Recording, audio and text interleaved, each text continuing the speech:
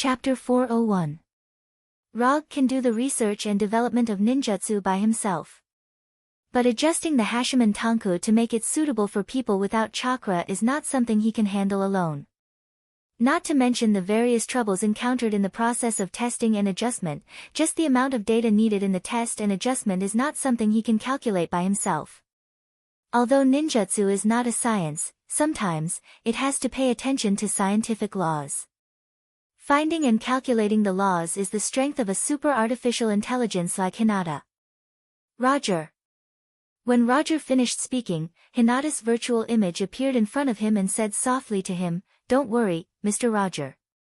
Although this Hinata in Konoha's hidden village is not Hinata herself, her calculation ability is not worse than Hinata herself in Konoha's intelligence agency headquarters. After all, compared with Hinata herself who needs to deal with a lot of tedious things in Konoha's intelligence agency, the workload of this Hinata is relatively less. After instructing Hinata, Rog took out a piece of white paper from the drawer of his desk and began to summarize his next training plan. The first thing to do is to practice Byakugan and Gentle Fist, which are one of his trump cards in the future when facing enemies like Thanos who have a strong body. So, he wrote the words Byakugan and Gentle Fist on the white paper and added a number in front of them. In addition to Byakugan and Gentle Fist, Sharingan and Sage Body are also the focus of his training plan this time. Until now, his Susanoo has not completed the third form with armor, so Sharingan still needs to be further improved. As for Sage Body, this directly affects his physical strength, speed, endurance, recovery, and other basic attributes. It is also a link that cannot be ignored. And Sage Body is also the key to evolving Manjikyu Sharingan into Rinnegan in the future. Under normal circumstances, he needs to evolve his Manjikyu Sharingan into Eternal Manjikyu Sharingan, and then evolve it into Rinnegan through the fusion of Hashirama's cells. This is the method used by Uchiha Madara. Although this method is a reliable way to improve, for Rog, this method has innate and irreparable defects. He doesn't have a brother in this world, let alone a brother who has the Manjikyu Sharingan. Therefore, he had no way of upgrading his kaleidoscope to the level of Eternal Kaleidoscope. Since he can't have the Eternal Manjikyu Sharingan, one of the prerequisites for the Rinnegan, he can only start with the cells of Hashirama. Uchiha Madara's Rinnegan evolved from the Eternal Manjikyu Sharingan and the transplantation of Hashirama's cells. And Roger intends to take a different path in the details, but the principle is the same, the path of Rinnegan.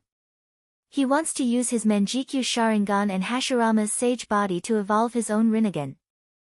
Although he can't have the Eternal Manjikyu Sharingan like Madara, he can have Hashirama's cells that are stronger than Hashirama's.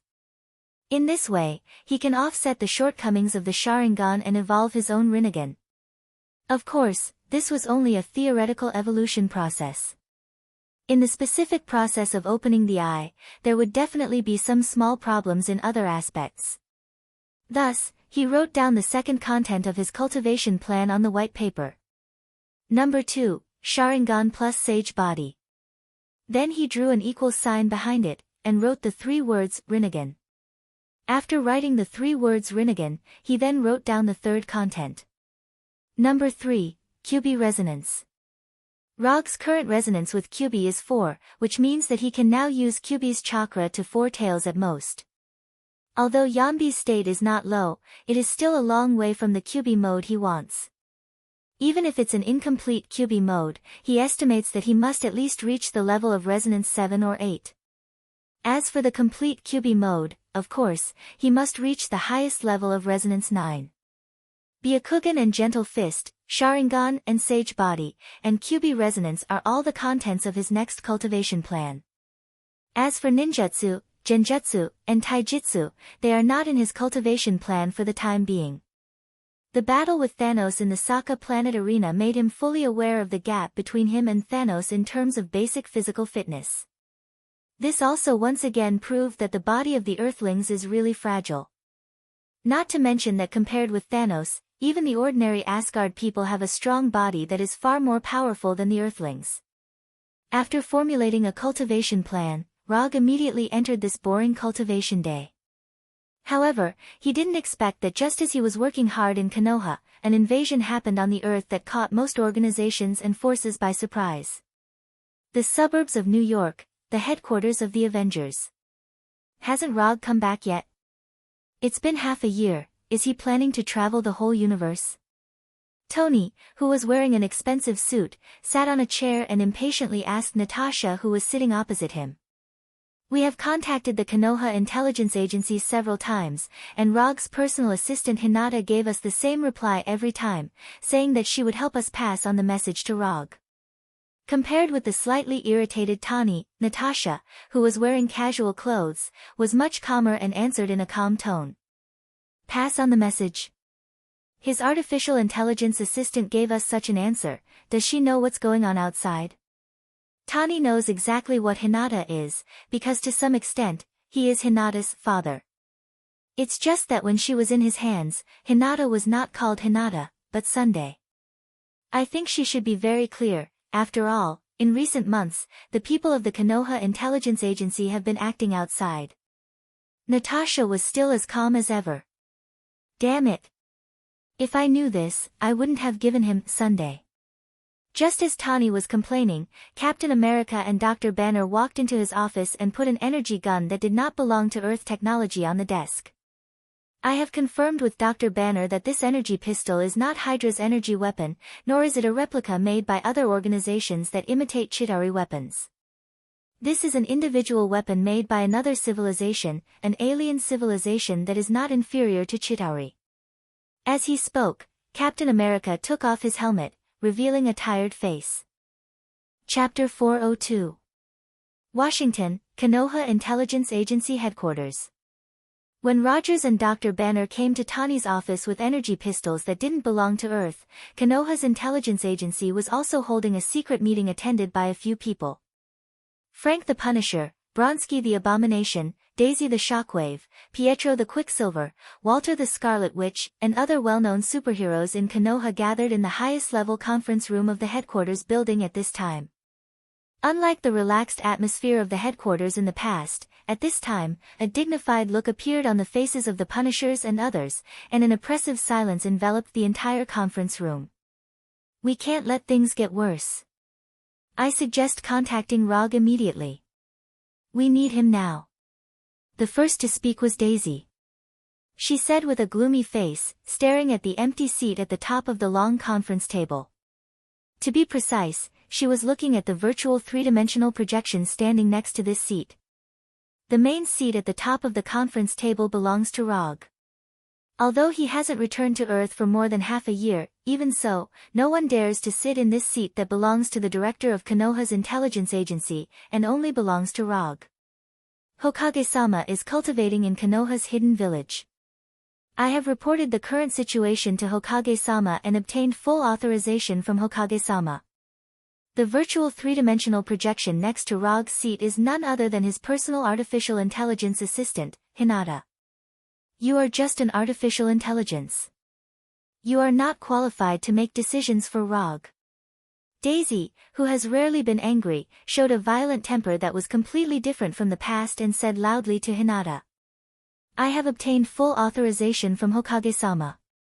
If you have any questions, you can wait until Hokage-sama returns to the headquarters and confirm with Hokage-sama in person. Before that, all the affairs of the headquarters will be handled by me. I have made a complete calculation of your proposals, and the highest success rate is less than 30%. Konoha's intelligence agency will continue to maintain the original action plan. Although Hinata's electronic voice is no different from a real human voice. But at this time, her words made people feel the innate cold-blooded and ruthless machine creation. Since Rog-sama has given Hinata full authorization, we should act according to the previous established plan.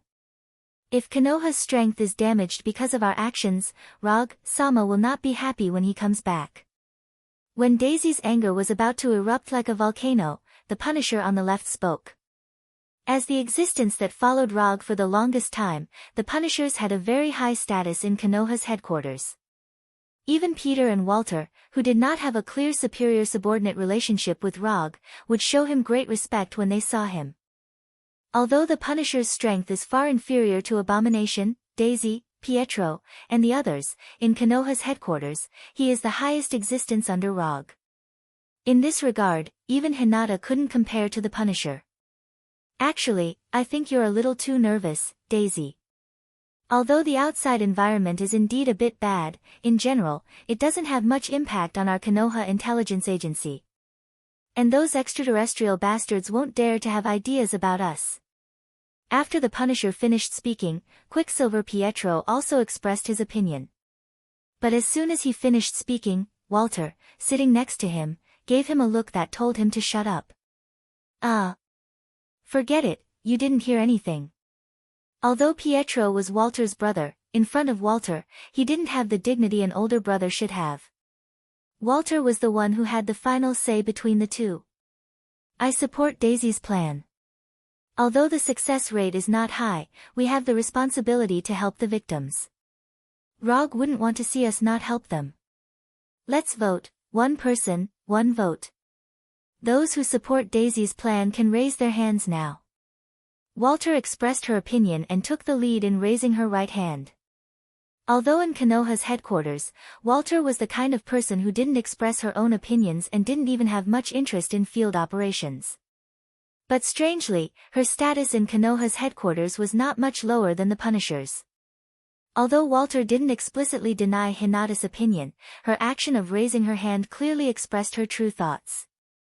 As Walter raised her hand, Daisy and Pietro also raised their hands. Later, Dr. Lizard Connors and Red Tank also raised their right hands. The Punisher looked at everyone who raised their hands, thought seriously, and finally didn't raise his hand. Unlike others, in addition to being a member of Konoha's intelligence agency, he also has a psychic contract with Rogue. He can't violate Rogue's opinion. Although Hinata is now making decisions on behalf of Rogue, as long as Hinata has Rogue's authorization, he won't violate Hinata's orders. The Punisher didn't raise his hand, and Abomination certainly didn't raise his hand.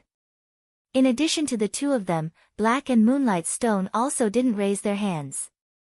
There were a total of 11 people in the conference room, and the situation suddenly became 5-5. For a while, everyone's eyes were on Venom. What should we do? Which side do we support? Eddie, who was completely wrapped in Venom, whispered to Venom. Venom didn't come alone, his host Eddie also came with him. Unfortunately, as Venom's host, Eddie doesn't have any right to vote. If Eddie wasn't Venom's host, he wouldn't even be qualified to appear in this conference room.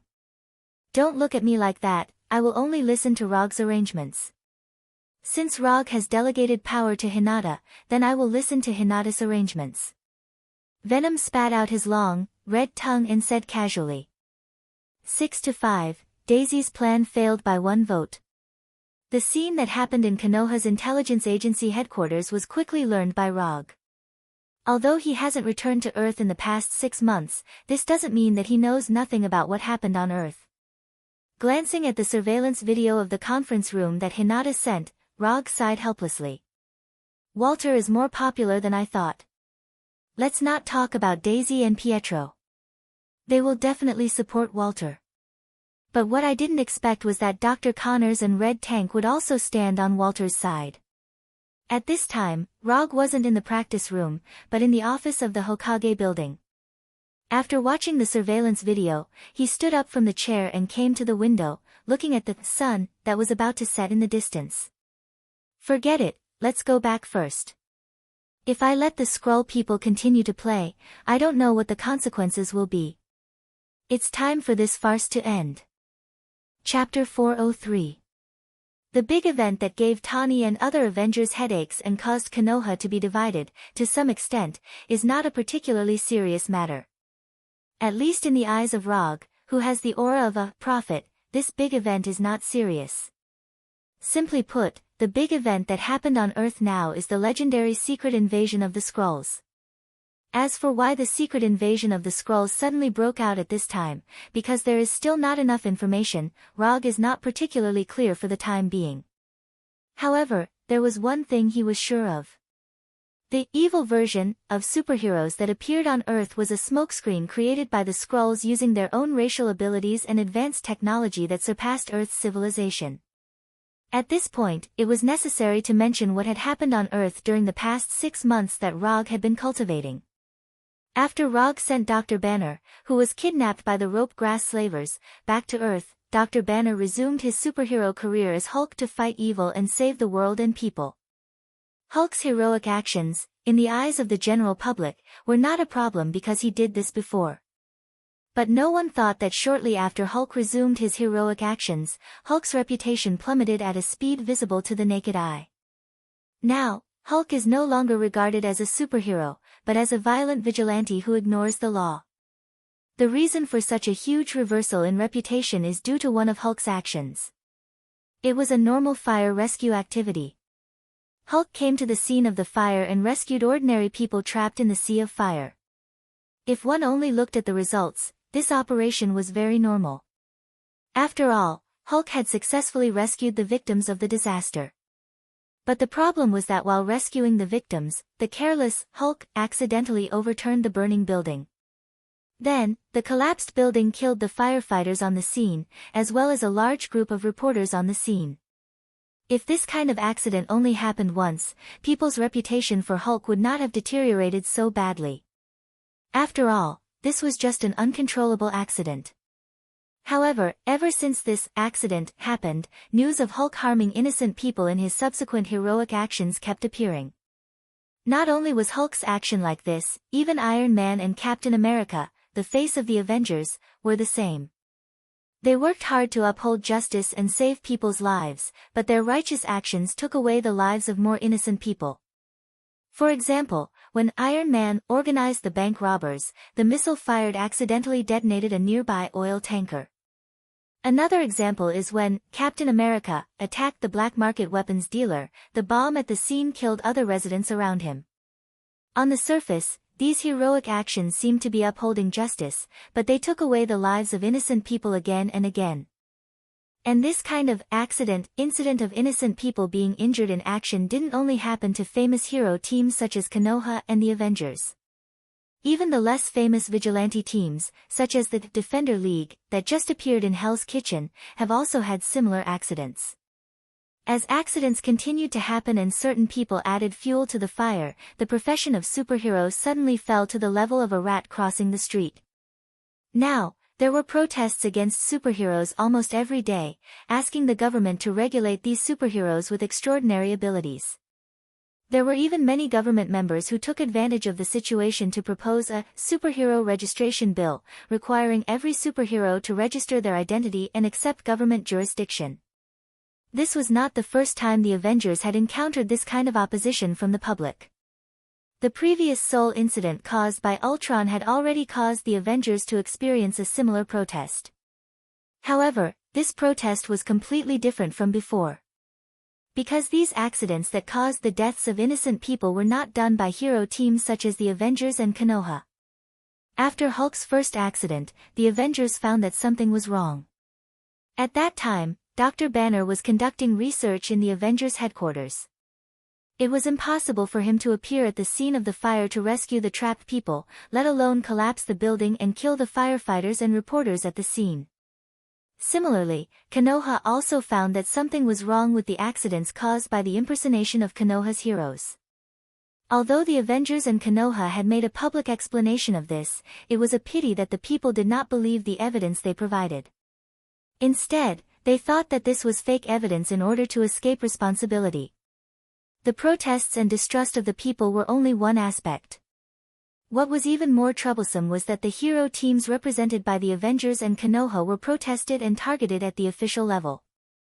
Now, a large number of protesting people gathered around the headquarters of the Avengers and Konoha headquarters, as well as military forces arranged by the military. People protested, the government targeted, and these superheroes on Earth suddenly became the most unpopular existence. Rog looked at the various evidence and information sent by Hinata and saw what was going on at a glance. Using high-tech and their own transformation ability, the Skrulls transformed into superheroes on Earth and put the blame on the superheroes. At the same time, the Skrulls, who had long been hidden in the government, used the power of the government to further solidify this blame. The real superheroes were facing protests from the people and the government. And the fake superheroes of the Skrulls were constantly exacerbating this situation. For example, just a week ago, a Skrull disguised as Hulk suddenly broke into a protest site of thousands of people and killed them on live TV. The framing method of the Skrulls wasn't clever, it could even be said to be simple and crude. But in the face of their innate racial talent and the advanced technology of Earth, their actions achieved an unimaginable great effect. Although the framing method used by the Skrulls was somewhat crude, until now, the Avengers and Konoha have not confirmed their true identity. These Skrulls didn't confront the heroes of the Avengers and Konoha at all. The real heroes haven't appeared yet, but these fakes have already disappeared. Only Rog, who had the aura of a prophet, could see the truth of the matter at a glance. Although it wasn't quite the same as what he remembered, Rog was certain that this incident was caused by the secret invasion of the Skrulls. Chapter 404. Hinata, pull up all the information about the Skrull. Rog, who was standing in front of the huge window, said, then turned and sat back on the chair. Yes, Hokage-sama. In just 2 or 3 seconds, Hinata projected a holographic image of the Skrull's information in front of Rog. This information wasn't collected by Rog, nor by Konoha, but by the Golden Jack. Before the transformation, the Golden Jack was the main battleship of the Carey Empire. Although the Golden Jack doesn't participate in the space war anymore, the Carey Empire's database still exists. The Skrull was one of the main enemies of the Carey Empire, and there is a lot of information about them in the Golden Jack. It's also worth mentioning that in order to avoid losing the precious information in the battleship, Rog asked Hinata to make 2 copies of the Golden Jack and put them in the Konoha Intelligence Agency headquarters and the Konoha Hidden Village. According to the internal information of the Carey Empire, Logue knew that a few decades ago, the Carey Empire had conquered the mother planet of the Skrulls, turning the Skrulls into wanderers in the universe. The strength of the Skrull is now far from its heyday, but even so, the level of technology they have mastered is far beyond that of the Earth. According to the records, in ancient times, the Skrull were divided into 2 kinds, one is the mutant Skrull with the ability to transform at will, and the other is the eternal Skrull who can't transform but are very powerful. Later, the mutant Skrull destroyed the eternal Skrull and became the ancestors of the modern Skrull. This is the reason why the current Skrull have the ability to transform. Currently, the Skrullu people all had the ability to shape-shift at will, but their shape-shifting abilities varied. The average Skrull can only change their appearance at will and disguise themselves as other races. Moreover, they don't need any auxiliary means to transform, as long as they look at the target, they can perfectly transform into the target, and even their voice will be the same. Ordinary Skrulls could only change their appearance, but the more powerful Skrulls could not only change their appearance, but also copy their target's memories. However, if you want to copy the target's memory, just looking at the target is not enough, you need to have a little contact with the target and obtain the target's DNA. According to the Carey's test, the Skrull's memory duplication is only a short-term memory duplication, it can't copy the target's complete life memory. The Skrull who can copy memories can be regarded as the elites of the Skrull race. However, this isn't the limit of the Skrull race. In the Skrull race, there is also the Super Skrull. The Super Skrull can not only copy the target's memory, but they can also copy the target's ability and make themselves the same as the target. As for how the Super Skrull's ability, the Carey Empire didn't study the theory of the Skrull's race. This was because even though the Carey Empire had conquered the Skrull homeworld, they didn't manage to capture a single Super Skrull. If they didn't see the perfect copy of the Super Skrull on the battlefield, the Carey would have suspected that the Super Skrull was an extinct existence like the Eternal Skrull.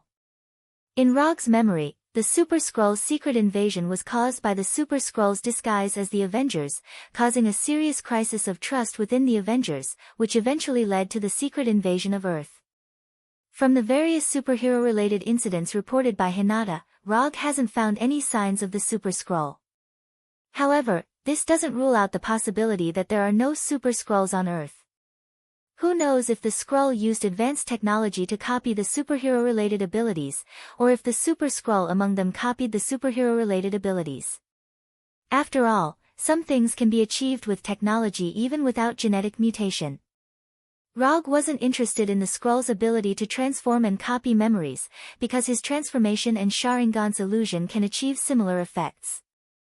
However, he was still very interested in the Super Scroll's ability to copy the target's abilities. One of the Sharingan's specialties is copying, but it can only copy the target's movements and abilities that don't involve genetic mutation. The Super Scroll's ability to copy has obviously broken through this limit. He doesn't know why, but ever since he met the Treant Groot in the Land of Nothingness, Rog began to understand Orochimaru more and more. Master all the truths of time, learn all the ninjutsu abilities. This kind of future is really tempting. However, understanding is one thing. Rog has no idea of developing into a Franken ninja like Orochimaru for the time being. The reason is simple: he has more cards in his hand than Orochimaru, and he hasn't reached the point where he needs to break through the taboo to gain power. Hinata, make a copy of the adjusted Hashimoto Tanku and send it to Konoha's headquarters. I should go back to fulfill my promise. As soon as his voice fell, a brilliant aurora-like light appeared around Rog's body. In the next second, his figure disappeared, and in an instant, he went from the office in the Hokage building to the transmission base connecting the Earth and the planet Tatooine. When the black boulder liquefied into a pool of petroleum-like liquid, Rog didn't even think about it and directly jumped in. In a few seconds, he returned from Konoha's hidden village to Konoha's intelligence headquarters, which he hasn't returned to for half a year. More than 10 minutes later, Tani in the headquarters received a call from Rog. I heard that you have been troubled by a group of aliens recently. This is not your style.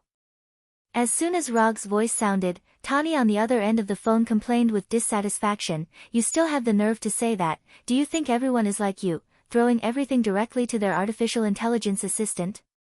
Rog didn't have time to explain what is the reasonable use of the potential of artificial intelligence. Tani's voice sounded again. Don't talk nonsense, you should already know what is going on outside now. Let's meet, you choose the place, and I will decide the time. Tani seemed to give a fair choice.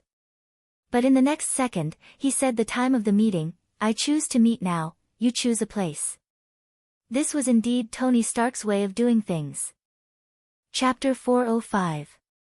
Now. Okay, the location is at Konoha's intelligence agency headquarters. You haven't been here yet, so this time you can come and have a look.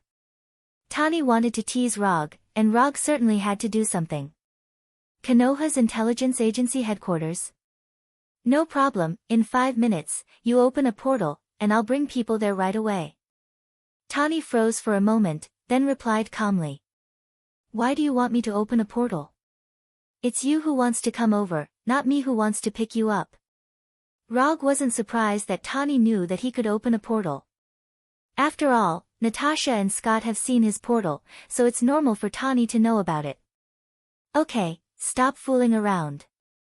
Open a portal. You should know that recently, it's not suitable for us to leave the headquarters base openly. Tani on the other end of the phone finally stopped joking and said seriously. Okay, in 5 minutes, I'll wait for you in the conference room here, and you can bring people over. The entrance of the portal, I'll open it in the conference room where we met last time. After confirming the time to open the portal with Tani, Rog looked up at the holographic image of Hinata in front of him and said, Inform Daisy and Walter, let them all come to the big conference room on the 5th floor. Konoha is going to work with the Avengers for once. Okay, Hokage-sama. After receiving Rog's instructions, Hinata's holographic image quickly disappeared. 5 minutes later, in the conference room on the 5th floor of Konoha's headquarters building, Rog saw Tani and others who he hadn't seen for a long time.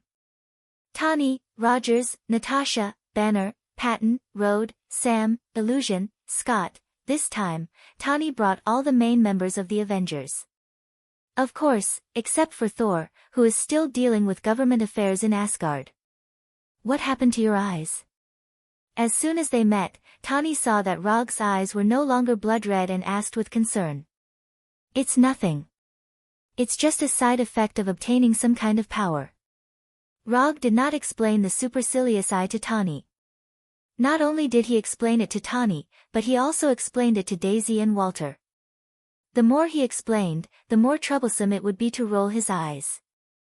Therefore, in order to avoid trouble, the best thing to do was to quell their curiosity from the beginning. Sit anywhere you like. After giving Tani a gentle hug, Rog said to the side. In the large conference room, there was a large rectangular conference table that could seat more than 20 people.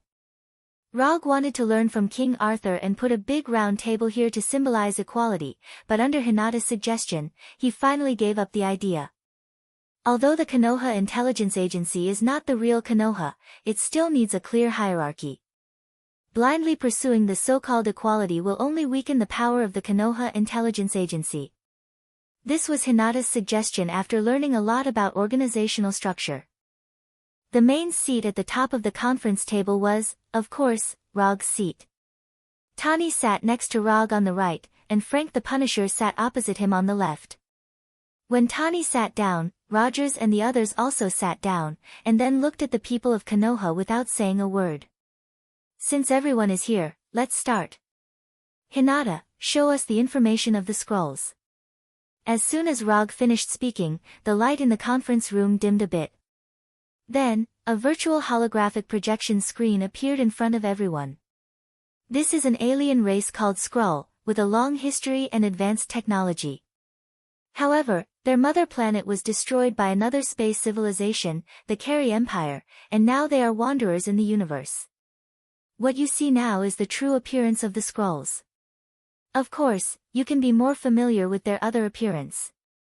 As soon as his voice fell, the picture on the screen changed, showing the previous action that led to the death of innocent people. In the picture, there was Hulk who was more than 2 meters tall, Tony who was wearing an Iron Man suit, Rogers who was holding a shield, and Barton who was shooting arrows. Basically, in front of everyone, there was a picture of their actions. Everyone in the Avengers saw their figure in the picture. On Konoha's side, only Abomination, Red Tank, Daisy, Pietro, and Moonlight Stone, who often act outside, had pictures of their actions. Being reminded by Rog to this extent, even if the people in the room were stupid, they understood what was going on. What happened in the past 6 months was the doing of these Skrulls. As for the purpose, on one hand, it was to make the people and the government hate you, and on the other hand, it was to invade the Earth. Rog glanced at the expression of the people in the room and continued. Invade the Earth? After hearing this word, Tani, Rogers, and the others, who are more familiar with the government's operations, immediately thought of something. You mean, they are not just imitating us? Rogers took the lead and asked. In fact, I prefer to use the word transformation to describe their ability. The Skrullu race is a natural spy race. Their racial talent allows them to transform into anyone's appearance. Having said that, Rog paused for a few seconds, and then said in a serious tone, you guessed right, they are also in some of the government agencies. Maybe the recent report against the Avengers and Konoha was written by them. After Rog finished, even Venom and Dr. Connors, who didn't have much contact with the government, realized the seriousness of the matter for the first time. Since you already know who they are, then you should also have a way to distinguish them, right? Tani asked with a frown. I can distinguish them, but this is my personal ability. As far as I know, there is no instrument that can directly distinguish the Skrulls in the state of transformation. Of course, if you can invent one, that would be even better. Rog was telling the truth, because even the Carey Empire, which destroyed the Skrulls' mother planet, has not invented an instrument that can reveal the Skrulls' true form. In this regard, the only thing that could be counted on was Tony's brain, which had been turned on a cheat. Tani can even create a space-time tracking device, and inventing an instrument that can see through the transformation of the Skrulls shouldn't be too much of a problem for him. Does this race have any shortcomings? Tani didn't immediately answer Rog, but Natasha, who was sitting in the third seat on the right, raised her own question. Of course. Although the transformation ability of the Skrulls is very powerful, it can even be considered perfect. But their individual strength is not strong. If it is an ordinary Skrull, everyone here has the strength to defeat them. But the premise is that you can distinguish them, and you only met an ordinary Skrull. Rog emphasized the word ordinary. Ordinary. Then what if it is not ordinary? Natasha cooperated and asked again. This is the reason why the Restoration Alliance is cooperating with Konoha this time. Ordinary scrolls can only change their appearance, the more powerful ones can also copy short-term memories, but these aren't too big of a problem. The real problem is the Super Scroll. When Rog mentioned the Super Scroll, the holographic screen in front of everyone changed again. The Super Scroll and ordinary scrolls have no difference in appearance, but the Super Scroll can not only transform and copy memories, but also copy the ability of their target. For example, if a Super Scroll turns into Hulk's appearance, then it is very likely that he has the same strength as Hulk. Although the ability copied by the Super Scroll is a counterfeit, it won't be too different from the original. When Rog finished speaking, the conference room suddenly fell into a dead silence. Chapter 406. A group of fake Hulks that aren't much weaker than Hulk. Even if there are only 10 of these fake Hulks, as long as there are 2 or 3 of them, it would be enough to cause an unimaginable disaster. Thinking of this, the faces of Tani and the others became more and more ugly. You don't have to be so pessimistic. There won't be many of these Super Scrolls, otherwise, they wouldn't have avoided direct confrontation with you. Rog glanced at Tani and the others and continued. According to the records of the Carey Empire, the proportion of Super Scrolls in the entire Skrull race isn't very high. It's about 1 in a few hundred ordinary scrolls. So in general, they don't need to worry too much about these Super Scrolls. I hope so. Tani replied weakly. The current situation is bad enough. If these Super Scrolls that can replicate abilities are added, the situation will only develop in a worse direction. Anyway, thank you for bringing back this information, at least let us know who the enemy is. After sorting out his somewhat depressed mood, Tani thanked Rog. You don't have to be so polite. Although the philosophy of the Restoration Alliance and Konoha is not the same, at this time, we are allies on the same front. Rog replied with a smile. In the following time, Rog and Tani discussed the sharing of the Restoration Alliance and Konoha's intelligence network, and shared the information they have obtained with each other. After discussing the general details of the cooperation, Tani returned to the Restoration Alliance headquarters with the Americans. However, when they returned to the Restoration Alliance headquarters, Rog left Dr. Banner, or more accurately, Hulk behind. Until a living Skrull is captured, or until Tani develops a device to identify Skrulls, Konoha and the Restoration Alliance can only continue to endure the Skrulls' behavior of throwing blame at them. Knowing the existence of the Skrulls doesn't mean that they can immediately reverse the current situation. They still have a lot of preparation to do if they want to truly stop the Skrulls' secret invasion. While Hinata assigned tasks to Daisy, Walter, and the others, Rog took Hulk to his private training room. Do you remember what I told you last time?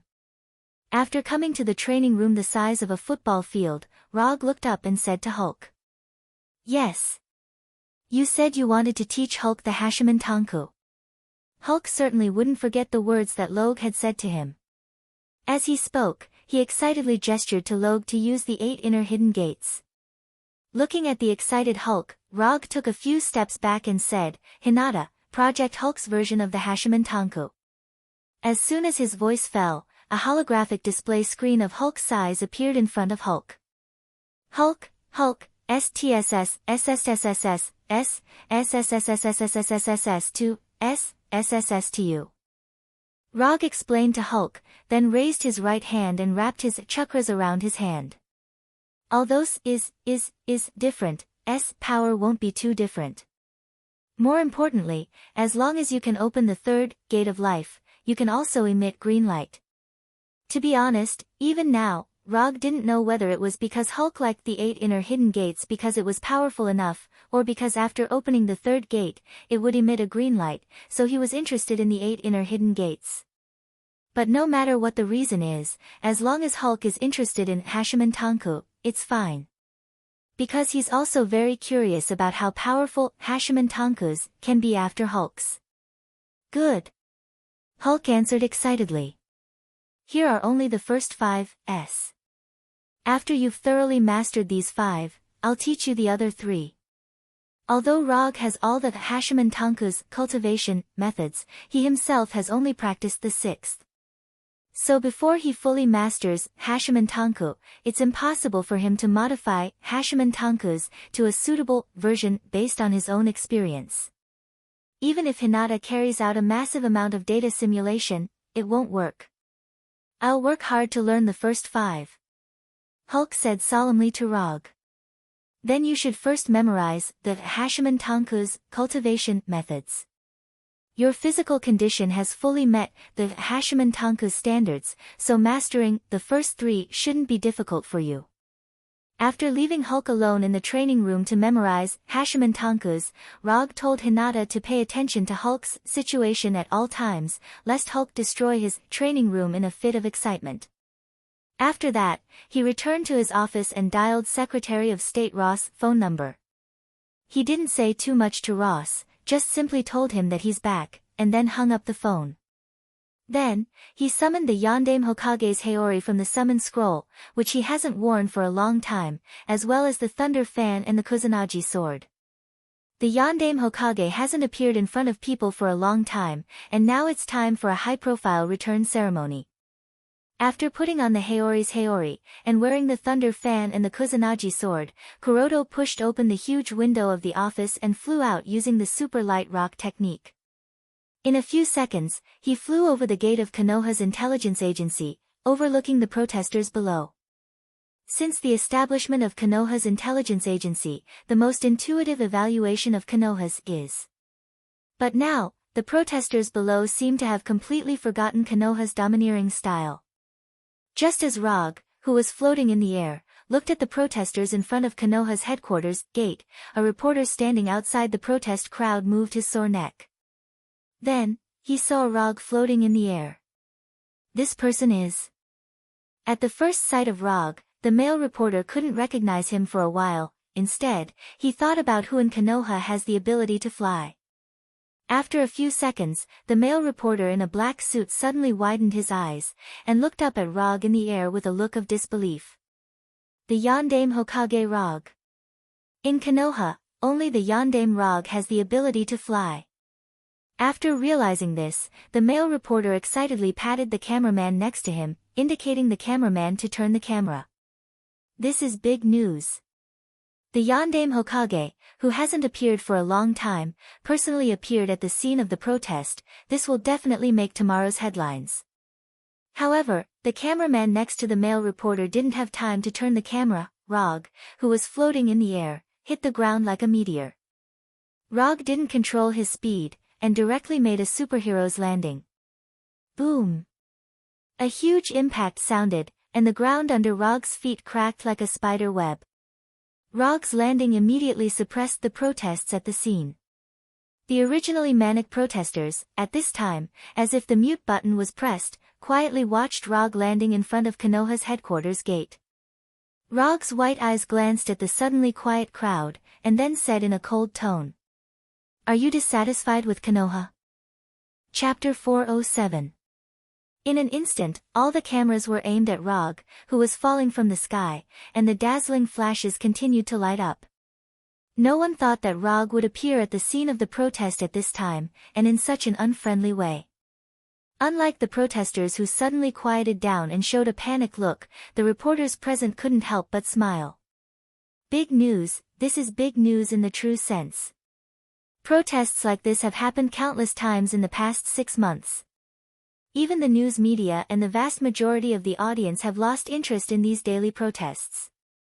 If it weren't to avoid missing big events, such as the scene of Hulk killing at the scene of the protest, these news media wouldn't even be interested in arranging for reporters to come.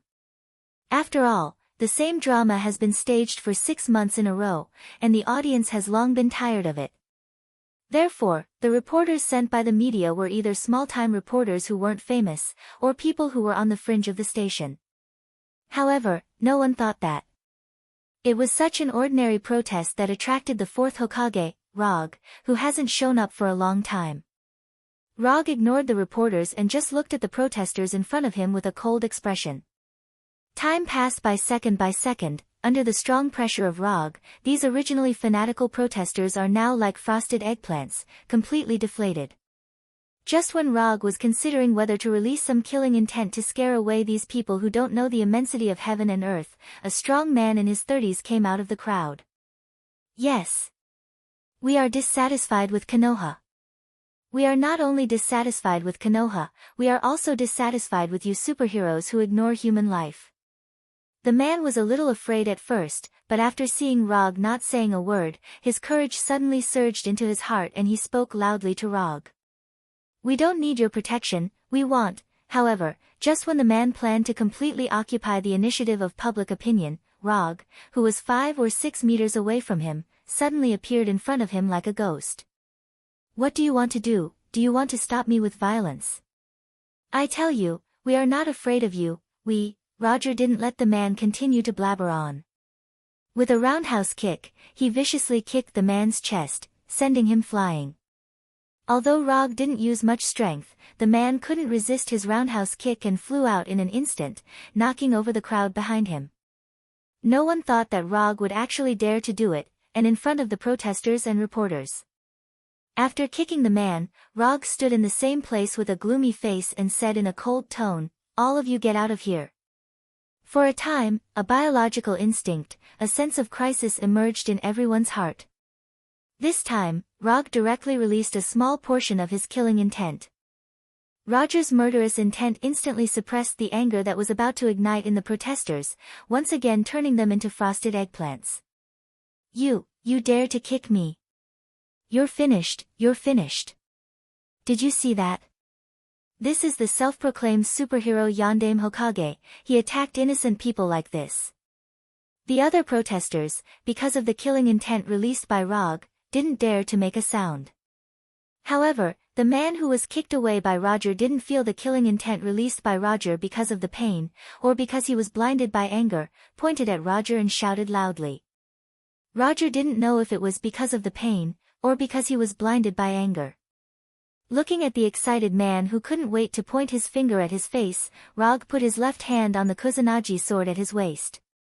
Just as the man continued to loudly encourage the crowd around him, trying to suppress ROG with the power of public opinion, ROG once again flashed in front of him. But this time, with ROG came the Kusanagi sword in his hand. Wouch! The Kusanagi sword, without the lightning and chakra, drew a silver-white arc and directly cut through the man's neck. In the next second, a head with an exaggerated expression and bright red blood flew into the air. Like a basketball that had been missed, it fell into the crowd. Inciting ignorant people, slandering state officials, attacking state intelligence agencies, according to the relevant laws, beheading on the spot. After wiping the blood off the Kusanagi sword, ROG said expressionlessly. After that, ROG turned his head to look at the camera on the left and continued, in order to protect the life and property of every citizen of the United States, from today onwards, Konoha Intelligence Agency will investigate all related protests according to the law and arrest the people behind the scenes. ROG's words were broadcasted in the first place, and in the form of breaking news, it appeared on the major media news channels. In fact, not long after he appeared on the scene, the reporters on the scene urgently contacted the live broadcast room and broadcast the scene for the first time. Looking at the scene where ROG kicked the man and then directly killed him, all the people who watched this scene had the same thought in their mind. Konoha Intelligence Agency is really going to make a move. However, ROG's declaration didn't end there. When he put on the Kusanagi sword that was no longer stained with blood, he said again, ROG, the current director of Konoha Intelligence Agency, now authorize the operations of Konoha Intelligence Agency according to the law. During the operation of Konoha's relevant personnel, if there is any obstruction, the personnel can use force according to the law to kill the obstructor. For the relevant personnel who obstruct Konoha's operations or assist the people behind the protests to avoid investigation, Konoha will fully investigate their social relations and do its best to protect the safety of citizens and the state. Although ROG said it very euphemistically, as long as one has the basic ability to think, they can see the real meaning of this authorization declaration. Simply put, if you participate in protests or obstruct Konoha's investigation, Konoha's personnel will not only kill you, but also investigate your family, parents, and friends. Of course, the means of investigation may be a bit different from the civil rights of citizens. However, this is not the first time Konoha has done this kind of thing. When Konoha captured the remaining members of Hydra, Konoha did something similar.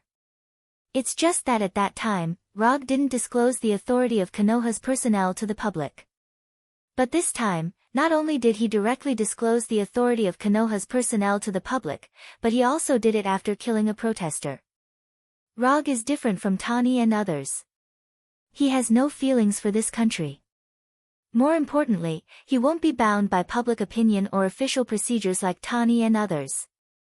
Violence can't solve all problems, but sometimes, violence is the best way to solve problems. Chapter 408. What Rog made at this time was not so much a declaration of authorization to the personnel of Konoha's intelligence agency, but a naked threat to the protesters.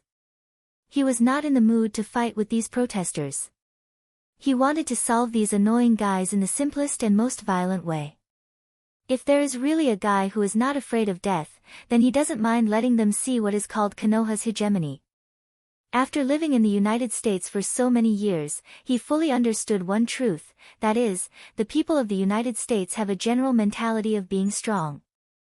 As long as you are stronger than them, as long as you can show absolute power that they can't resist, they would become like trained pet dogs, obedient to their master's every command.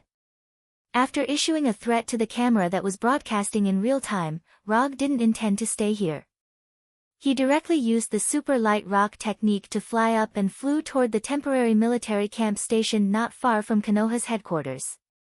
After solving the protests from ordinary people, it is natural to drive away the watchdogs arranged by the military. Watching Rog's figure quickly disappear into the distance, the protesters and reporters gathered in front of the gate of Konoha's intelligence agency showed a complex look of anger and fear. Anger because of Rog's straightforward threat. Fear stemmed from the memory of Logue's terrifying strength. Not long after Rog left, the protesters who had gathered in front of Konoha's gate for several days immediately disappeared. Even the various garbage left by them was cleaned up by them. Rog is not worried about whether the protesters will continue to gather in front of Konoha's gate and refuse to leave. If these people still don't leave when he returns to Konoha, then they don't have to think about leaving. Using thunder-like means to solve the various protests facing Konoha and the Restoration Alliance is something he has planned for a long time. However, he didn't tell Tani and others about his plan. Not long after, Rog flew over the temporary military camp a few kilometers away from Konoha's headquarters and looked at the army below. Without any hesitation, he made another superhero landing and landed directly in the center of the military camp. Boom! The sound of a huge collision rang out, like the sound of a bugle horn, causing the entire military camp to come alive.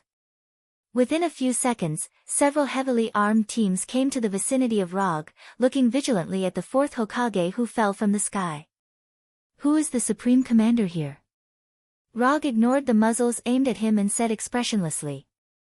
If it was under normal circumstances, an intruder like him would definitely be attacked immediately. However, because of his identity, the soldiers in charge of security did not dare to pull the trigger. Although the fourth Hokage Rog is not like other superheroes who often carry out heroic actions to uphold justice. However, whether it was the warriors present or the ordinary people who were not present, none of them had ever doubted his strength. Some curious ordinary people, as well as some seemingly bored investigation organizations, had done some rigorous calculations on Rog's strength. The result of the calculation was that Rog alone can defeat the entire Avengers.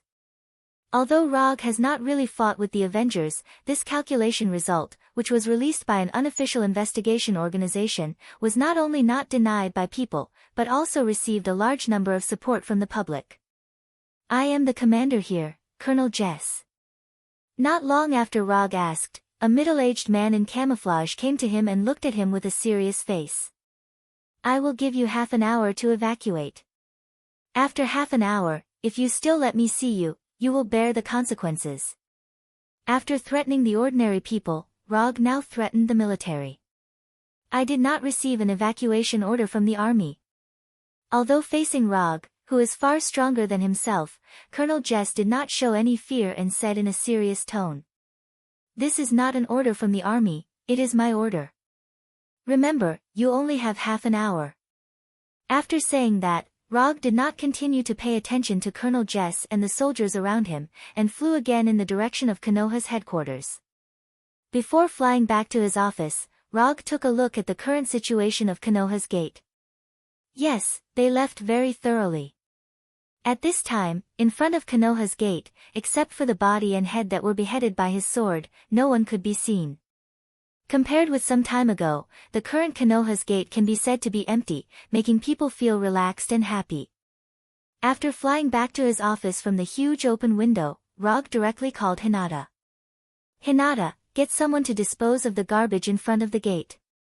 In addition, investigate the social background of this guy and see if there is any scroll behind him. The so-called garbage in Rog's mouth was the body with its head separated from its body. Just a few seconds after he ordered Hinata, the phone on the desk rang. Are you crazy? Do you know what you just did? You killed an American citizen in a live broadcast, an American citizen with legal status. Before Roger had the chance to speak, Tony on the other end of the phone spoke in a loud voice that was close to a roar. Tony didn't expect that just more than 10 minutes ago, they were still discussing how to deal with the Skrulls in Konoha's headquarters. In the end, as soon as he turned around, Roger killed an American citizen in a live broadcast. The people are protesting, the impeachment documents are piling up in Capitol Hill, you are making Konoha and the Restoration Alliance the public enemy of the United States. Tony on the other side of the phone roared. Calm down. I can assure you that none of what you've said will happen. Compared with the extremely emotional Tony, Rog's face was calm at this time. Now, he was even thinking about what to eat for his first dinner after returning to Earth. Would you like to have a traditional Chinese meal or a French feast? What guarantee do you have?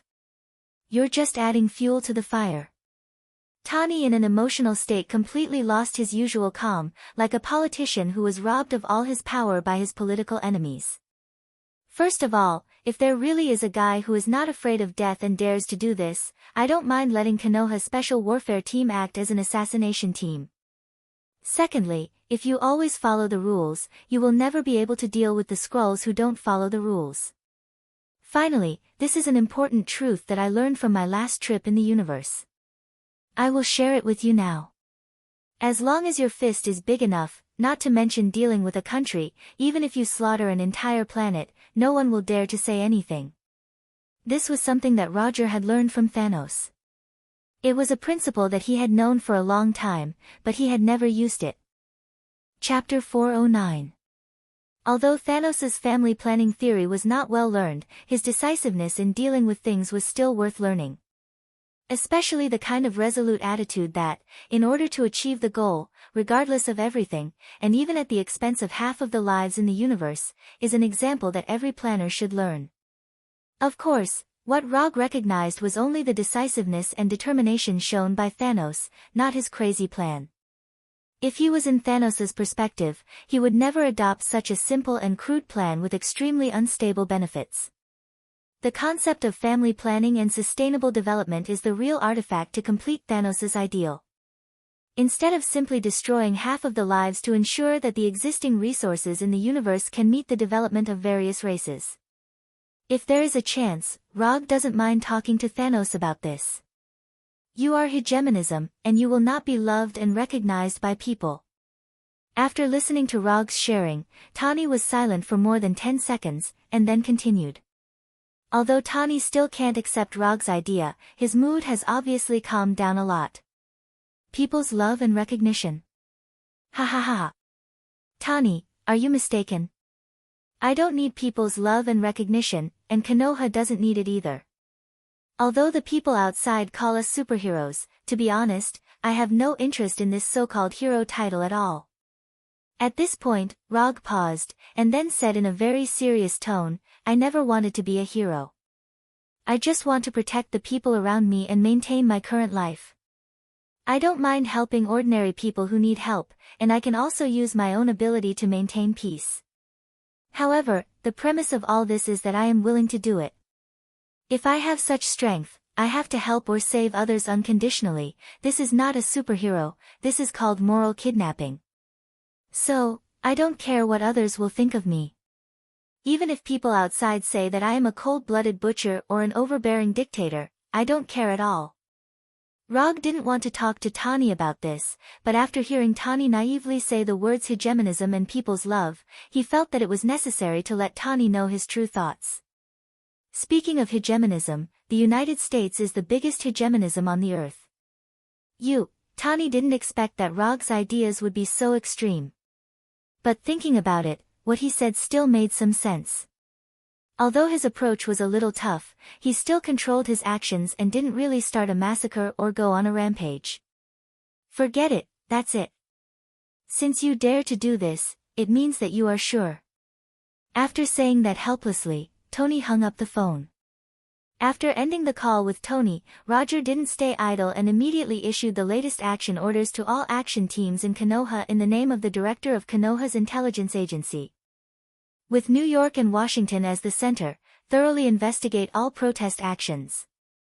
Since the Skrull people used the card of encouraging people to protest superheroes, then Rog didn't mind directly tearing up this card. The practice of public pressure may be useful for native superheroes like Tani. But for Rog, who doesn't play by the rules at all, it doesn't make sense at all. Only when people care about public opinion and people's evaluation, this kind of public pressure will have the desired effect. What Rog did was to openly stand on the opposite side of public opinion and directly use force to threaten these people. Only magic can deal with magic, similarly, only hooligans can deal with hooligans. And Rog is the hooligan with the bigger fist. More than half an hour later, he used chakra perception to perceive the situation at the temporary military camp. As he expected, after he personally appeared and issued a threat, the military behind the temporary military camp chose to take a step back and withdraw the troops stationed near Konoha's headquarters. After solving the public opinion and official surveillance, Rog didn't plan to continue for the time being. The Skrull people's shape-shifting ability allows them to easily hide in the crowd. So before there is any more reliable information, he won't plan to make a move. After throwing the Kusanagi sword, Thunder Fan, Haori, and other equipment back into the summon scroll, Rog returned to the practice room. At first, he was a little worried that when Hulk memorized the contents of the Hashiman Tanku, he would involuntarily practice it and then collapse his practice room. But when he returned to the practice room, he found that he somewhat overestimated Hulk's memory. At this time, more than half an hour has passed since he left the practice room, but Hulk didn't even remember the contents of the first door. This progress is a bit worrying.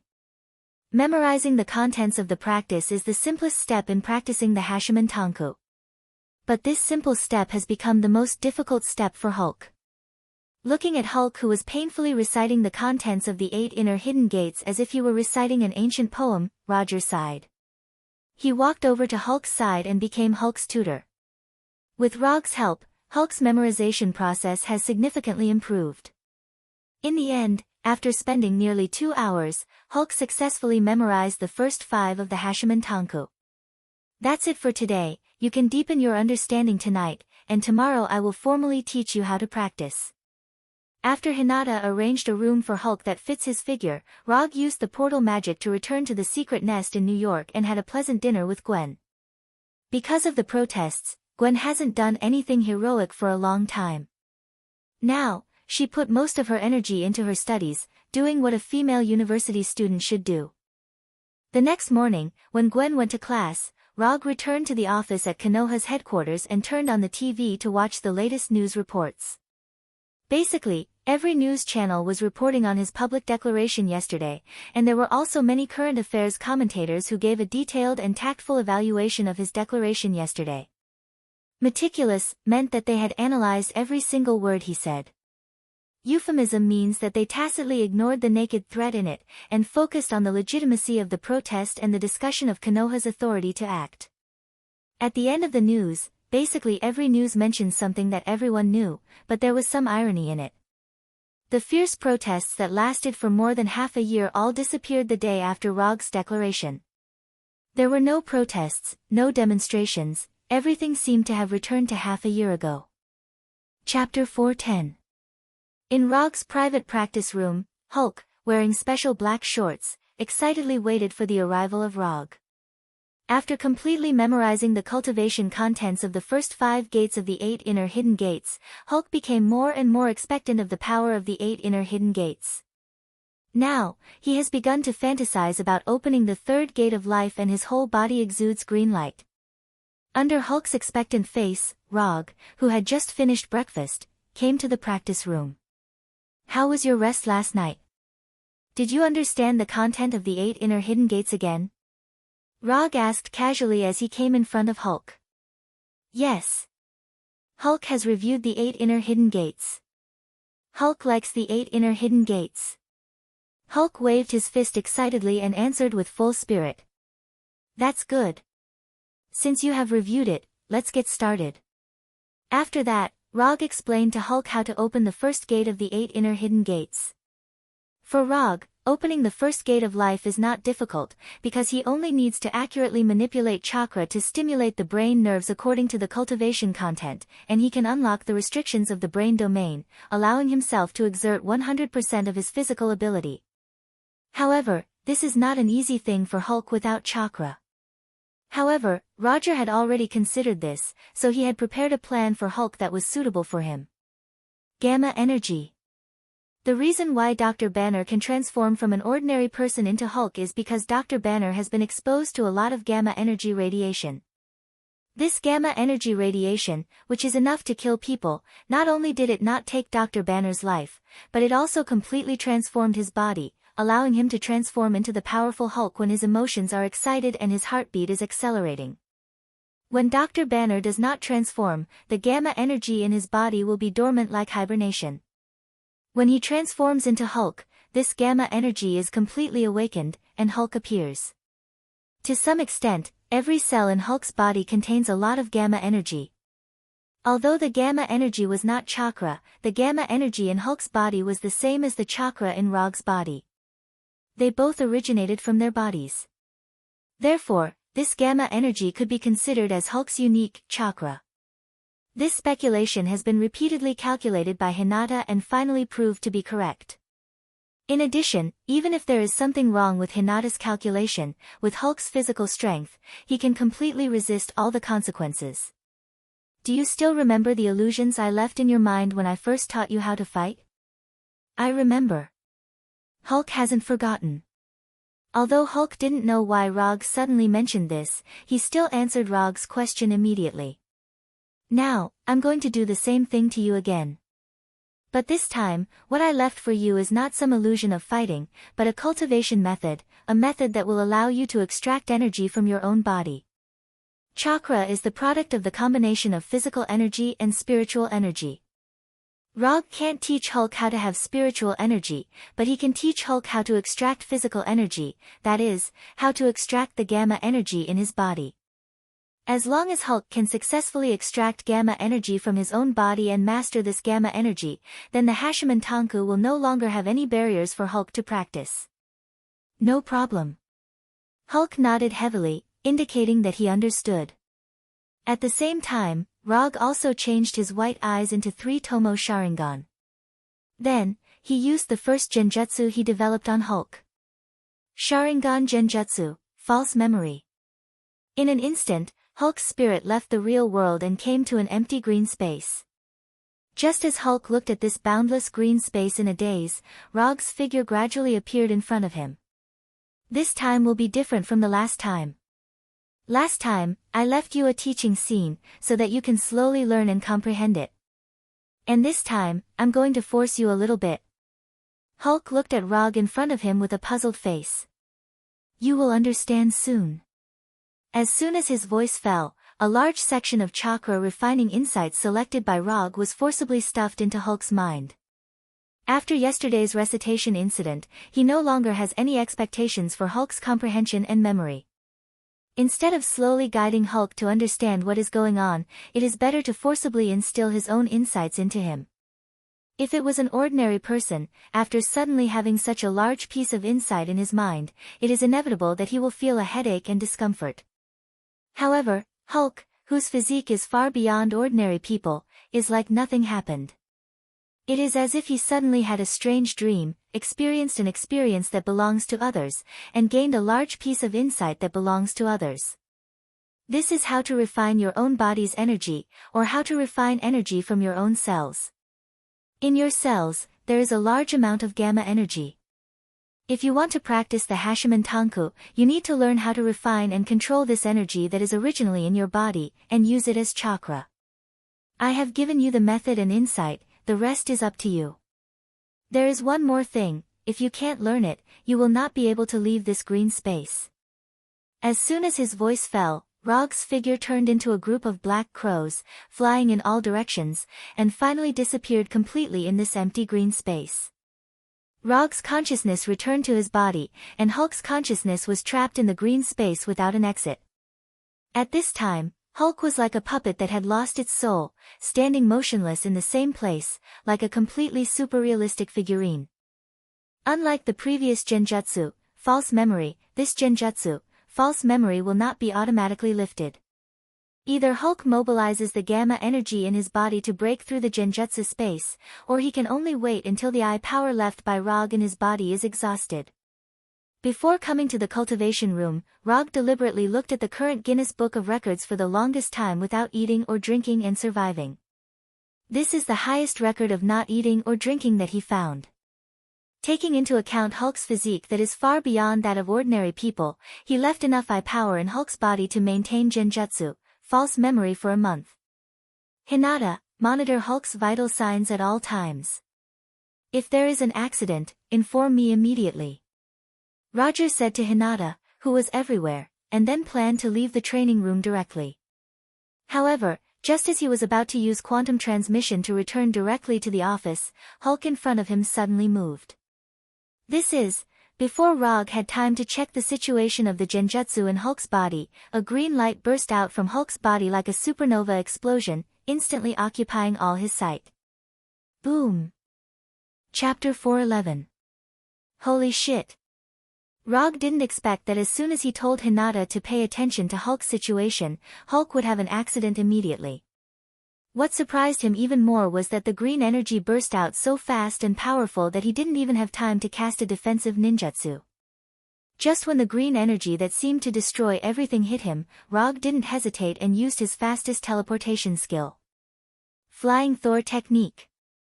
Until now, Rog has mastered a total of 3 teleportation skills, namely, Flying Thor Technique, Quantum Transmission, and Teleportation Gate Magic. Among these 3 teleportation skills, Flying Thor is the fastest one, whether it's casting speed or teleportation speed. In just a moment, Rog was teleported from the practice room to his office. Then, he felt a terrifying tremor that was not much weaker than a magnitude 9 earthquake. At this moment, the entire Konoha headquarters building shook violently, and cracks of different sizes appeared on the walls and floor.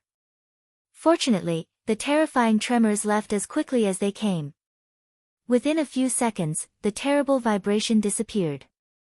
Hinata, immediately calculate the damage, and rescue the wounded.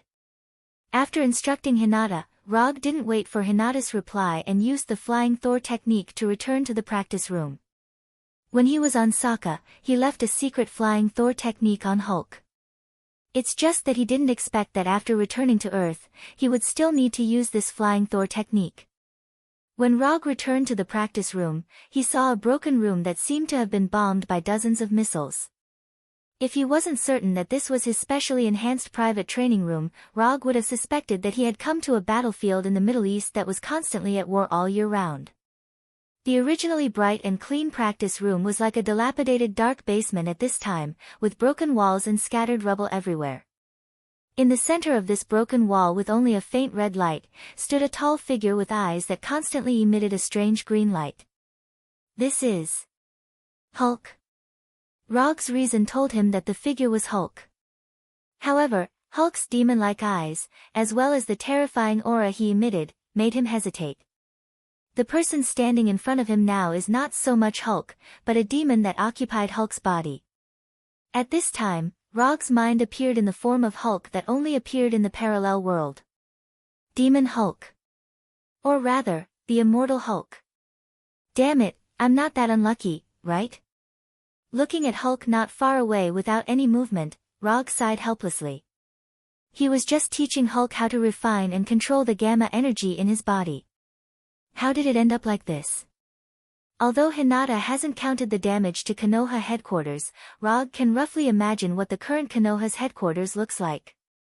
It probably wouldn't be any better than S.H.I.E.L.D.'s triple curved wing headquarters, which he had destroyed back then. Hulk, are you okay? Roger shouted at Hulk, who was not far away from him. After waiting patiently for a few seconds, Rog didn't hear any answer from Hulk. At this time, Hulk not only didn't answer his question, but his body didn't even move. After thinking quickly in his mind for a few seconds, Rog immediately made a decision. No matter what kind of state Hulk is in now, he must take Hulk away from Konoha headquarters as soon as possible. Konoha's headquarters, which has been destroyed by a terrifying explosion once, can't withstand the second damage brought by Hulk. After making up his mind, Rog's spirit quickly connected to the Flying Thor technique on Hulk's body and the Flying Thor technique he left in an unknown forest in the suburbs of New York. Let Hulk stay away from the crowd and the city first, and then solve Hulk's strange state. Rog's mind moved and he used the Flying Thor. In the blink of an eye, he came behind Hulk like a ghost and stretched out his right hand towards Hulk's shoulder. As long as he can grab Hulk's shoulder, he can use the Flying Thor to take Hulk away from here completely. However, just as his right hand was about to grab Hulk's shoulder, Hulk, who was motionless, showed a shocking reaction speed. Turn around. Punch. Hulk, with his amazing size, was like an extremely dexterous assassin at this time, completing a series of movements between turning around and punching in an instant. The right fist, which was bigger than Rog's head, hit his right hand like a cannonball. Damn it. He doesn't know why, but at this time, Hulk made Rog feel the momentum of Thanos. In order to avoid his right hand being hit by Hulk's right fist, he had no choice but to give up. Lightning body flicker. The silver-white electric snake appeared, and Rog's figure disappeared instantly.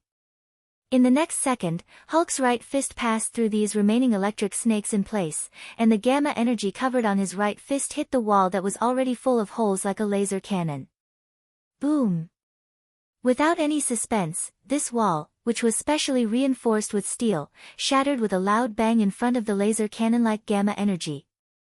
The steel plate, which was 5 or 6 centimeters in size, was punched out by Hulk with a hole of tens of centimeters. Is this still Hulk? At this moment, Rog even felt that the person in front of him was not Hulk, but some super scion. Hulk, who didn't know any energy attacks before, now showed an extremely skilled energy attack. Although Hulk only used his right fist to launch an energy attack like a laser cannon, the energy control skills involved were not much worse than Chidori and Rasengan. Using the lightning body flicker, Rog smoothly dodged Hulk's punch and successfully opened a distance of more than 10 meters from Hulk. Looking at the steel plate that was punched out by Hulk, his face began to become very serious. Before Hulk retracted his right fist, Rog took out a Flying Thor kunai from the ninja tool bag, and then took a deep breath. Lightning body flicker. Without any hesitation, Rog rushed towards Hulk again. Just like before, just when he was about to reach in front of Hulk, whose eyes were emitting green light, once again punched out his right fist towards him. Flying Thor. Just as Hulk punched, Rog's figure disappeared in front of him and flashed behind Hulk. If it was the previous Hulk, it would have been impossible for him to keep up with Rog's speed, and he could only helplessly endure the attacks from behind. However, the current Hulk is completely different from the previous Hulk. Just when Rog had just arrived behind him with the Flying Thunder God, Hulk once again showed dexterity and speed that were completely different from before, forcibly turning his body and facing Rog head-on. Hulk's instantaneous turn was completely within Rog's expectations. He had already seen it once, so how could he overlook this point? The speed of Hulk's turn can't be said to be slow, but at the moment when he just showed signs of turning around, Rog threw out the Flying Thor kunai in his hand. Hulk completed his turn in an instant, and the flying Thor kunai thrown by Rog also flew over his shoulder at the same moment. Flying Thor second Dan. At the moment when the flying Thor kunai flew over Hulk's shoulder, Rog, who used the flying Thor second Dan, grabbed the handle of the flying Thor kunai with his right hand, and grabbed Hulk's shoulder with his left hand. Flying Thor. At the moment when his left hand successfully touched Hulk's shoulder, Rog once again used the flying Thor. Chapter 4:12. In the suburbs of New York, in an unknown undeveloped forest. Relying on the continuous cooperation between the Flying Thor and the Flying Thor, Rog successfully brought the suspected demon Hulk away from the Konoha headquarters and came to this unknown forest with few people. After bringing Hulk into the forest, Rog didn't stay too long with Hulk and once again used the lightning chakra blink to open the distance. Then, he carefully perceived Hulk's current state. Chakra Perception Technique. Rog first used Chakra Perception Technique to confirm Hulk's current state. As before, the life energy in Hulk's body was so rich that it was not like a normal creature. In addition, Rog also sensed the active gamma energy in Hulk's body for the first time. In the past, the gamma energy in Hulk's body would fuse with Hulk's life energy in the form of cell energy and vitality. At this time, the gamma energy showed its original active state for the first time. In Rog's perception, the gamma energy in Hulk's body was like a gamma star, always in a sun-like nuclear fusion state, constantly emitting heat. The reason why Hulk's eyes showed this demon-like green light was because the gamma energy in his body was too active. In terms of life form, the current Hulk can be said to be too healthy, and there is no sign of his body collapsing or being damaged by gamma energy.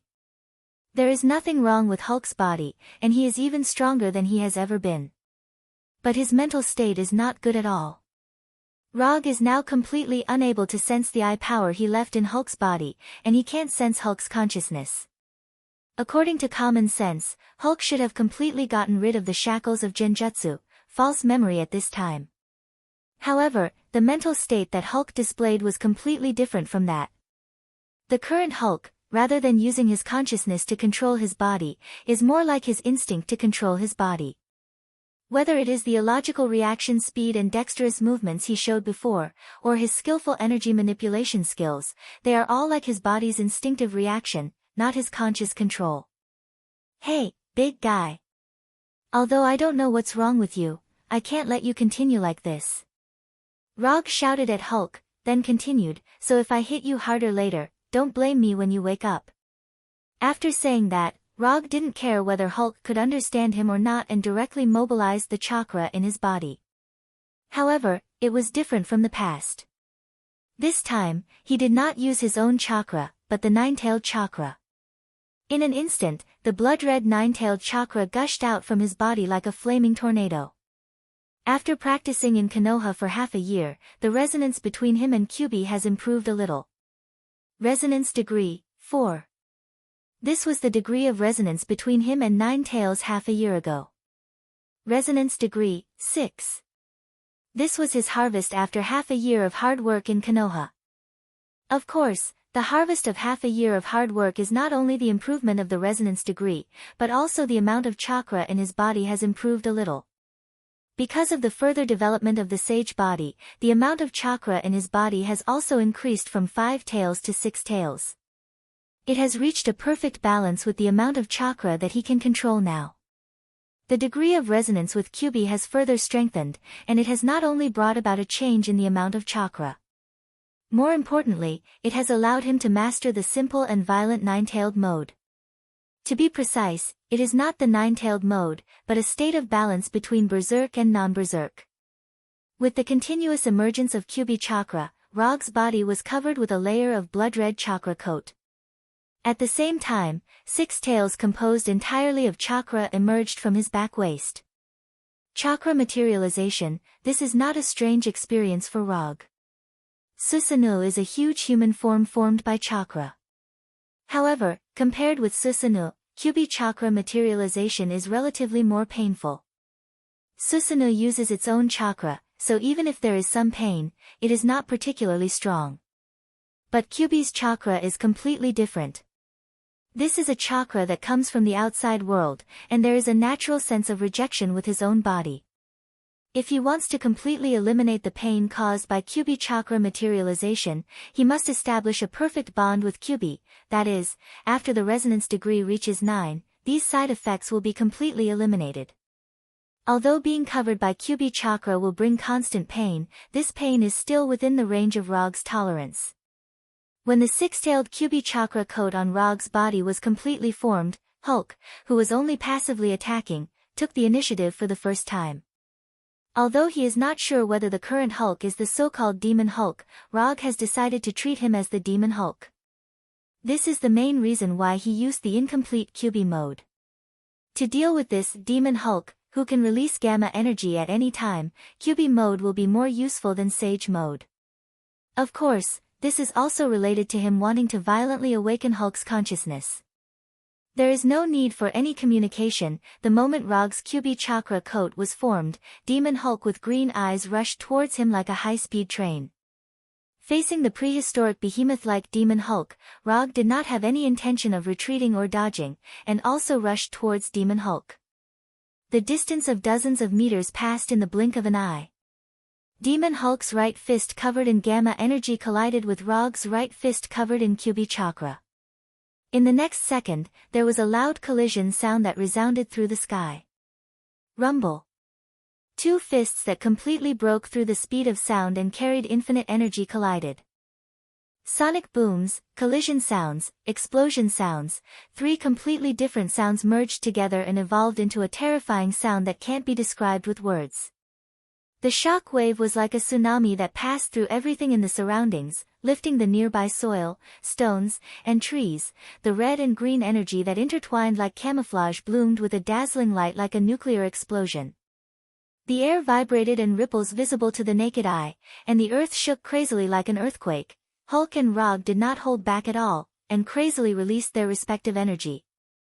Gamma energy and Kyubi chakra displayed their terrifying power, announcing their existence to the whole world. Chapter 413. The first time they fought, they were evenly matched. Rog's nine-tailed chakra and Hulk's gamma energy couldn't suppress each other. Almost at the same time, they attacked each other again. Rumble. Rog's left fist and Hulk's left fist collided fiercely. Another explosion resounded through the sky. Red and green violent energies wreaked havoc in the air. The originally messy forest, under the erosion of the energy storm, directly changed the terrain. The plants and soil on the surface completely disappeared, and the earth seemed to have been directly cut off, and a circular pit with a diameter of hundreds of meters appeared out of thin air.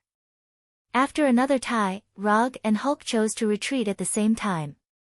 If it was the previous Hulk, he would never choose to retreat. However, at this time, he was completely following his instincts to fight, and for the first time, he made an unprecedented retreat that he would never consider in the past. After pulling away, Rog and Hulk seriously looked at each other. In the previous fight, neither of them had the upper hand. However, they both knew the approximate level of each other's current strength. In terms of physical strength, Rog was not as good as Hulk. However, the existence of the nine-tailed chakra coat made up for his lack of physical strength. Similarly, in terms of energy intensity, Hulk was not as good as Rog. However, the appearance of gamma energy gave him the confidence to compete with Rog. After a few seconds of confrontation, Rog and Hulk launched a second wave of attacks at the same time. More coincidentally, this time, they both chose to attack from a distance. Hulk's incomparably thick right arm was instantly enveloped by green gamma energy, like an energy cannon barrel that was accumulating energy. At the same time, Rog, who was wearing the nine-tailed chakra coat, controlled the six tails behind him. At the end of the tails, fist-sized red and blue chakra balls emerged, floating in the air like bubbles. The red chakra balls were condensed from the nine-tailed chakra. The light blue chakra balls were condensed from Rog's own chakra. When these red and blue chakra balls covered all the space around Rog, these chakra balls, which were just quietly floating, suddenly flew in the same direction, as if they were forcibly attracted by an invisible black hole. Baijidama. Rog was preparing to use Baijidama. the use of the nine-tailed chakra can be divided into two types. One is the nine-tailed chakra mode, which is the so-called nine-tailed mode. Nine-tailed mode is still not used by Rag yet. The other is the tailed beast mode he is now. Under normal circumstances, tailed chakra, chakra, chakra, chakra, chakra, chakra, chakra, chakra, chakra, chakra, chakra, chakra, chakra. In this state, chakra will become violent and aggressive because of the appearance of the tailed chakra. Rag is now in the first stage of the tailed beast mode, the tailed chakra coat stage. After the first stage, the body shape will change significantly, and the color of the tailed chakra will change into a dark red half-tailed beast mode. In the half-tailed beast mode, although chakra will still maintain a roughly human shape, he will fall into a berserk state, and his attack style will be more inclined to the real tailed beast. More importantly, in the half-tailed beast mode, chakra can use an incomplete Bijadhamma. After the half-tailed beast mode, it is the complete tailed beast mode. In this state, chakra can transform into a tailed beast, showing the complete tailed beast form, and exert 100% of the tailed beast's power, as well as the complete form of Bijadhamma. Rag, who is only in the first stage of the chakra coat stage, can't use the incomplete Bijadhamma that can only be used in the half-tailed beast mode. However, compared with other chakra, he has a unique and special trump card: Sharingan and Senjutsu. Of course, it can also be understood as Sharingan and Mokutan. The power of Sharingan and the vitality given by Senjutsu allow him to suppress the berserk side effect of the tailed beast chakra to the greatest extent. Therefore, at this time, although he has not entered the half-tailed beast mode, this does not affect him in the slightest to use the incomplete Bijadhamma that can only be used in the half-tailed beast mode. The red and blue chakra balls quickly merged together, turning into a basketball-sized black chakra ball. However, in the next second, the black chakra ball began to shrink rapidly, from the size of a basketball to the size of a thumb. Looking at the black chakra ball floating in front of his mouth, Rag hesitated for a second or two. However, in the end, he opened his mouth and ate the black chakra ball that was only the size of a thumb. Strictly speaking, this is not eating, but the necessary process before launching the Bijadhamma. After all, it is impossible for him to open his mouth and take out a Bijadhamma like a complete tailed beast. Therefore, before launching, he needs to do some extra preparations. When Rag swallowed the black chakra ball, Hulk in the distance also made the final preparations. His entire right arm became dazzling, as if it was made of gamma energy. A long time ago, Rag was curious about a question. That is, what kind of experience is it to swallow an incomplete Bijadhamma? Today, he finally knows the answer to this question. To describe it in one word, it is bursting. When he swallowed the incomplete Bijadhamma, he felt that his body was like a balloon that was about to burst due to the Bijadhamma's chakra, and his whole body was filled to the brim. Just when his whole body was about to burst by the chakra, he opened his mouth. Roar!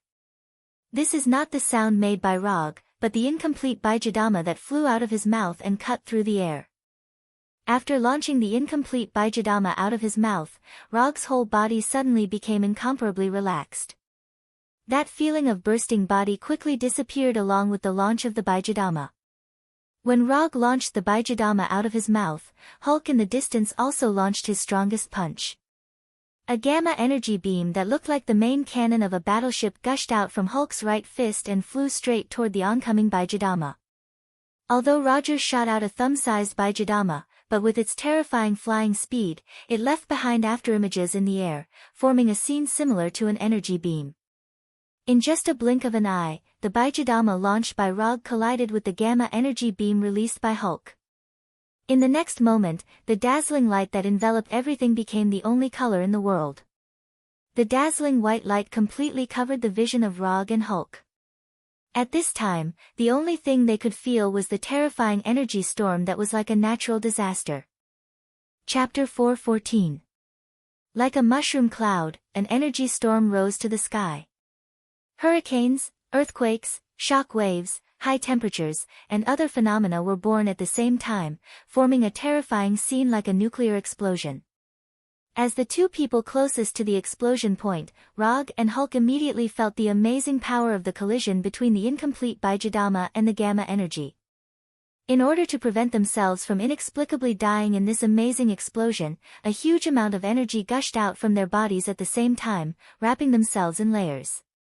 The red and green energy storm destroyed everything around it like a natural disaster. The mushroom cloud that rose to the sky was still clearly visible even from tens of miles away. As the initiators of this energy storm, Rog and Hulk did not expect that after the incomplete Bijadama and the gamma energy collided, such a powerful energy storm would erupt. Now, they were like two small boats floating in the turbulent sea, in danger of being swallowed by the monstrous waves at any time. Rog tried his best to stabilize his body to avoid being directly blown away by the energy storm. But his persistence only lasted for a short 2 to 3 seconds, and was destroyed by the shock waves set off by the energy storm. Rog, who was covered with the nine-tailed chakra coat, was blown away. Hulk, who burst out with the gamma energy, was not any better. However, at this time, Rog did not have extra energy to pay attention to Hulk's situation. In the end, relying on the nine-tailed chakra coat and the amazing recovery ability of the immortal body, he landed on the ground safely. The shock waves and hurricanes brought by the energy storm blew him hundreds of meters away, making him completely away from his original position. After he landed again, the energy storm, which was not as powerful as a nuclear explosion, finally came to an end and quickly dissipated in the air. When the dazzling light, hurricanes, earthquakes, and other phenomena all disappeared, Rog finally had time to slowly look at the surrounding scenery. This used to be an unexplored forest, but now, the forest had completely disappeared. Instead, there was a huge explosion crater with a diameter of several kilometers.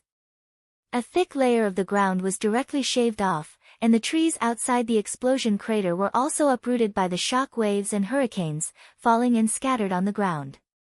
Compared to the diameter of the explosion crater, the depth of the explosion crater was not worth mentioning, only about 10 to 20 meters. When the soil, stones, branches, and other things that were blown away fell like raindrops, Rog began to look for traces of Hulk. However, after glancing around the explosion crater, he found nothing, and did not see Hulk at all. Was he blown away, or buried? Rog thought for a few seconds, then directly activated Byakugan. Byakugan. The veins on the sides of his eyes bulged as he activated his 3 supervision abilities, long sight, X-ray, and insight. Under Byakugan's supervision, Rog finally saw Hulk buried in the soil. Hulk had been found, but Roger's expression had also become somewhat unsightly. At this time, Hulk's body was still emitting green gamma energy, but the color was much dimmer. However, this was not the main reason why his face became ugly. Hulk's right hand was gone. It was not an injury, nor was it a fracture. It had completely disappeared. This should not be. Rog was very clear about how strong the energy storm was, so he was even more certain that Hulk, who had the protection of the gamma energy, would never lose his right hand because of the explosion of the energy storm.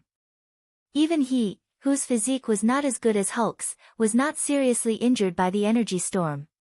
Of course, it was impossible for Hulk's right hand to be directly taken away by the energy storm.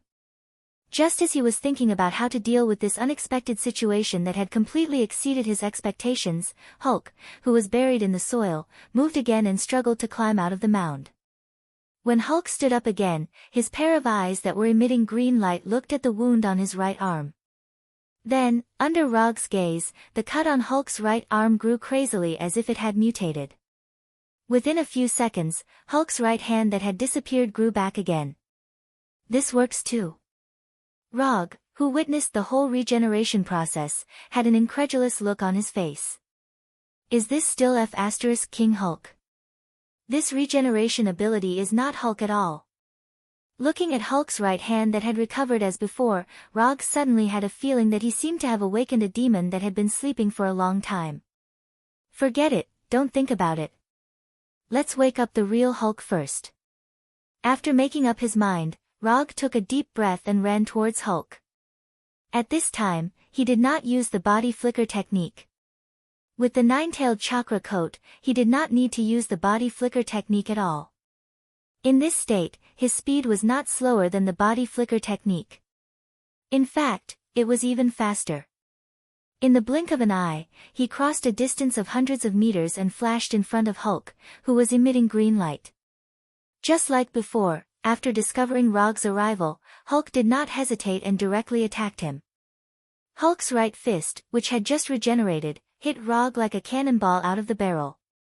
However, just when his right fist, which was bigger than Rog's head and contained a lot of gamma energy, was about to hit Rog, Rog showed the results of his hard work in Konoha Hidden Village for half a year. 8 trigrams Palm, Revolving Heaven. 8 trigrams Palm, Revolving Heaven is a high-level secret taijutsu of the Hyuga clan main family, which has the name of Absolute Defense. Although in the world of Naruto, there are several moves with the name of Absolute Defense. However, on the level of taijutsu, 8 trigrams Palm, Revolving Heaven, which can reflect all physical attacks, does not disgrace this name. Rog's chakra acupoints in his body instantly released a lot of chakra, and his whole body rotated at high speed like a top, instantly creating a hemispherical light blue chakra shield.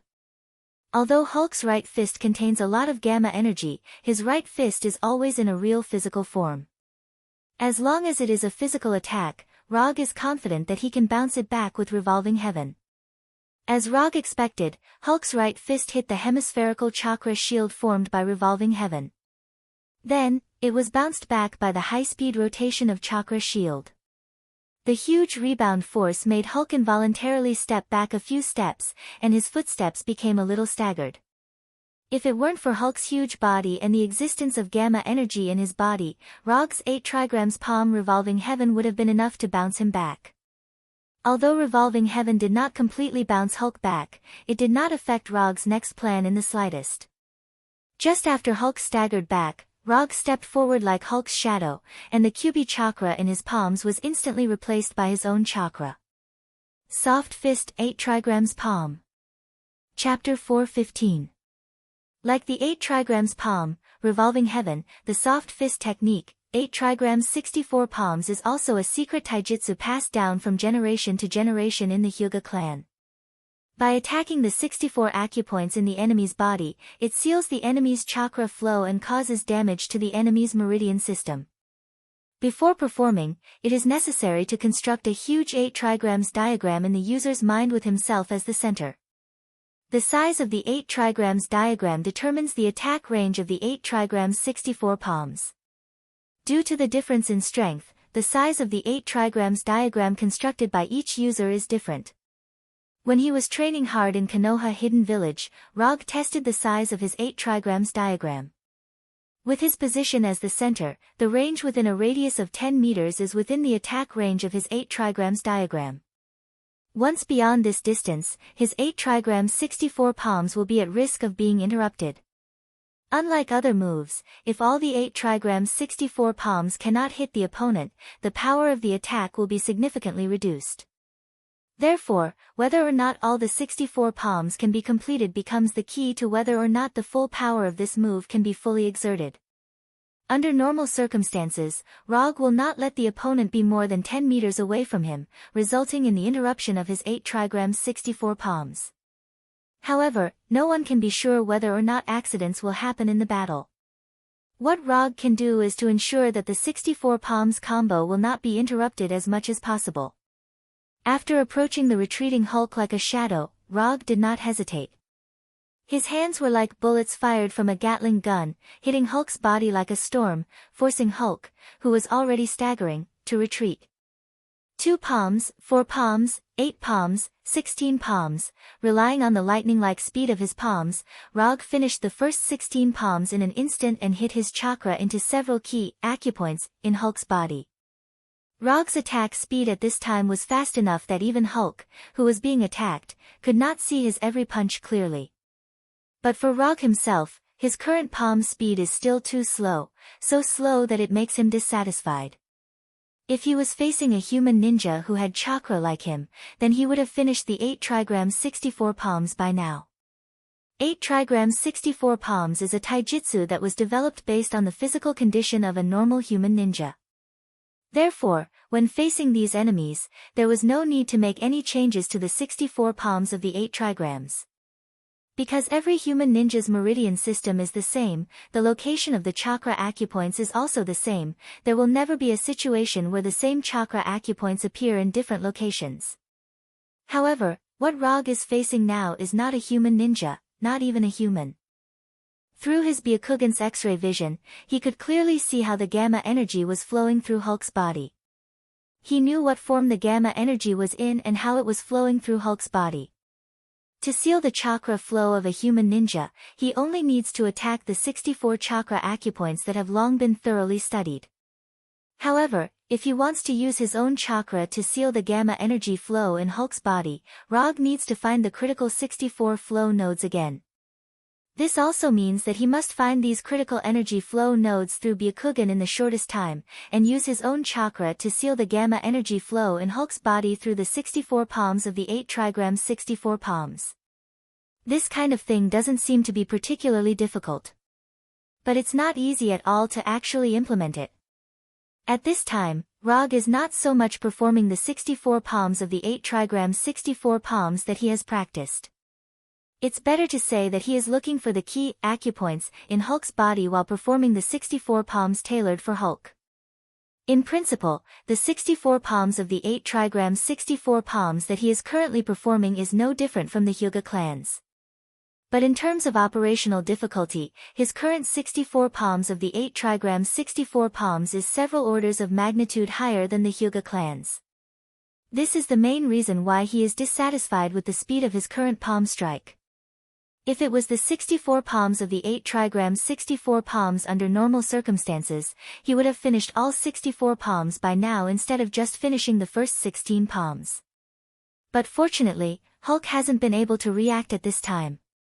Of course, it's also possible that he has already reacted, but he was temporarily unable to resist Rog's rapid attacks.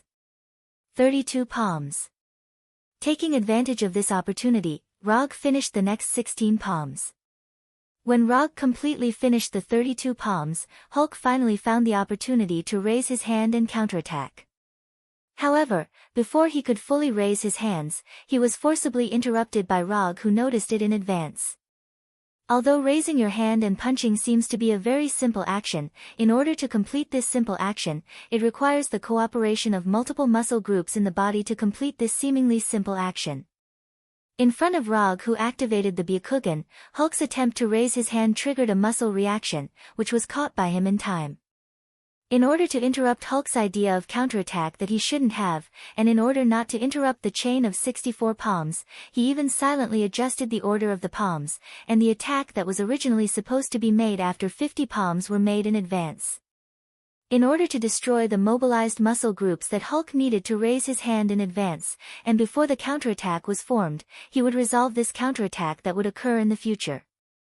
At this time, Hulk didn't expect that his actions would be seen through in advance, and the only chance to counterattack was lost in his hands. After neutralizing the counterattack that Hulk had yet to unleash, Roger once again increased the speed of his palm strike, venting the remaining attack onto Hulk's body. 64 palms. When he made the last palm strike, Rog's right palm not only hit his chakra into Hulk's body, but also used all the strength in his body to hit Hulk's chest fiercely, sending him flying.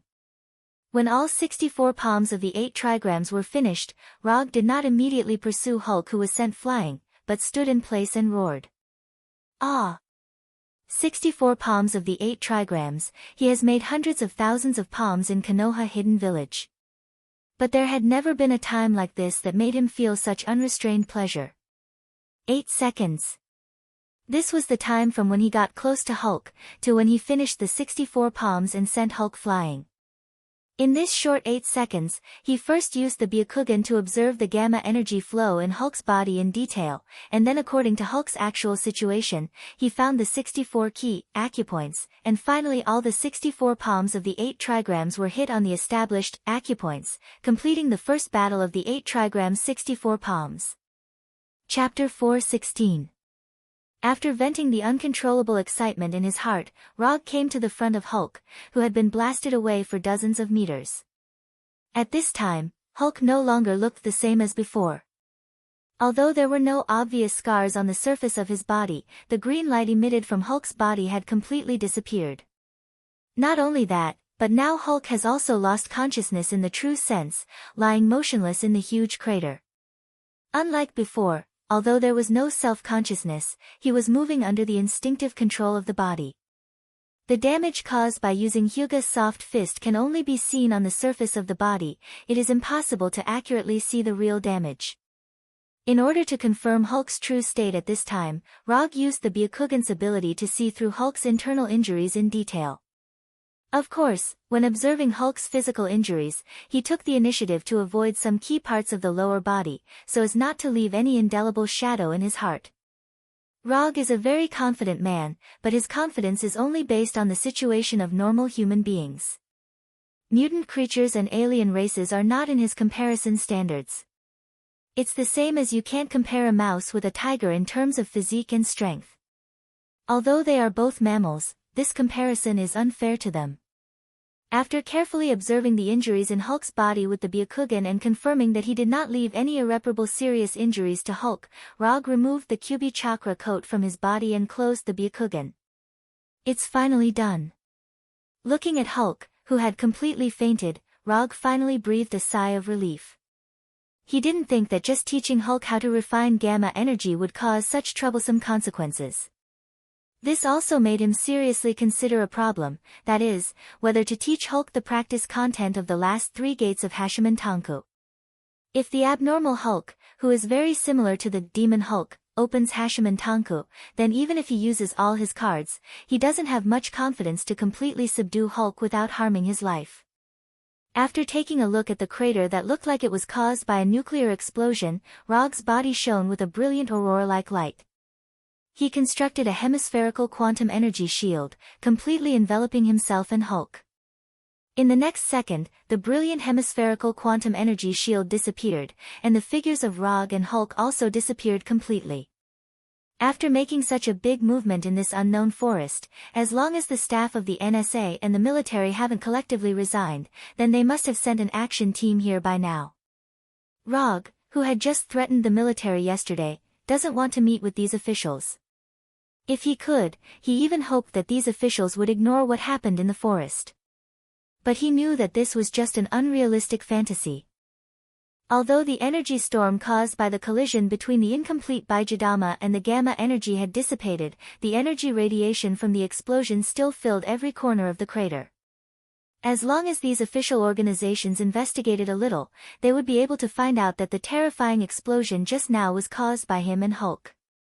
But this is not a particularly troublesome thing, it will only slightly stimulate the already sensitive nerves of these officials.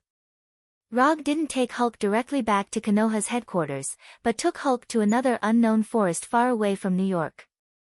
Before Hulk woke up and figured out what happened to him, Rog would never take Hulk back to Konoha's intelligence agency headquarters. He didn't want to destroy his largest base on Earth. Before Hulk woke up, Rog took the time to go to the supermarket in a nearby city and bought some necessities for outdoor life and barbecue. If there is no accident, Hulk won't be able to return to Konoha's intelligence agency headquarters and the Federation headquarters before he completely put an end to the hidden dangers. When night fell, Rog began his traditional craft, barbecue. He didn't know if Hulk finally slept enough or was awakened by the aroma of barbecue. When Rog just baked the first barbecue, Hulk woke up. Eat something first. You should be hungry by now. After that, Rog handed the barbecue in his hand to Hulk. At this time, Hulk didn't seem to be fully awake. He took the barbecue handed by Rog with confused eyes and instinctively ate it. In the following time, Rog and Hulk didn't speak and silently enjoyed tonight's barbecue dinner. The sizzling sound of the barbecue and the sound of insects in the distance became the only sounds at this time. When the two of them worked together to kill a large amount of barbecue that was enough for more than a dozen strong men to eat, Rog finally said the second sentence of the night. Do you remember what happened before? Hulk can see what happened outside, Hulk can't control his body. Perhaps he felt that he lost control again. Hulk's mood was a little low at this time, and there was an unspeakable grievance in his tone. It's not your fault. Strictly speaking, I'm the main person in charge of this accident. I trapped your consciousness in the illusion space, which caused all of this to happen. Looking at Hulk's depressed face, Rog comforted him. At the same time, he picked up 2 cans of cold beer and threw one of them to Hulk, who was sitting opposite him. After opening the beer and taking a sip, he continued to ask, "After I left the illusion space, what happened?" Hulk refined energy according to the method you taught. Hulk refined gamma energy. But this energy was not controlled by Hulk, and it took over Hulk's body. Hulk tried his best to explain, but he didn't understand why his body was forcibly controlled by gamma energy. When you refined gamma energy and your body was controlled by gamma energy, did you see a green light door, or feel the existence of other consciousness? This question is very important to Rog. If Hulk really saw the green light, or felt the existence of other consciousness, it means that under everything that originally only existed in the parallel universe really appeared. Although this universe is chaotic enough, the appearance of another under everything is not a particularly serious matter. But this kind of extremely troublesome existence, if it cannot appear, it is best not to appear. No, Hulk didn't see the green light door, nor did he feel any other consciousness. Hulk seriously recalled for a moment before replying with absolute certainty. That's good. That's a good thing. Without the green light door and under everything, there is only one reason why Hulk went berserk before. Chapter 4:17. Since it was not caused by under everything, then the only reasonable explanation was that Hulk had refined too much gamma energy, causing him to lose control of his body. It was extremely easy to lose control of one's body when there was too much gamma energy in one's body. Such cases of loss of control were not rare. However, whether Hulk's previous loss of control was really related to him refining too much gamma energy, Rog could not give a 100% answer yet. Energy overload may only be one of the reasons for Hulk's loss of control.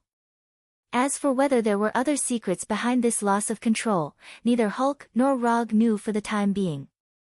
Can you still refine gamma energy now? You don't have to refine a lot, just a little bit will do, just like this.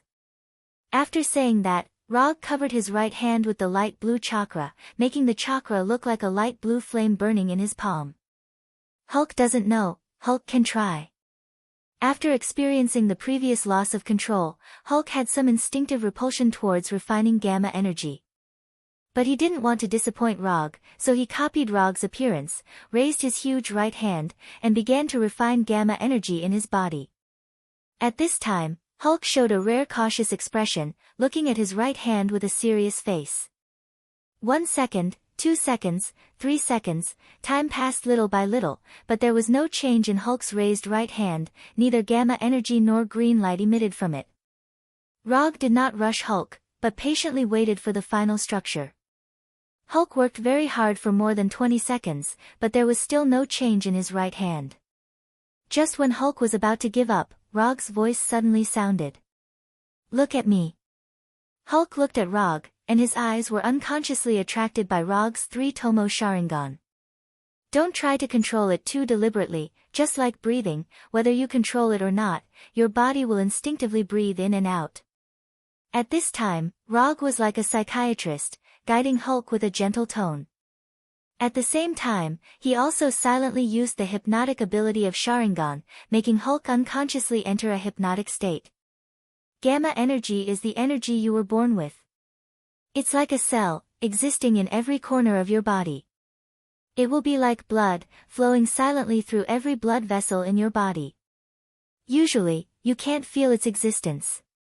But when you need it, it will appear immediately to strengthen you and heal your injuries. Feel it, accept it. Just like controlling your own breathing, follow its rhythm and slowly control it.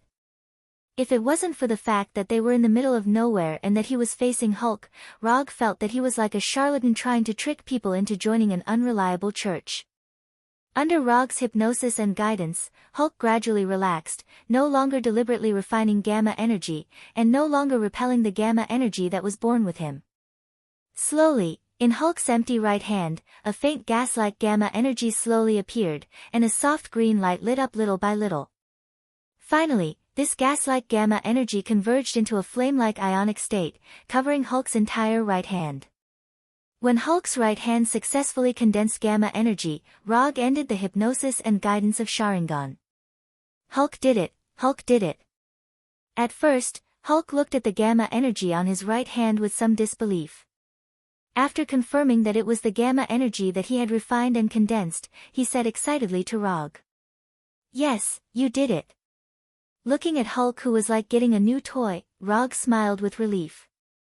In the following time, Rog struck the iron while it was hot and shared with Hulk some of his experience in controlling chakra. 3 days passed in a blink of an eye, and when Hulk thoroughly mastered the technique of refining and controlling gamma energy, Rog took Hulk back to the headquarters of the replicas. After these 3 days of special training, Hulk can finally use the gamma energy in his body as chakra. More importantly, he, who has mastered the method of refining and controlling gamma energy, finally doesn't have to worry about losing control because of gamma energy. As long as he doesn't refine excessive gamma energy that he can't control at once, the previous state of losing control will not happen again. After using the portal magic to bring Hulk back to the headquarters, Rog wanted to directly return to the headquarters of Konoha's intelligence agency. However, before he had time to leave, Tani hurried to him. Where have you been these days? Did you do the big explosion in the suburbs of New York? Tani glanced at Hulk, whose appearance hasn't changed, but he always felt a little different, and then asked Rog. We stayed in a forest for 3 days and gave Hulk some special training.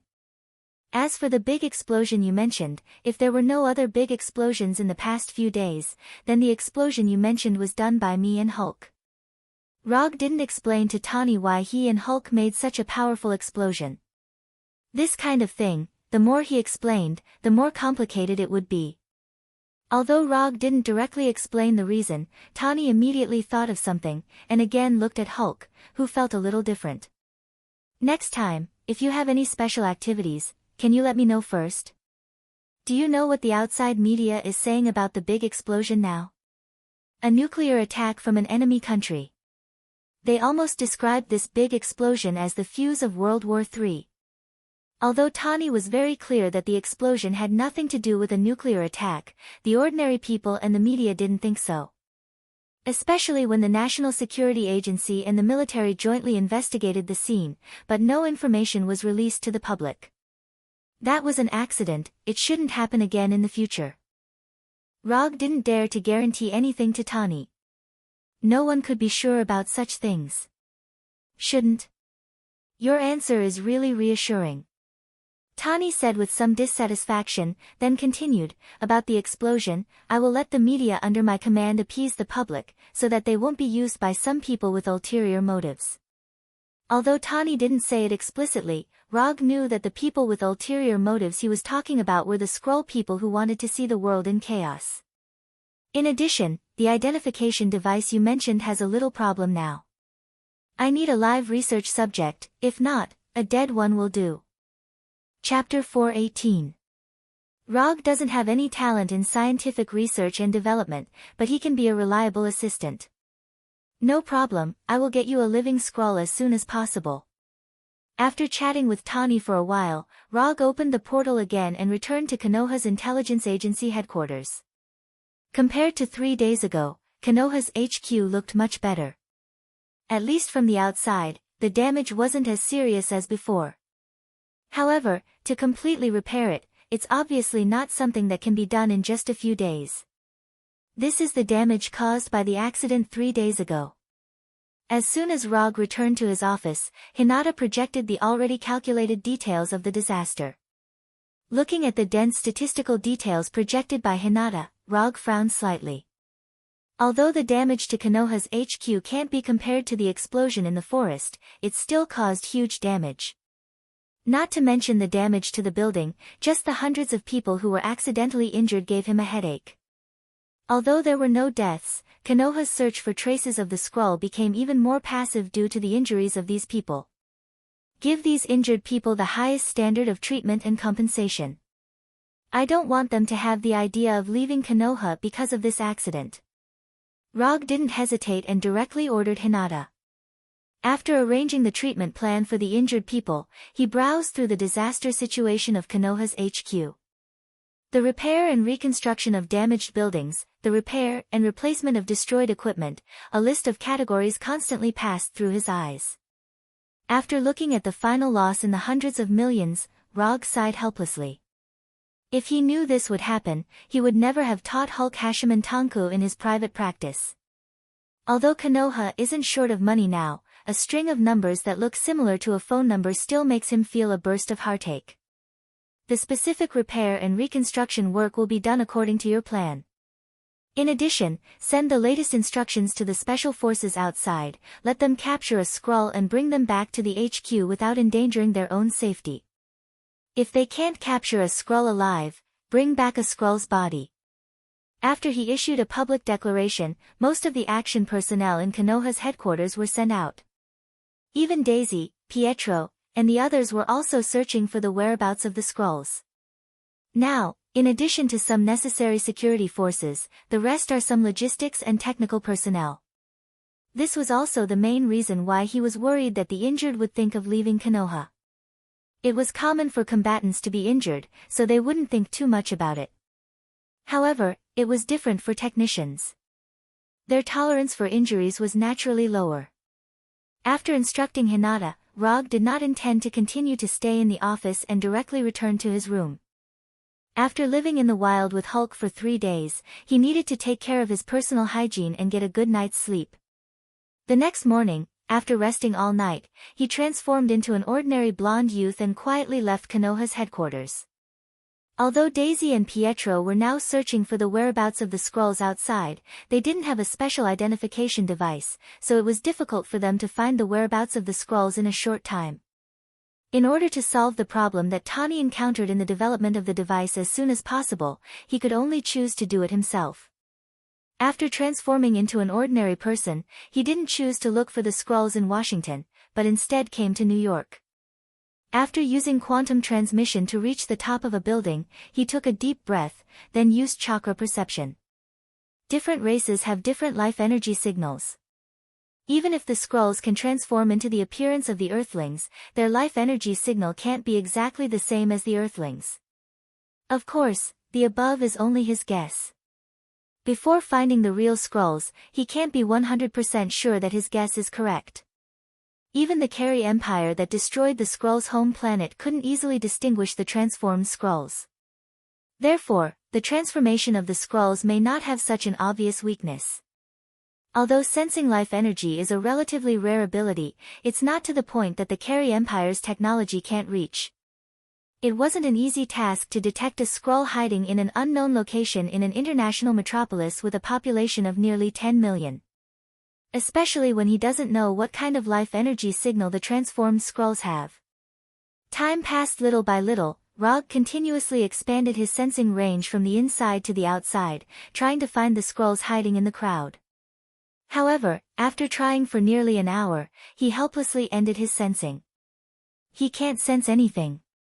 Apart from the special life energy signals he already knew, he didn't find any abnormalities. Perhaps there were some minor anomalies, but in such a large area of general perception, these minor anomalies were directly ignored by him. Even if his chakra can support it, he doesn't have that much time to carefully sense the people one by one. Even if he only needed 1 second to sense a life energy signal, with the current population of New York, he would need nearly 10 million seconds. That's 2,770 hours, a total of 100 days. His wish to use the difference in life energy signals to quickly find the Skrulls has been dashed. In that case, the only thing left for him was to roll his eyes at her. However, compared to Chakra's sensing range, Supercilious Eye's range is much smaller. A radius of 10 kilometers. This is the maximum range that Supercilious Eye can reach. Beyond this range, his X-ray vision will significantly decrease, to the point where he can't even see through clothes. More importantly, he doesn't really want to use Supercilious Eye's X-ray vision to search for the Skrulls. If he used Supercilious Eye's X-ray vision to search for the Skrulls, it would mean that he would have to see through every person's body. Although he can control his X-ray vision to the extent that he can directly see through the body, but no matter what, this kind of act of looking at a person's internal organs is very perverted and disgusting. Simply put, he can't get past his psychological barrier. To look or not to look, that's the question. After seriously considering it for a few minutes, in order to ensure his psychological health, he finally gave up on the idea of using supercilious eye. It's fine if it's just a few people, but there are so many people in New York, if he has to look through them one by one, he might as well just kill himself. At least this way, he can die with an untainted brain. Chapter 419. Brooklyn, in a camouflaged vehicle downstairs of an old-fashioned building. Is there really a Skrull hiding here? Pietro, wearing a special light blue combat uniform, whispered to Daisy next to him.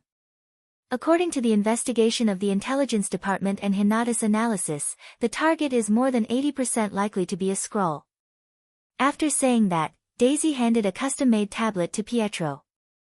On the screen of the tablet, there is a middle-aged man who looks inconspicuous, a bald middle-aged man with a huge beer belly. From his appearance alone, this man named John is a slovenly middle-aged man who lives alone and has been unemployed for a long time. However, according to the analysis of Konoha's Intelligence Department and Hinata, this inconspicuous John is likely to be a Skrull in disguise. Although Tani hasn't invented a device to identify Skrulls yet, this doesn't mean that Konoha will wait in vain during this time. By analyzing John's behavior and comparing it with his previous life and habits, Konoha's Intelligence Department made an evaluation that John is suspected to be a Skrull.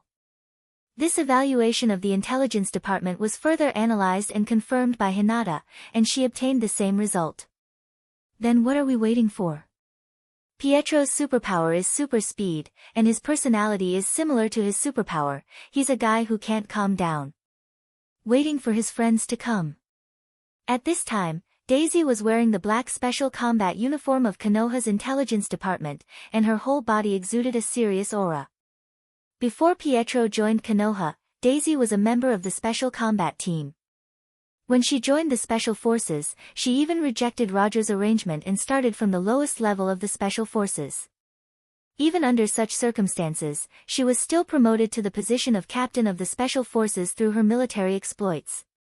The team that is acting with her now is the Special Combat Team that she led at the beginning. In addition to Daisy and Pietro leading the Special Combat Team to look for Skrulls outside, Punisher, Abomination, Moonstone, Red Tank, and others are also leading the Special Combat Team outside. At present, only Venom and Xiao Hei are acting alone. Venom has Eddie as his partner, so he doesn't need other teammates. Blackie, on the other hand, simply did not like to be used by others. Other than Rog, he had no interest in becoming someone else's weapon, so he also chose to act alone. His friend is also from Skrull? Pietro asked. I'm not sure. It could be a friend of John's real identity, or it could be a friend disguised as John's friend.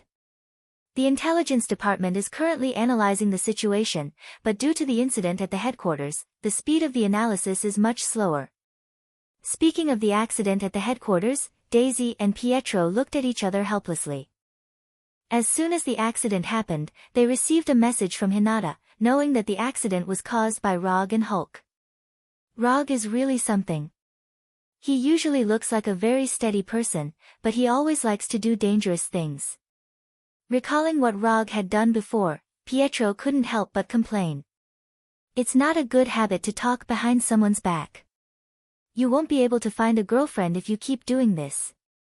As soon as Pietro finished speaking, Rog's voice came from behind him, startling him. No, I didn't. Pietro quickly explained and turned around to look behind him. No. Why are you here? Didn't Hinata say that you took Hulk outside? Pietro immediately changed the topic. I came back yesterday.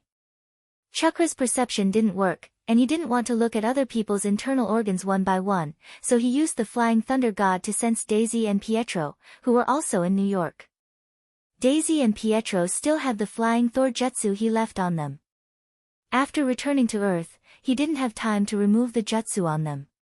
He would never admit that he had completely forgotten about this matter. After all, after practicing in Konoha's hidden village on Tatooine for half a year, he didn't remember leaving jutsu on Daisy and Pietro. If he hadn't sensed these two flying Thor jutsu when he used Chakra's perception just now, he wouldn't have remembered it at all. After seeing Rog's arrival, the Special Forces members standing behind Daisy and Pietro saluted Rog for the first time. Rog is no stranger to these Special Forces members, and he can even call out each of their names. When Konoha's intelligence agency was first established, Konoha only had a little more than 100 Special Forces members. However, by now, Konoha's Special Forces members have developed to more than 200 people. Even the Umbu directly under him has developed from more than 30 people to more than 60 people. Whether it is these Special Forces members or the Umbu members, they have all been transformed by extremists. Therefore, on their bodies, there is the ultimate seal of the tongue bane placed by Rog. Facing the salute of these Special Forces members, Rog can only helplessly return a salute. How is the situation now? Rog quickly withdrew his gaze from the Special Forces members and asked Daisy, the captain. The one above, there is an 80% chance that he is a Scrooge, and he has a friend who may also be a Scrooge, so we plan to wait for them to meet before we act. Daisy quickly explained, and motioned for Pietro to hand the tablet in his hand to Rog. Room 703. Glancing at the location noted on the screen, Rog opened his Byakugan in front of Daisy and Pietro. Byakugan activate. In an instant, the blue veins next to his eyes bulged, and Rog's white eyes became even weirder. Don't look at me like that, this is my new ability. While speaking, Rog wanted to look directly at room 703 of the building, but when his eyes appeared on Daisy, he unconsciously turned on his X-ray vision. Red, damn it. What am I thinking? After realizing that something was wrong, Rog immediately turned off the X-ray vision of Byakugan and turned his head to look outside. What is this new ability? Rog deliberately omitted the explanation of Byakugan's ability, but Pietro asked immediately. This allows me to see the enemy's attack more clearly. He must not tell them that Byakugan has the ability to see through things, absolutely not. See the enemy's attack clearly? This sounds no different from your previous red eyes.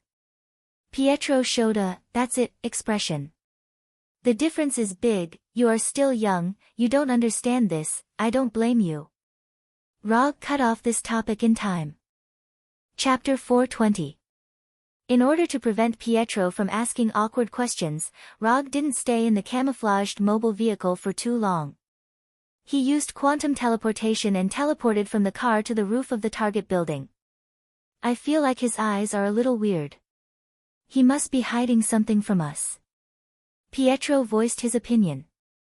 I have the same feeling.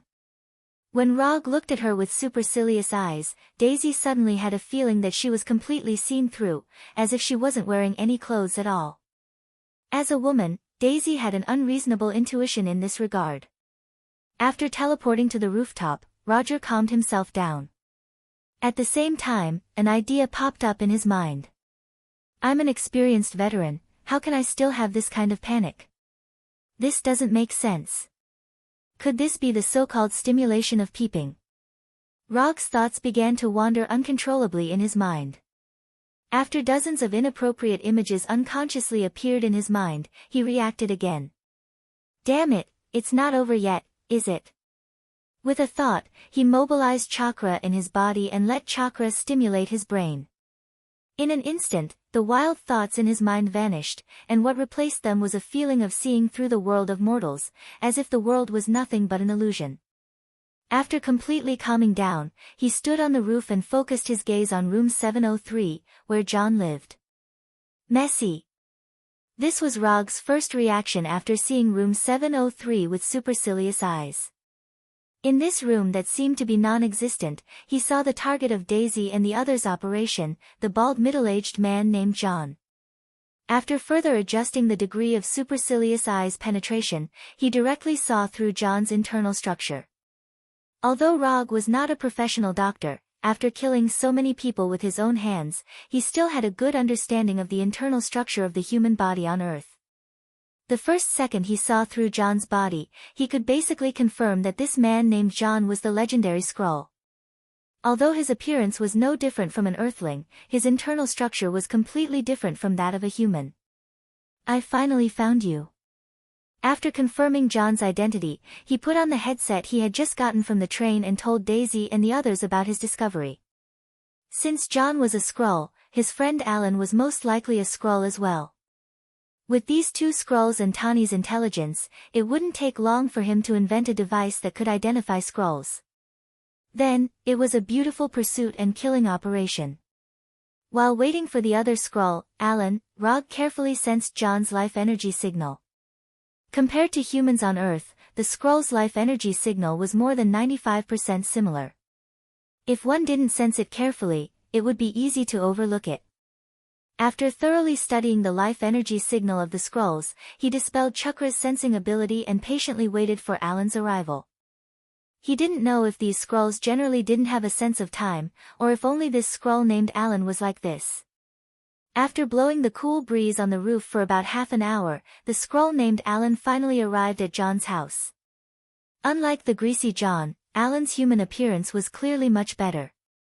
His body was well-proportioned and straight, his hair was lush and clean, and his clothes were neat and tidy.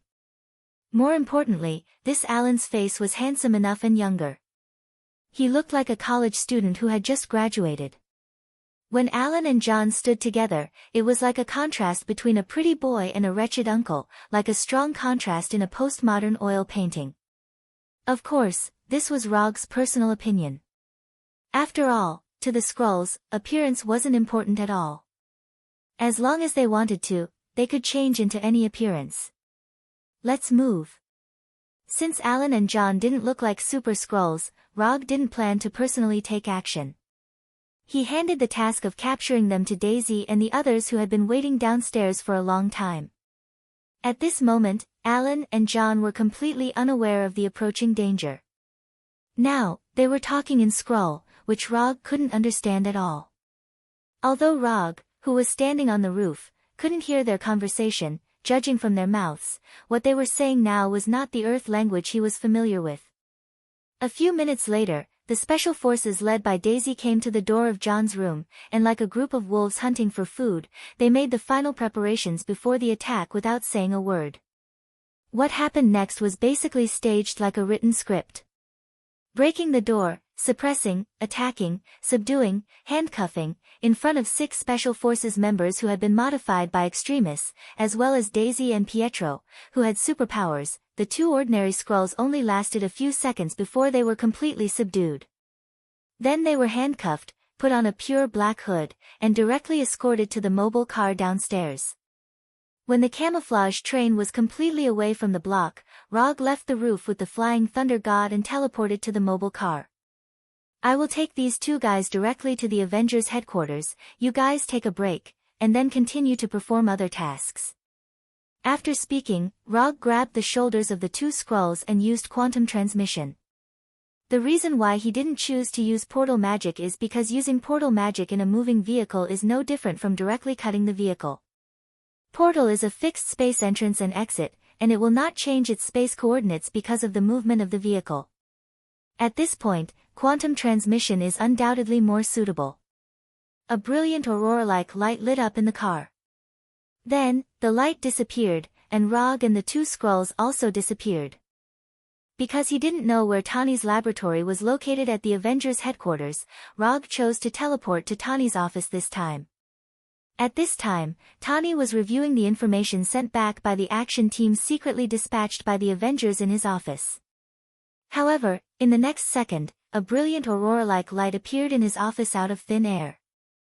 The research subjects you want, I brought them to you. Before Tawny realized what was going on, Rog took off the hood on Alan and John's heads. They are Skrulls. Are you sure you didn't catch the wrong people? After carefully observing Alan and John, Tawny asked with some uncertainty. Of course I'm sure. As soon as his voice fell, Rog took out a flying Thor kunai with his right hand and slashed across Alan and John's arms like lightning. Purple blood that was completely different from that of the Earthlings slowly flowed out of the wound. Chapter 421. Purple Blood. Seeing the purple blood that didn't belong to an Earth creature, Tawny no longer had any doubts and immediately arranged for the guards to send the 2 Skrulls to his laboratory. I'll leave the rest to you. If you need anything else, you can contact me at any time. After handing over the 2 scrolls to Tani, Rog didn't intend to continue staying at the headquarters. Although his relationship with Tani is quite good, his reputation in the Alliance isn't very good. Tani, Hulk, Natasha, and Scott are the only 4 people in the Alliance who aren't dissatisfied with Rog's domineering style. As for Rogers and the other members of the American team, they more or less had some complaints about him. Especially after he openly threatened the protesters in the live news broadcast, their evaluation of Rog became lower and lower. If it weren't for the fact that Roger was far stronger than them, perhaps Rogers would have brought the Special Forces of the United States to capture him at any time. However, Rog didn't care about the dissatisfaction of Rogers and the others. I like it when you don't like me, but can't do anything to me. No problem. If Konoha needs any help, you can contact the Alliance at any time. Tani replied. Afterward, Rog used the portal magic and returned to Konoha's headquarters. Both Konoha and the Alliance's special forces are outside searching for scrolls. The only difference is that Konoha openly sent out their special forces, while the Alliance can only send out their special forces secretly. After all, the Alliance is different from Konoha. Konoha can completely ignore people's evaluation and opinions, but the Alliance can't. After handing over the 2 scrolls to Tani, Rog didn't go out to look for scrolls again. He had no interest in these ordinary scroll people. Unless Daisy and the others find the legendary super scrolls, he won't make a move. A week passed in the blink of an eye. When Rog played the Kree Empire console game in Konoha's headquarters for a whole week, he finally received a call from Tani. Come over, the first-generation identification device has been invented. Tani didn't say anything and went straight to the point. Okay, I'll be right there. After hanging up the phone, Rog opened the portal connected to Tani's office and directly walked in. At this time, a lot of members of the Alliance gathered in Tani's office. Rogers, Natasha, Hawkeye, Hallucination, Colonel Road. Obviously, Tony had also called back all the American team members who were out on the mission. However, Rog didn't see Hulk. Where's Hulk? Roger nodded at Natasha and Scott, then asked, what's the matter? He's practicing the new move you taught him in the training room. He hasn't left the training room for many days, and he has no intention of letting Dr. Banner come out. Having said that, Tani looked at Rog with a complicated expression.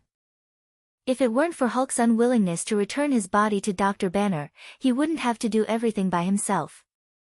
Tani is good in the field of mechanical technology, and biology is not in his research scope. Dr. Banner is the most suitable person to study alien creatures like Skrulls. You have to learn to respect Hulk's choice.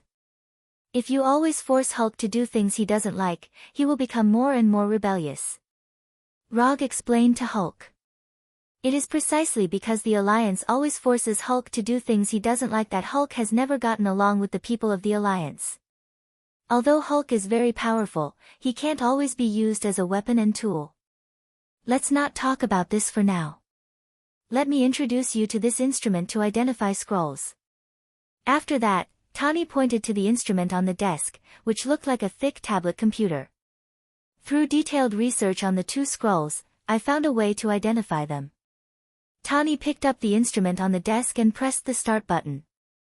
We can't see through the disguise of the Skrulls with just the naked eye. However, when studying their purple blood, I found that there is some extremely weak special radiation in their blood. After a detailed study of the special frequency of the radiation, I have successfully identified this radiation frequency alone. Since there is a special frequency of radiation, the next thing is very simple. The principle of this identification instrument is similar to a nuclear radiation detector. The only difference is that this instrument can only identify the special radiation in the blood of the Skrulls. After that, Tani handed the instrument in his hand to Rog, then continued, through the camera on the instrument, we can identify the special radiation in those people. Red is a normal human from Earth. Purple is a Skrull. Because this is the first-generation version, the detection range is only about 100 meters. Rog picked up the instrument in his hand and operated it briefly, then scanned everyone in the room. Tani's explanation was clear enough, but Rog soon found something wrong. Tani and Captain America's scan result was indeed normal human red. However, when he scanned himself and the illusion, he saw colors other than red and purple. The illusion's scan result was yellow, while his scan result was blue. What do blue and yellow mean? Rog asked Tani. Nothing special. Simply put, you and the illusion emit radiation. As for whether this radiation will affect the people around you, unless you are willing to let me study you in detail, I can't give you a definite answer. Tani said casually. Although Tani said it casually, after he finished, Rog found that the eyes of Natasha and the others became a little strange. If it wasn't red, it meant that they weren't normal humans. The illusion is relatively easy to understand. After all, he is a robot with autonomous consciousness. But Rog is different. He is a native of Earth. Rog ignored the strange eyes of Natasha and the others, handed the instrument back to Tani, and began to think quickly in his mind. Is this the aftereffect of practicing chakra? Or is it because of the increase in strength that he began to evolve in the direction of aliens?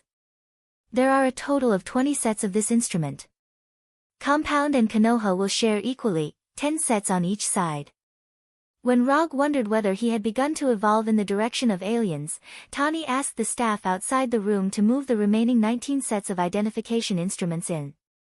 Chapter 422.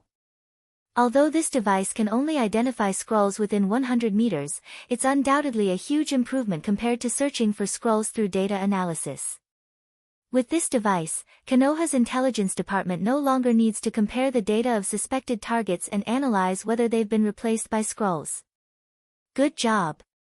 Everyone in the room picked up the device and started operating it, then expressed their approval of Tani's work. Tani may not be the most powerful superhero in the Avengers, but he's definitely the most irreplaceable existence in the Avengers. Without Tani's brain, the Avengers wouldn't have developed to this point. I'll accept the device. But if you have time, you can try to upgrade it, 100 meters is still too small. No problem. Once I develop a new version, I'll inform you as soon as possible. After receiving Tony's reply, Rog opened the portal connecting to his office and returned to Konoha's office with the 10 sets of identifiers that belonged to Konoha. Hinata, arrange for people to send out the device, it's time to give these scrolls a surprise. Rog said to Hinata.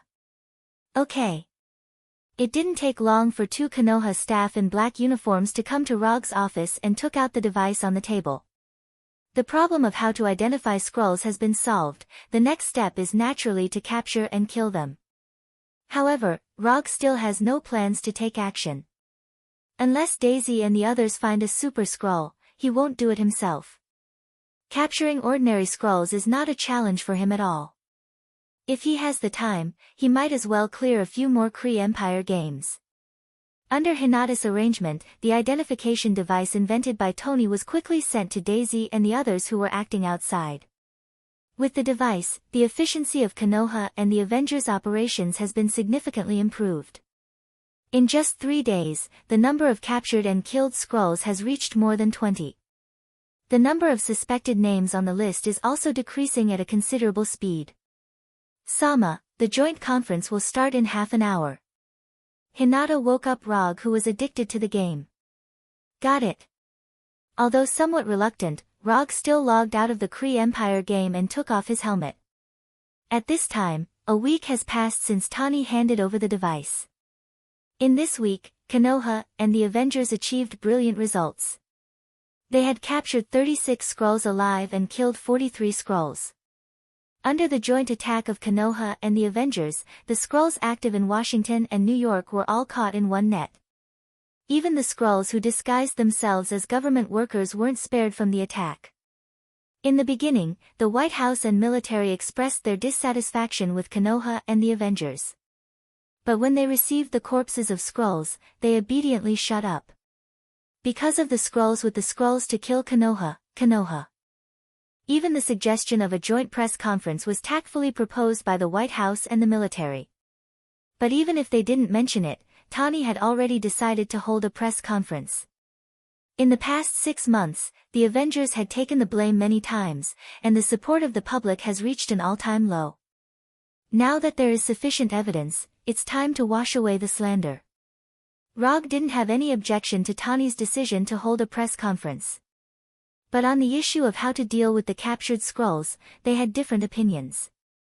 Tani's idea was to show the Skrulls who were still alive at the press conference, put the witnesses in front of the public, and then lock them up in a secret prison.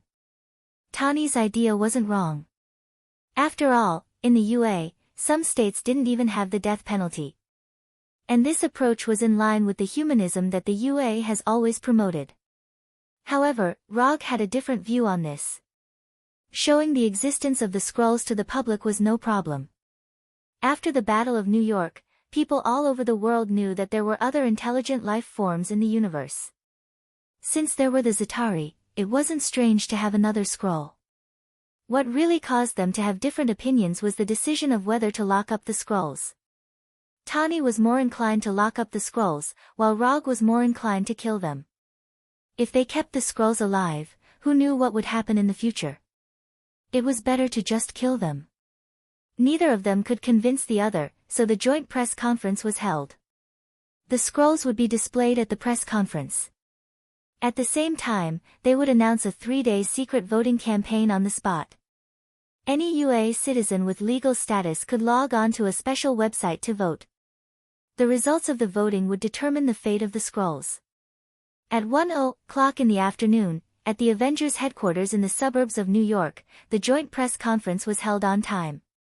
Tani was the main speaker of the press conference. He stood on the stage and introduced the Skrulls' abilities in detail, as well as the dangers they brought. However, even when he asked the staff to bring a few Skrulls who hadn't transformed onto the stage, the reporters didn't have much of a reaction. Looking at the somewhat deserted scene, Tani seemed to have realized something. Once the impression was bad, it was difficult to recover. Even if people knew that the Skrulls had disguised themselves to frame the superheroes, they wouldn't change their opinion. Because once they changed their opinion, it meant that they had to admit that they were stupid and that they had done wrong. It was similar to the king's new clothes. Although they knew it was the truth, they would never admit it. Before the press conference started, Rog expected this. But he didn't remind Tani. Instead, he wanted to let Tani experience it himself. Although Tani had experienced some pain, he still overestimated human nature. As Rog expected, the climax of the press conference came when Tani announced the voting to decide the fate of the Skrulls. What right do the Avengers and Konoha have to decide the fate of the Skrulls? Although they are aliens, they are also living beings. Even if there is a trial, they can only be tried through the law. Although the Skrulls have the ability to transform, you don't have enough evidence to prove it. The so-called evidence you provided is only your side of the story. The reporters in the audience said one after another, directly targeting the Avengers and Konoha. The reporters who were not interested in Tani's evidence now stood on the moral high ground and began to refute with righteous words. Looking at the suddenly agitated reporters, Tani was stunned. Then, he looked at Rog, who was sitting on his right. Chapter 423. Looking at Tani's pleading eyes, Rog suddenly missed the Tani before he became Iron Man. Although Tani didn't know him at that time, he had seen a lot of news reports and live broadcasts about Tani. The arrogant genius and playboy from back then was completely gone. It had to be said that the identity of a superhero could really change a person. If it was the Tani from back then, he would never have shown such pleading eyes, let alone be speechless by the reporter's questions. After silently lamenting in his heart, Rog stood up and came to the podium. There was no need for any verbal communication. When Rog came over, Tani immediately gave up his position and sat in his seat without saying a word. When the person standing on the podium became Rog, the sharp questions from the audience instantly disappeared without a trace. A person's name, a tree's shadow. The reporters in the audience may not have dealt with Rog before, but they must have seen Rog's arrogant public declaration. I will answer your questions just now.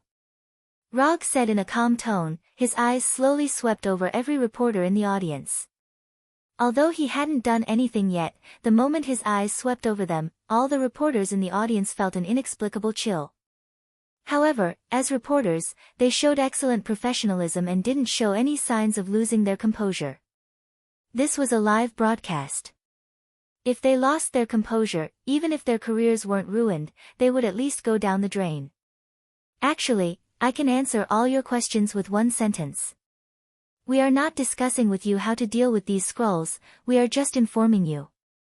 It doesn't matter if you're willing or not, or if you acknowledge it or not, the fate of these scrolls is only imprisonment for life or death. You only have the right to vote or not, you have no right to raise any objections. If you want to show your benevolence, go to this website and vote. Do you understand? Rog's tone was neither cold nor stern. However, everyone could hear the undeniable tone in his words. After that, Rog gestured to the staff below the stage to project the voting page onto the huge screen on the stage. At this time, the statistics below the death and life imprisonment options were still 0. The reason why it was still 0 was not because no one in the United States had voted, but because the voting had not even begun. Now, I announce that the voting for the punishment of the scrolls has officially begun. As Rog's voice sounded, the 72-hour countdown at the top of the voting page began to roll. A few seconds after Rog announced the start of the voting, the statistics on the page began to rise crazily. 1,000, 5,000, 10,000, 30,000, 50,000. Looking at the increasing numbers on the page, the reporters sitting in the audience fell silent. Just as Rog had said, they had no right to make any suggestions or objections.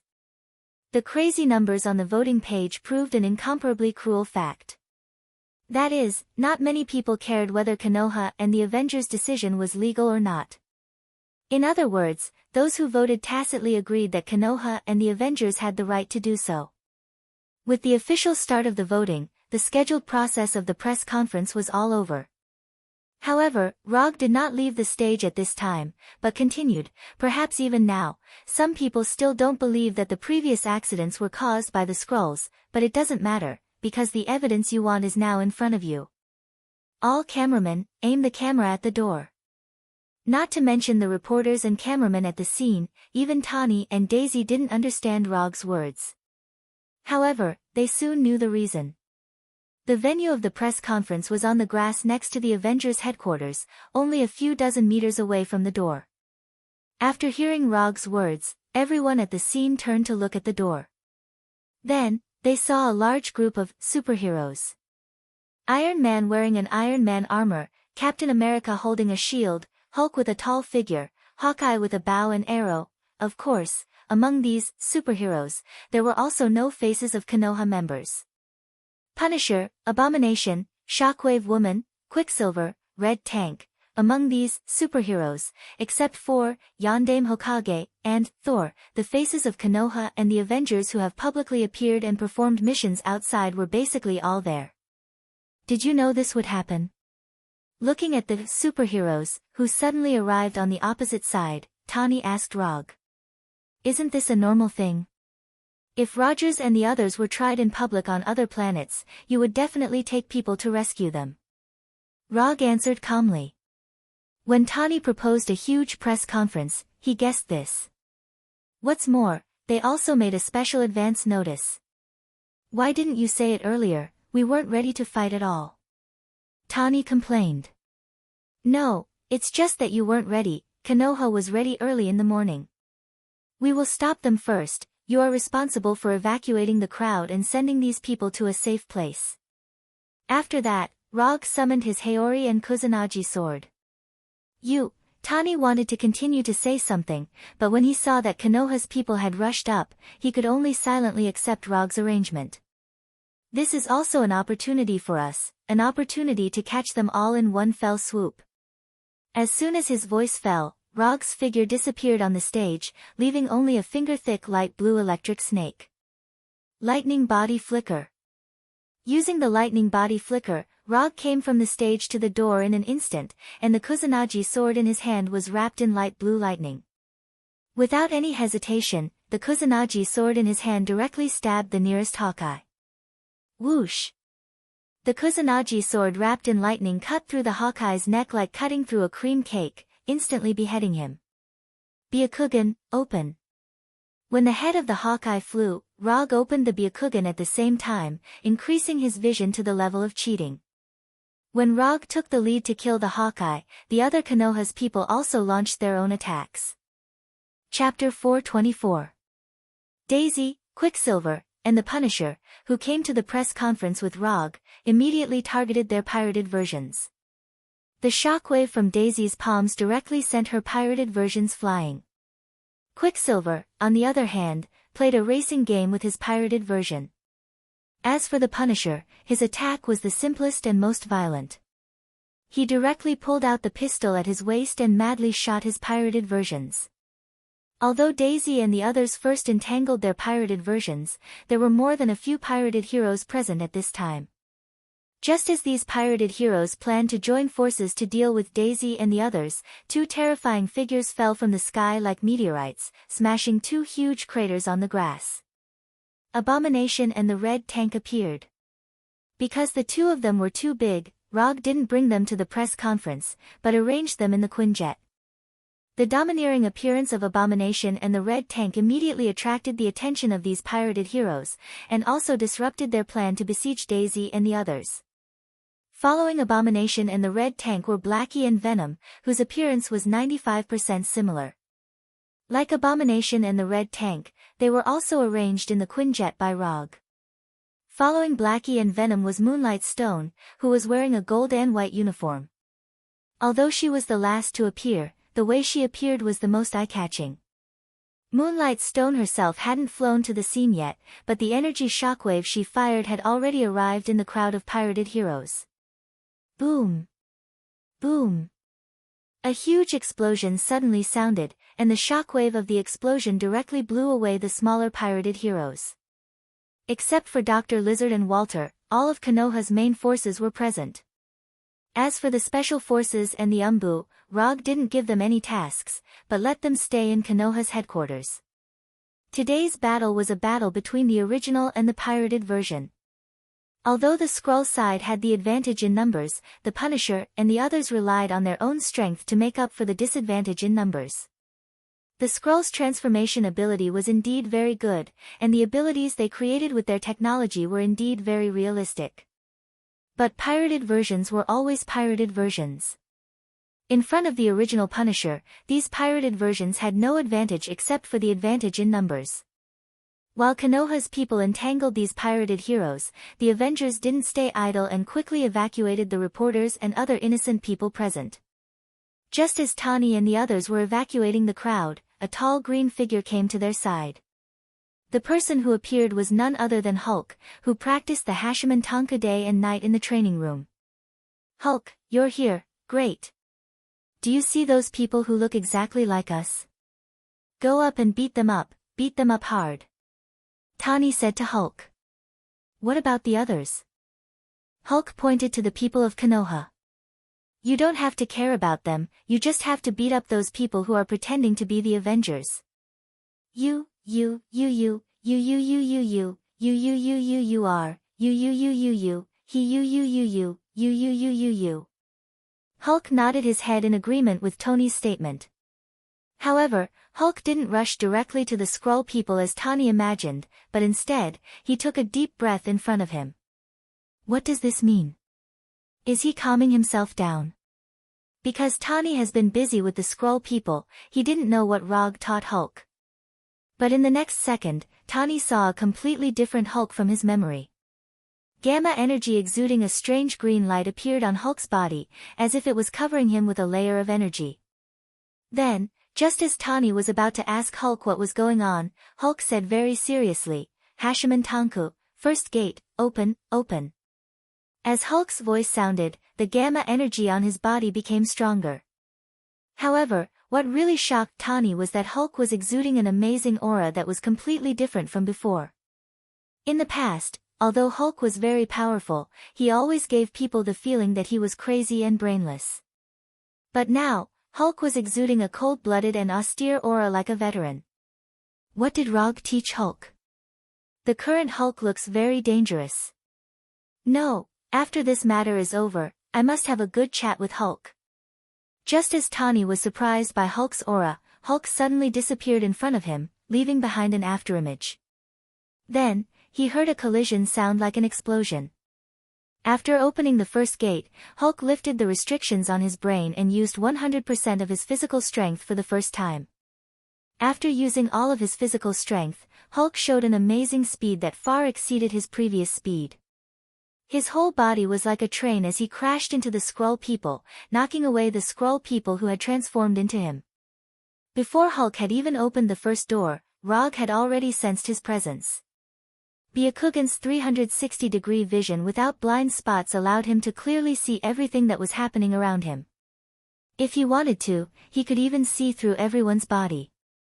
However, he did not do that. Instead, he moved forward as if he was taking a stroll, casually killing Black Widow and Captain America. These Skrulls who had transformed into Black Widow and Captain America were ordinary Skrulls. Although they had tried very hard to imitate the strength of the real Skrulls, in front of Rog, even the real Black Widow and Captain America couldn't hold on for long. At this time, Rog wasn't picking on soft persimmons. Instead, he was trying to clear the battlefield as much as possible so that the next battle would have a bigger stage. After searching for a while, he successfully found the Super Skrull that he had been thinking about for a long time among these counterfeit goods. 3. Among these Skrulls, there were only 3 Super Skrulls who had transformed into Super Skrulls: Hulk, Quicksilver, and Shockwave Girl Daisy. Although they were hidden among the ordinary Skrulls, Rog's Byakugan completely saw through their disguise. After killing another Hawkeye, he arrived in front of the Super Skrull who had transformed into Daisy. Don't think about fishing in troubled waters. I know you're a Super Skrull. Go all out. After cleaning up the insensible trash around him, Rog said to Daisy. After discovering that she had been completely exposed, this Daisy had no intention of continuing to hide. She raised her hand and released a strong shockwave that wasn't much weaker than the real Daisy. Chapter 425. The invisible shockwave created ripples in the air and attacked Rog at an astonishing speed. However, for Rog, who was already used to this kind of shockwave attack, the attack from Daisy was too slow. In the blink of an eye, Rog disappeared from his original position, leaving behind a finger-sized light blue electric snake. Then, his voice sounded behind the fake Daisy. You're too slow. Following his voice, the Kusanagi sword in his hand stabbed straight at the back of Daisy. Without enough time to dodge, Daisy made a counterattack that was within Rog's expectations. Boom! With himself as the center, he unleashed a 360-degree shockwave without any blind spots. This was both an attack and a defense. Although Daisy had never fought with Rog before, all the Skrulls, including him, had studied Rog's fighting style in detail. Strength, speed, technique, energy release. In the internal investigation report of the Skrulls, most of Rog's fighting attributes could be said to be perfect. This was also the reason why these Skrulls had never disguised themselves as Log. With their technology and strength, the Rog that they disguised as was extremely flawed. Even if they used it to fool ordinary people, the Rog that they disguised as was not enough to pass off as the real deal. Therefore, in order to prevent their disguise plan from being exposed, they gave up on the idea of disguising themselves as Rog. However, in Rog's perfect fighting attributes, they discovered a weakness of Rog. To be precise, it could not be considered a weakness. It was just that compared to his other attributes, this attribute was obviously a few levels lower. Constitution. Because he was an Earthling, Rog's constitution was not very outstanding. Not to mention the races in the universe that specialized in constitution, even compared to some ordinary races in the universe, Earthling's constitution was obviously inferior. Under normal circumstances, Rog's constitution was not particularly strong, but it was enough to be his fatal weakness. However, this deficiency in his physique was made up for by his speed that surpassed that of an ordinary person. When analyzing Rog's fighting videos, the Skrulls discovered that Rog had a preference for close combat. In response to this phenomenon, they developed an effective method to deal with Rog's weak constitution. In close combat, they would exchange injury for injury. Although the physiques of the Skrulls aren't that strong, compared to the humans of Earth, they still have an advantage. As long as they could severely injure Rog, not to mention exchanging injury for injury, even exchanging life for injury would be worth it. Although Super Skrulls were rare, they weren't like Log, where there was only one of them. More importantly, they discovered that Rog played an irreplaceable role in Konoha. Once Rog dies, even if Konoha doesn't immediately fall apart, it will be divided into several different forces. In other words, as long as they succeed in killing Rog, it not only means that they got rid of a very troublesome enemy, but it also means that they have caused irreparable damage to Konoha. In a way, the Skrull people's findings weren't wrong. It's just that there was a small problem, that is, their intelligence was a bit too outdated. Before he became a sage, his constitution was indeed Rog's weakness. At least compared to his other attributes, his physique was only equivalent to a strengthened earthling. However, with the continuous growth of his sage body, this weakness of his constitution was quickly made up for. Although Rog still had the title of an earthling, his constitution was not inferior to an Asgard. In fact, his constitution was not worse than the Asgard's, it was even better than most of the Asgard's. Before he went to rescue the kidnapped Hulk, his hand-to-hand combat with Thor proved this point. Even if these Skrulls paid a bit of attention to news from the universe, such as his battle with Luo-Nan and Thanos on planet Sokka, these Skrulls wouldn't continue to believe that his physique was a weakness. Facing the shock wave flying at high speed, Rog did not dodge, his body directly flashed with the chakra coat wrapped with lightning. Lightning release chakra mode. In just a moment, Rog covered his whole body with lightning release chakra, covering himself with a layer of chakra coat that was not inferior to steel. The invisible shock wave of the fake Daisy was like a tsunami wave that hit Rog. Then, his chakra coat was stirred up in a circle of ripples. This shock wave that had no blind spots came quickly and left quickly, its power was not small. At the very least, the Skrulls not far from Rog and the fake Daisy, as well as the abominations and red tanks, were all sent flying by the shock wave. However, Rog, who was closest to the fake Daisy, was still standing in his original position. Your reaction is not bad. But it's still too slow. As soon as his voice fell, the Kusanagi sword in Rog's hand drew 2 silver arcs in the air. Chi! Chi! Like cutting a watermelon, the Kusanagi sword did not receive any resistance, easily cutting through the fake Daisy's 2 arms, her arms were directly cut off. Purple blood spurted out from the wound on the severed arm, as if a faint purple rain was falling. If he wanted, he could directly kill this fake Daisy. However, the fake Daisy's identity as a Super Skrull allowed her to avoid the fate of being directly beheaded. Rog wasn't very interested in the Skrulls' ability to change their appearance. However, he was quite curious about the Super Skrull's ability to copy the target's ability. In order to satisfy his little curiosity, he decided to take these 3 Super Skrulls back to Konoha and study them. After removing the fake Daisy's 2 arms, Rog flashed behind the fake Daisy, his left hand turned into a knife and hit the back of her neck. The sudden heavy blow knocked out the fake Daisy without any suspense. The Skrulls present didn't expect that one of the 3 strongest Super Skrulls among them would be so weak in front of Rog. She couldn't even hold on for more than 10 seconds. Although they found it hard to believe, as members of their race, the nearby bandit heroes immediately rushed forward in an attempt to save the bandit, Daisy, who had been knocked out by Rog. However, their speed was still too slow. Just as they took their first step, Rog's left hand grabbed the fake Daisy's collar, and the 2 disappeared directly. Flying Thor. In order to prevent this Super Skrull from bleeding to death, Rog didn't waste any time and directly took her back to Konoha's laboratory. Hinata, look after this guy, don't let him die. After instructing Hinata, Rog's figure disappeared again. The Super Skrull who lost her arms was lying motionless on the dissection table in the laboratory. The humanoid robot in the corner was awakened by Hinata, took bandages, sutures, and other tools, and came to the dissection table without saying a word. Chapter 426.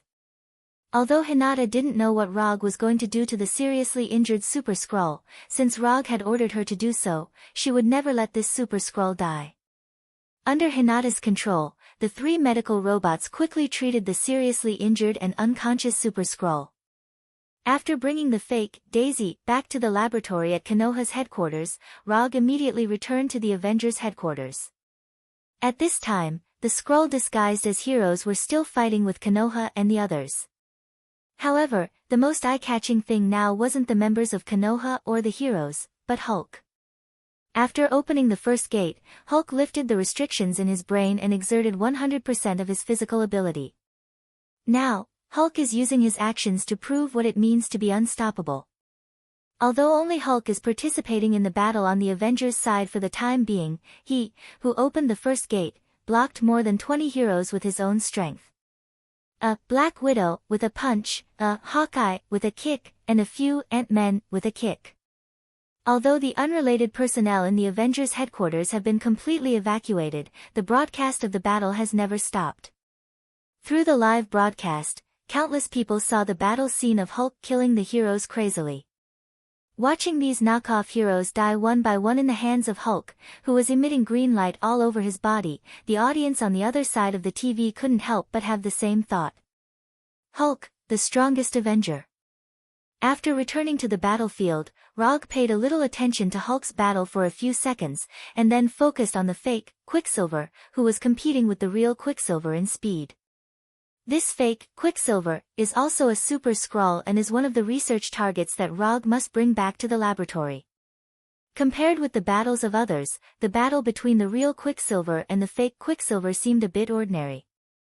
To be precise, it's not ordinary, but not many people can see the specific situation of their battle. In the eyes of others, the two of them are like 2 flashing ghosts, constantly appearing in every corner of the battlefield. Lightning body flicker. Without any hesitation, Rog immediately joined the speed competition between the 2 Quicksilver. Compared with the first time they met, Quicksilver's speed has improved a lot. However, he's not the only one whose speed has improved. Within a few seconds, Rog, who was in the state of lightning body flicker, appeared in front of the 2 of them. Rog's appearance made the real Quicksilver and the fake Quicksilver stunned. Then, a completely different look appeared on their faces. Quicksilver's face, of course, was an expression of excitement. Having competed with Logue in terms of speed, he knew very well what kind of speed Logue possessed. With Rog's help, he was confident that he could solve this problem in a short period of time. Of course, the original Quicksilver was happy to see Roger join, while the counterfeit Quicksilver showed a very dignified look at this time. Speed had always been Logue's forte. Quicksilver was to be very well know this. Just as he was thinking about how to get rid of the joint attack of Rog and Quicksilver, he saw a completely incomprehensible picture. Using lightning body flicker, he instantly appeared in front of the real Quicksilver and the fake Quicksilver. Without any hesitation, Rog made his move. However, his target was not the fake Quicksilver, but the real Quicksilver. Did I mistake him for someone else? This thought quickly emerged in the mind of the fake Quicksilver. Even the real Quicksilver showed a puzzled look after seeing Rog's right hand grabbing him like lightning. Rog, who was using Byakugan, certainly wouldn't mistake him for someone else. What he wanted to catch now was the real Quicksilver. In just a moment, Rog's right hand, which was wrapped in chakra and lightning, grabbed Quicksilver's shoulder. Then, his right hand suddenly exerted force and threw Quicksilver, who was running at high speed, out. After doing all this, he turned and chased after the fake Quicksilver. This fake Quicksilver, who was transformed from a Super Skrull, could be solved by him alone. Leaving Quicksilver here is a pure waste of combat power. Although Quicksilver didn't know what Rog was planning, he didn't suffer a serious impact after being thrown by Rog. Instead, he fell into the crowd of heroes in a relatively gentle way. Quicksilver wanted to catch up and ask, but the bandit heroes around him helped him put an end to this idea with their actions. At this time, although Rog was far away from the main battlefield, he could still clearly see everything happening on the battlefield with his Byakugan. After confirming that Konoha's people were not in danger for the time being, he focused his attention on the crazy running fake Quicksilver in front of him. Although this fake Quicksilver tried to rejoin the main battlefield, so as to use his super speed to attack Konoha's people. But Rog told him a fact with his own actions, that is, don't even think about it. At this super speed that exceeds the speed of sound, ordinary ninjutsu can't hit the fake Quicksilver at all.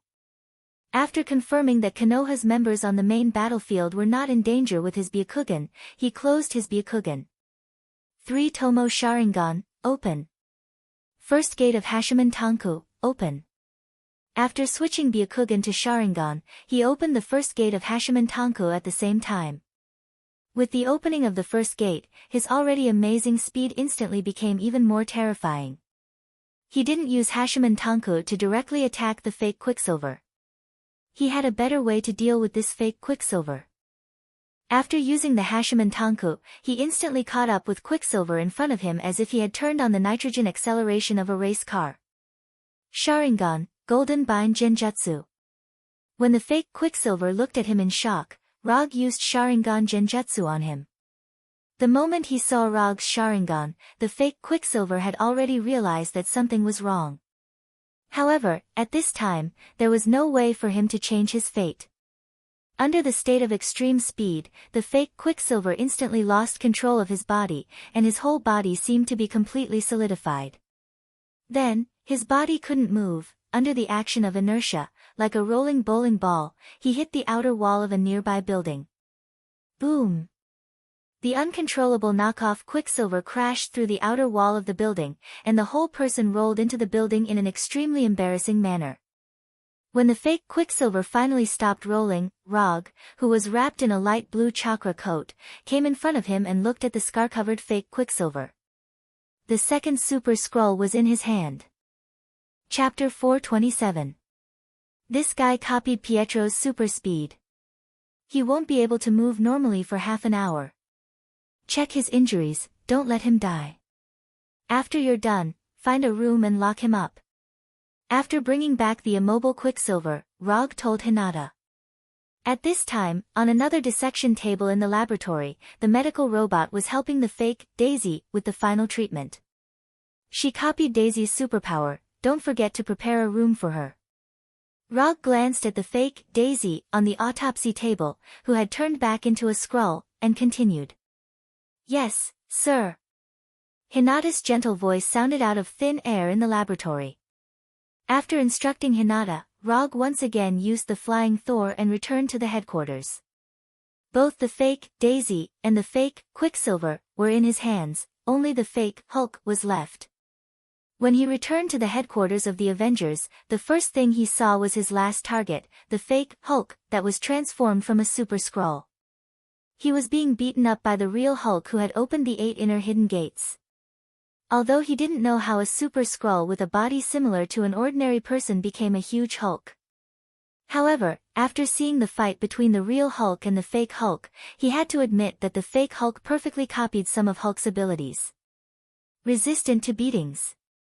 Especially resistant to beatings. Even in the face of the real Hulk who had opened the Hashimen Tanku, the fake Hulk still showed an extremely tenacious ability to resist all of Hulk's attacks. While Rog was appreciating the violent aesthetic scene of the real Hulk beating the fake Hulk, Tani and the others, who had evacuated all the unrelated personnel and changed their equipment, finally joined the battle. Similar to Konoha's people, Tani and the others first chose their fake versions. For a while, the grassland of the Avengers became lively. 5 or 6 Iron Man in Iron Man armor were fighting in the air, and 3 or 4 identical Captain America were fighting with each other. The graceful Black Widows were fighting in a group, and the Hawkeye were shooting arrows at each other. The War Machine Colonel Rog, Falcon Sam, Ant-Man Scott, and the others were also fighting fiercely with their knockoff versions. The only one who looked more relaxed was Illusion. He didn't know if it was too difficult to imitate Illusion, or for some other reason. Among these heroes, Rog only saw one fake Illusion. With the addition of the Avengers, the fake heroes, who didn't have much advantage, suddenly became more precarious. After a while, Roger, who has activated his Sharingan, began to be unable to distinguish their true identities. But even so, he didn't intend to switch back to be a Kugan. The only target he needed to deal with now was the fake Hulk, who was fighting with the real Hulk. As for the other knockoff heroes, they could be dealt with by the real deal. Flying Thor. After sensing the Flying Thor technique on Hulk, Rog directly flashed in front of him and joined forces with him to attack this fake version of Hulk. Taijutsu, monstrous strength. After further development of the Sage body, Rog rarely took the initiative to use monstrous strength. Even when fighting with Ronin on Sokka planet, he didn't deliberately open Taijutsu, monstrous strength. However, at this time, in order to send this fake version of Hulk flying as soon as possible, he directly used monstrous strength. Even one-on-one with the real Hulk who opened the first gate, this fake version of Hulk couldn't gain the upper hand. When Rog also joined the battle, this fake version of Hulk didn't even have a chance to fight back and could only be beaten passively. Although Hulk didn't know why Rog suddenly joined the battle, he had no opinion on Rog's approach. Not only that, he even somewhat liked the feeling of fighting together with Rog. Under the joint attack of Hulk and Rog, this fake version of Hulk only lasted for less than 5 seconds before he was completely sent flying. Just when Hulk was about to chase after him, Rog suddenly stopped him. "Leave him to me, you go deal with the rest." After speaking, Rog didn't wait for Hulk's reply and used lightning body blink to chase after him. Seeing Rog's figure suddenly disappear, Hulk, who was emitting a green glow, stopped in place and thought for a few seconds before taking large strides towards the other Hulks. The situation had developed to this point, the Skrull people had completely lost the initiative in the battle. Right now, not to mention rescuing the imprisoned Skrull people, whether they could even leave this place alive was a problem. Thinking of this fake version of Hulk transformed from a Super Skrull person looked at Rog in front of him with hatred. If it wasn't for Rog, their disguise plan wouldn't have been seen through so quickly. If it wasn't for Rog, their rescue plan wouldn't have ended up in such a situation. All of this was caused by the man in front of him. If it wasn't for him, the Skrull people could definitely turn Earth into their new home planet. In this fake version of Hulk's view, the reason why they couldn't occupy Earth was all Rog's fault. It had to be said that the Skrull people who had already started a space civilization somewhat underestimated Earth. In terms of civilization development, Earth was indeed inferior to those planets that had started a space civilization. However, Earth was truly a monster house. The number of hidden monsters on Earth was more than any other planet in the universe. Even if it wasn't for Rog, their plan to invade Earth would absolutely not succeed. However, at this time, this fake version of Hulk obviously wouldn't think so much. In his mind, there was only one thought, and that was to completely kill Rog. He knew that Rog was very strong, but he wasn't weak either. He was a rare Super Skrull among the Skrull people. He was a Super Skrull who could perfectly imitate Hulk. He was a Super Skrull who survived the full pursuit of the Carry Empire. Just as this fake version of Hulk was about to burst into anger and wanted to prove his strength to Rog, he saw a huge energy ball with a diameter of several meters, crazily rotating. Super Jade Rasengan. Rog didn't intend to explain anything to this fake version of Hulk. The only thing he wanted to do now was to get this rare Super Skrull person to Konoha's laboratory as soon as possible, and then carefully study their secrets. Boom! This fake version of Hulk didn't have time to stand up, the Rasengan in Rog's hand fiercely smashed into his body. Then, a huge explosion similar to the explosion of an intercontinental missile occurred. Chapter 428. The huge explosion resounded throughout the headquarters of the Avengers, immediately attracting everyone's attention. When the people of Konoha and the Avengers saw that the explosion was caused by Rog, they chose to ignore it. For Rog, making this kind of shocking explosion was a basic operation, nothing to make a fuss about. But for the Skrulls, Rog's attack was something they couldn't imagine. They couldn't understand how Rog, an Earthling, could have such powerful strength. This kind of strength was even stronger than Ronin, the one who brought indelible painful memories to their race. It has to be said that the intelligence of these Skrulls was not just a little bit behind. In their hearts, Luo Nan, the demon-like manipulator, was defeated by Luo Gu. Moreover, it was twice. This once again proved how important it was to understand one's opponent in advance before carrying out certain secret plans that could not be divulged to outsiders. The Okodama Rasengan smashed into the body of the knockoff Hulk. Not only did it completely dispel his thoughts of standing up, but it also made him more intimate with the ground. The green grass had disappeared, and in its place was a large hole with a diameter of nearly 10 meters. The knockoff Hulk, who tried to kill Rog, was located in the center of the hole. Although the power of the Okodama Rasengan was very strong, it wasn't enough to kill this super Skrull who transformed into Hulk. However, Rog didn't expect this Okodama Rasengan to be able to deal with this knockoff Hulk. For him, this kind of thing was as simple as breathing. Although casting the Okodama Rasengan required a lot of chakra, right now, he didn't lack chakra. When he just crossed over to this world, he yearned for the existence of chakra. And now, with the Rokubi's chakra and the Yang Kyubi, he finally felt a little bit of chakra. The reason why Hashirama was able to pacify the chaotic world, in addition to his unreasonable sage body and Mokuton, more importantly, he had chakra in the truest sense. It was also because of this amazing amount of chakra that Hashirama's could catch the Kyubi's Bijidama with his bare hands. It was also because he had Chattanooga that he could use the heaven-destroying and earth-exterminating immortal technique, would release, true thousand hands, Buddha on top. Although Rog has also developed the sage body to a certain extent, there is still a big gap between him and Hashirama's peak state. If he develops his sage body to the limit, coupled with the complete Kyubi, he is confident that he can display a more powerful attack than Hashirama at his peak. However, this beautiful future was still a little far away from him. Putting these fantasies that he couldn't do for the time being, Rog once again displayed the Super Jade Rasengan. There was nothing that the Rasengan couldn't solve, and if there was, then he would use another one. Now, Rog intended to once again implement this truth that had been proven countless times. Before the knockoff Hulk, who was lying in the center of the big pit, could get up, the second Super Jade Rasengan had already reached his body. Then, another huge explosion resounded throughout the headquarters of the Avengers. Boom! This time, Rog didn't wait for the flying dust to fall to the ground, his right hand once again condensed the Super Jade Rasengan. Then, history repeated itself. Boom!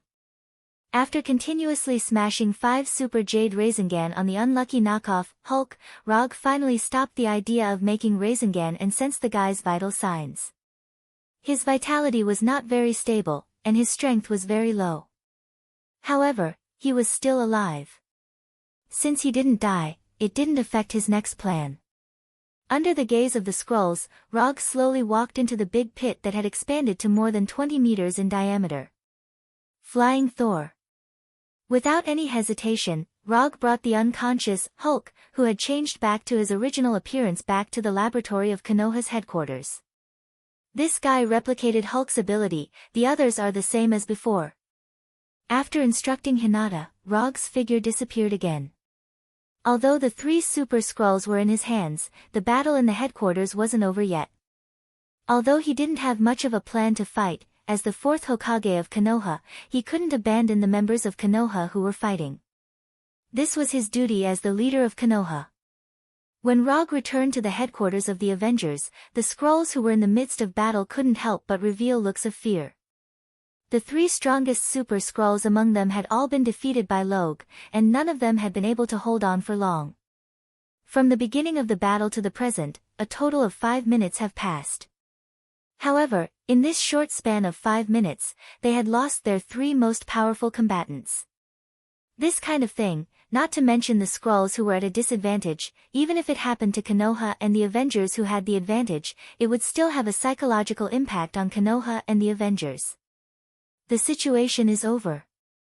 Although these Skrulls were still trying to resist the attack of Konoha and the Avengers. However, everyone present, including the onlookers on the other end of the television, could easily see this. After returning to the headquarters, Rog didn't join the battle again. As long as he stood there, it was enough to affect the Skrulls. In addition to Roger, Hulk also closed the 8 inner hidden gates and silently came to Roger's side after dealing with the several counterfeit versions that had been passed off as his own. Hulk didn't have the ability to distinguish between Skrulls, except for his own super Skrulls. He couldn't recognize which one was authentic and which one was fake. In order to avoid accidentally injuring the people on his side, he also directly withdrew from the battle. Rog and Hulk's withdrawal didn't have much impact on the battle. It didn't take long for these super Skrulls who were still stubbornly resisting to have plans to retreat.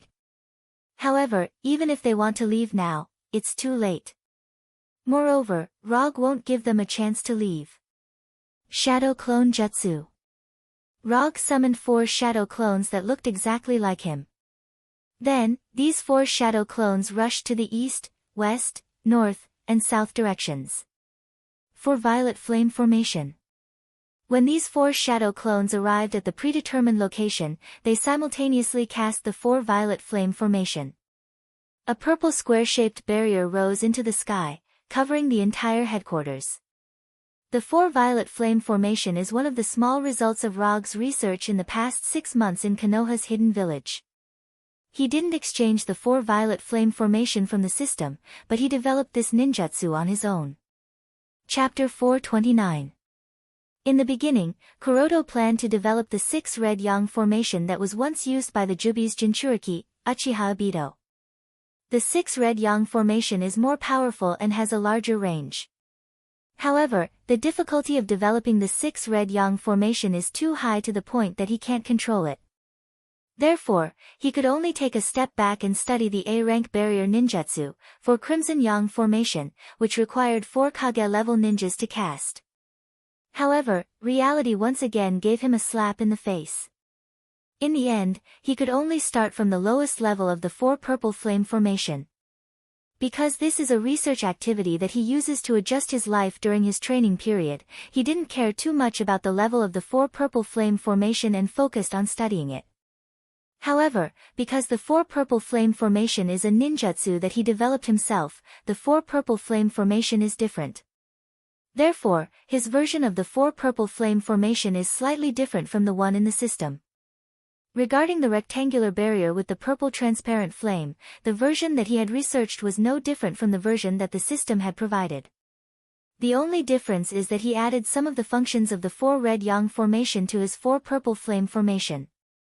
The 4 Violet Flame Formation was mainly used to prevent enemies from the outside world from entering the barrier, so it was mainly used against enemies from the outside world. Although the 4 Purple Flame Formation can also prevent enemies from leaving the barrier, the difficulty of destroying the 4 Purple Flame Formation from the inside is not very high. In order to make up for this, he added some of the functions of the 4 Red Yang Formation and the 6 Red Yang Formation to his 4 Purple Flame Formation. The 4 Red Yang Formation and the 6 Red Yang Formation can not only prevent external enemies from entering the barrier, but also prevent enemies from escaping. Although Rog didn't mind the level of the 4 Purple Flame Formation, he couldn't tolerate the disadvantage of the 4 Purple Flame Formation in preventing enemies from escaping. Therefore, he modified his 4 Violet Flame Formation so that it could prevent external enemies from entering and internal enemies from escaping. When the 4 Purple Flame Formation cast by Rog's 4 Shadow Clones was fully formed, the 4 Purple Flame Formation completely lost the possibility of escape. After doing all this, Kuroto could finally enjoy the final battle of the real and fake superheroes with peace of mind. Perhaps the appearance of the 4 Purple Flame Formation aroused the desperation of the 4 Purple Flame Formation. At the very last moment, the Skrulls managed to gain the upper hand for a short period of time. However, their advantage did not last long before it completely disappeared. After their final counterattack failed, the morale of the Sikru people plummeted, and the fighting strength they displayed also plummeted. It didn't take long for the Skrull soldiers to be defeated. At this time, the obvious gap between Konoha and the Fu once again appeared on the battlefield. All the Skrulls who transformed into Konoha's people, without exception, died. Even if they chose to surrender in the end, they still couldn't avoid the fate of death. But the Avengers were different. Apart from the Skrulls who died on the spot, those who chose to surrender all survived. As long as they put down their weapons and change back to their original appearance, the people of the Avengers will not attack them again, nor will they kill them inhumanely like Konoha. Rog didn't say anything about Daisy and the others' actions.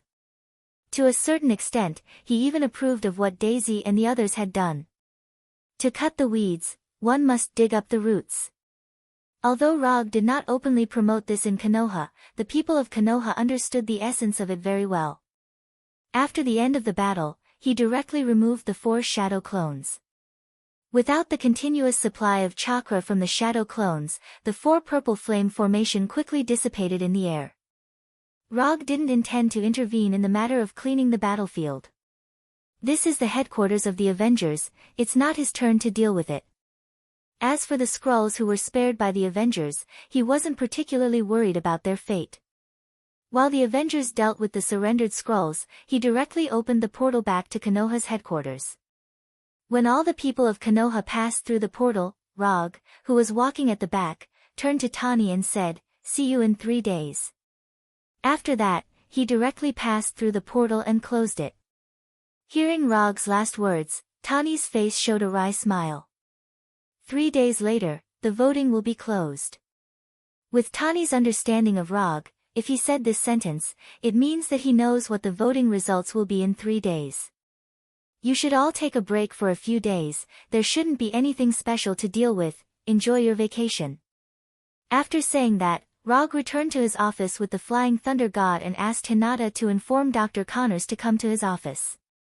In Konoha, only Dr. Connors has enough ability to study the secret of the Super Skrulls. Therefore, this task belongs to none other than him. Although Hinata can also do some research and analysis work, in the field of biological research, she is still not as good as Dr. Connors. A few minutes later, Dr. Connors in a white coat came to his office. "I will give you 3 living Super Skrulls, no matter what method you use, I want to know the secret of these Super Skrulls copying the target's abilities. I will ask Hinata to give you the highest research authority, you can use all the resources in Konoha. If you need other help, you can also apply to Hinata at any time." Just a few minutes ago, Dr. Connors was still watching the live broadcast of the battle at the headquarters of the Avengers in his office. He didn't expect that Rog would arrange such an important task for him just after the battle. "No problem. I will complete the task." After making a solemn promise to Rog, Dr. Connors left the office with a satisfied smile. In fact, in Rog's mind, the most suitable research candidate is not Dr. Connors, but Tani and Dr. Banner. But unfortunately, neither of them will carry out this kind of research. This kind of research is against their conscience. Looking at the departing figure of Dr. Connors, Rog sighed helplessly, and then began to think about what other scientific research talents are hidden outside. Konoha has no shortage of combat power, but at present, Dr. Connors is the only scientific research talent. At this time, he once again thought of Orochimaru, the research fanatic. Otherwise, develop in the direction of Orochimaru and become a ninja who understands science. With more and more alien creatures, Rog appreciated Orochimaru's existence more and more. He can fight, resist, and research. If Orochimaru's paranoid character wasn't so serious, he would definitely be the best choice for the 4th Hokage. Although Rog appreciated Minato very much, this doesn't affect his appreciation of Orochimaru. In his view, Minato and Orochimaru are like 2 sides of a coin, one represents light, and the other represents darkness. Light can warm people's hearts, and darkness can also give people strength. Chapter 430. The Skrull attack on the headquarters of the Avengers became the headline without any suspense. Various media outlets reported this in detail, and even the accidents that had long been decided were dug out one by one. While the outside world was crazily discussing the Skrull incident, Tani frowned as he looked at the constantly changing numbers on the voting website. In his imagination, the UA people should be more supportive of the decision to imprison the Skrulls permanently. However, it turned out that he was wrong. It had been less than 24 hours since the voting started. But the results of the voting had already shown a huge gap. The number of people who voted for the death penalty was much higher than the number of people who voted for the permanent imprisonment. As time passed, the gap between the two continued to increase. How could this be? Could it be that I was wrong? Looking at the huge gap in real-time data, Tani fell into deep thought. While Tani was paying attention to the real-time data, Rog, who was sitting in his office, also opened the voting website. However, unlike the frowning Tani, he did not feel the slightest bit surprised when he saw the polarized data, as if he already knew this result. Although Rog did not live in the UA as long as Tani, compared to Tani, he was more aware of what the ordinary people were thinking. Tani was born with a silver spoon in his mouth. He lived in a superior environment and received the typical elite education in the UA.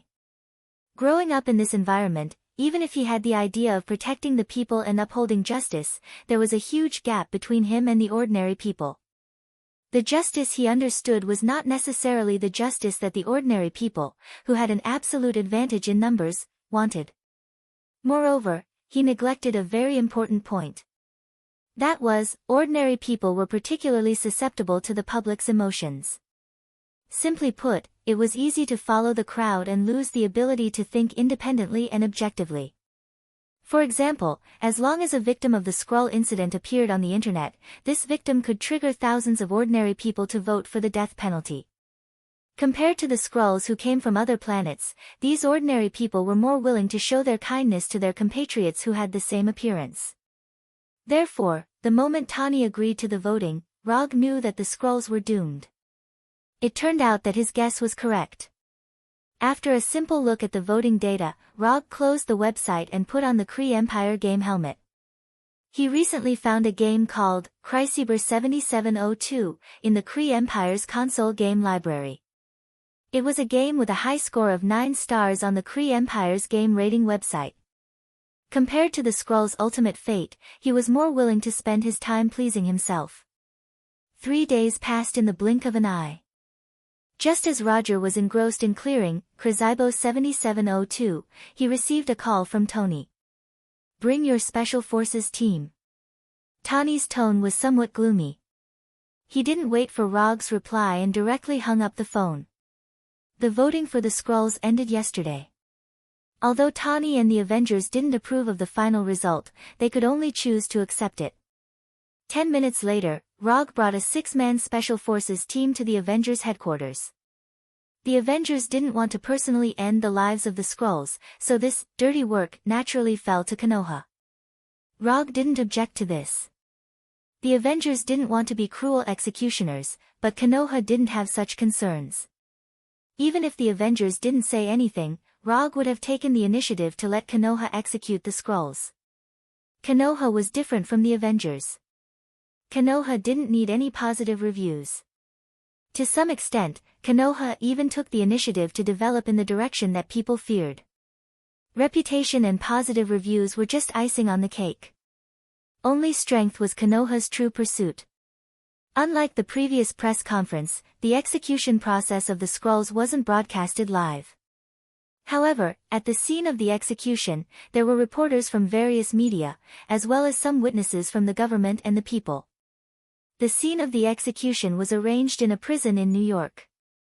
The execution time passed very quickly. It only took less than a minute before it was completely over. It wasn't much different from the previous executions.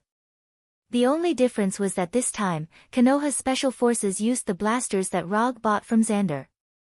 Did we really do something wrong? Why don't people want to let these Skrulls go? They are clearly no longer harmful. Tani, who drank half a bottle of whiskey alone, said to Rog with a flushed face.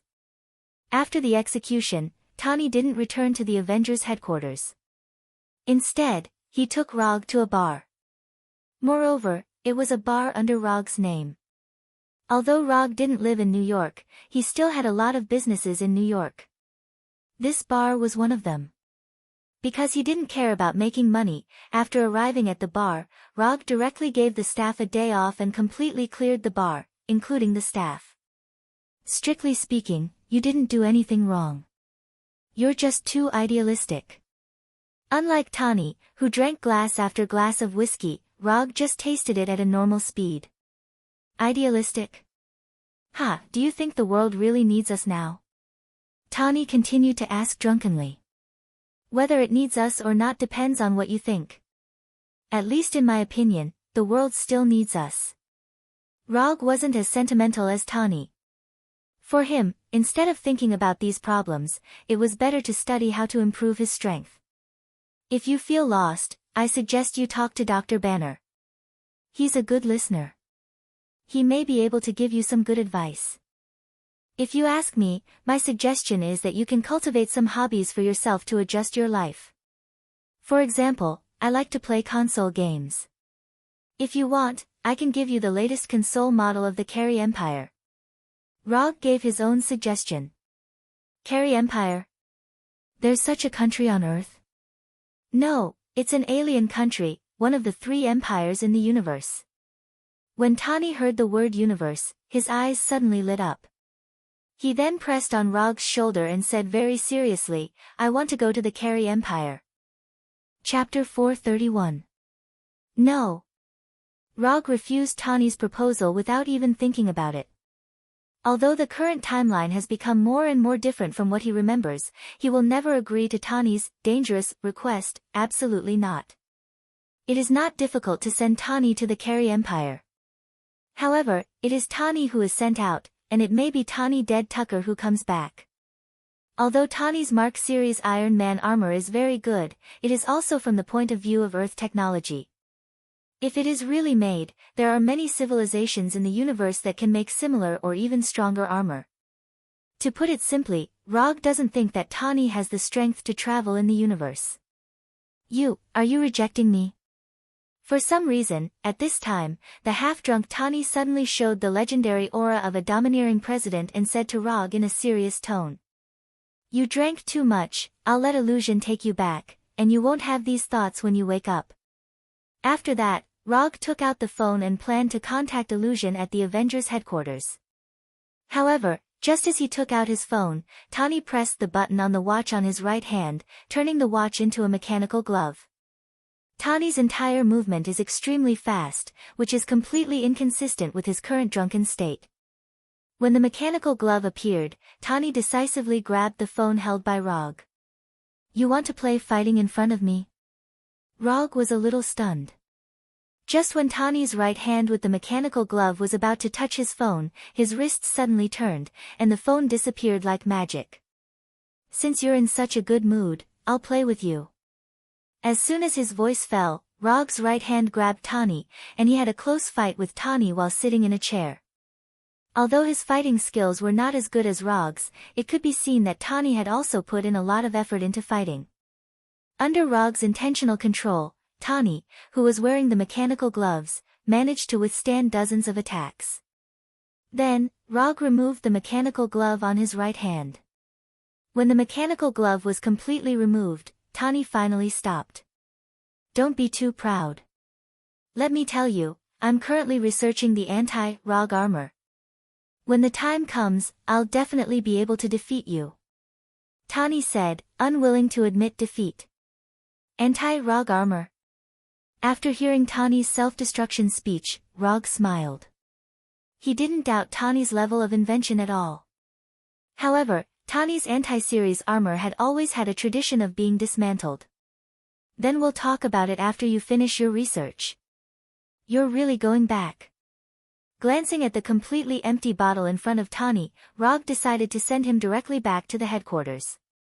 However, just as he was about to use quantum teleportation to bring Tani back to the headquarters, a rainbow-like beam of light fell from the sky, directly penetrating the ceiling of the bar, and shrouding Rog and Tani. Asgard's Bifrost. The next second, the Bifrost disappeared. At the same time, Rog and the drunk Tani also disappeared. Asgard, in a room in the Golden Palace. Thor, even if you're looking for me, you don't have to be in such a hurry. Can't you wait for me to send him back? Rog rubbed his temples and said helplessly to Thor, who was sitting opposite him. Sorry, I don't know how long you're going to drink. It's urgent, so I can only do this. Thor explained silently, but his explanation was not convincing at all. Urgent? I don't see what's urgent now. After being forcibly pulled to Asgard by the Bifrost, he didn't see any urgent situation in Asgard. Except for the drunk Tani next to him, everything here was exactly the same as he remembered. This is a secret about Asgard's royal family, so not many people know about it. I just learned about it today. Thor's face was a little complicated. After hesitating for a few seconds, he continued, Loki is my brother, you already know this. But you must not know that I have an elder sister, a half-sister. I actually have an elder sister, and she's not adopted like Loki. Since being arranged to deal with government affairs by Odin, Thor has learned what it means to not show his emotions. But now, he displayed an extremely incredulous expression. I know. Odin told me about this. Rog replied with a calm face. You know. When did you find out? Why didn't I know? Thor asked with a puzzled face. Odin told me the night of the celebration party when we came back from Warnerheim. After the celebration party, Odin told Rog about the goddess of death, Hel, so he knew about it from the beginning. Even if Odin didn't say it, as a transmigrator with a good memory, he couldn't forget the existence of the goddess of death. You. Why didn't you tell me? Thor began to be a little unhappy. In his view, this was Rog betraying their friendship. Odin asked me to keep it a secret. If you have any opinions, you can ask him yourself. After hearing Rog's answer, Thor fell silent. Then, he continued in a low tone, what did father tell you? You should be able to say it now. Of course. Then, Rog gave a simple explanation of what happened that night. As the father of Asgard's gods, Odin was an extremely responsible king and father. He knew that he would die sooner or later, and at the same time, he was also worried that after his death, Thor wouldn't have enough ability to deal with the aftermath. So, he prepared a backup plan for Thor in advance. Rog was the backup plan that Odin prepared for Thor. In the beginning, Odin actually didn't have such thoughts. In the end, what made him make this decision was the battle between Rog and the sea god Njord. Odin recognized his strength and potential, so he entrusted him with the task in advance. Of course, this entrustment was still in the verbal stage, and the final entrustment had not been signed yet. The content of the entrustment could be said to be simple, but it could also be said to be complicated. When the goddess of death escaped, help Thor protect Asgard and ensure that Thor wouldn't be killed by Hela. If possible, don't kill Hela when you stop her and let her live. It had to be said that Odin thought very highly of Rog. At that time, he actually thought that he had the strength to defeat Hela. But in fact, until now, Rog still didn't have absolute confidence that he could defeat Hela. While the goddess of death was not one of the 5 gods of creation, she still possessed unfathomable strength. Chapter 432. The goddess of death, Hela, was the greatest contributor to helping Odin conquer the 9 worlds thousands of years ago. Other than being the first child of Odin, the father of gods, and the first princess of Asgard, Hela was also the executioner of Asgard and the owner of Thor's hammer. The Valkyrie army that Odin had sent out to conquer Hela was completely wiped out by Hela, becoming an army that only existed in legends. Of course, Rog had reservations about the Valkyrie army being completely wiped out. Although he did not see the last Valkyrie on planet Soccer, his instincts told him that Valkyrie did not die in Hela's hands. If Odin had not personally taken away Hela's divine power, Hela would definitely be the strongest person in Asgard after Odin. Although Hela was not a match for Odin back then, she had a terrifying talent that even Odin had a headache over. As long as Hela stepped onto Asgard, her power would increase day by day, endless. It was also because of this that Odin had imprisoned Hela on Earth far away from Asgard, so that she could not use Asgard's strengthening to break the seal. Thousands of years ago, Hela had already possessed such terrifying strength. Now, she would only be stronger than before. However, there was one thing that Rog did not understand at the moment. From Thor's current appearance, Odin should not be dead yet. Since Odin was not dead, it meant that the seal he had set was still there, and Hela was still imprisoned. Odin, is he okay now? After thinking for a few seconds, he asked Thor. Out of respect for Thor and Odin, he used a more tactful method instead of directly asking if Odin was dead. Father shouldn't be able to hold on for much longer. Seeing the uncontrollable sadness on Thor's face, Rog also fell silent. I'll take you to see father first. After a few minutes of silence, Thor spoke again. Under Thor's lead, Rog came to Odin's bedroom and saw the sleeping Odin lying on the golden bed, wrapped in a layer of golden energy. Other than Odin, Rog also saw another old face here. He did not know if it was Odin's order or Thor's idea, but Loki, who was imprisoned in the dungeon, was also in the room, and stood by Odin's bed. After seeing his arrival, Loki didn't say anything. He just nodded at him. Roger also nodded slightly at Loki, who was silent, as a form of greeting.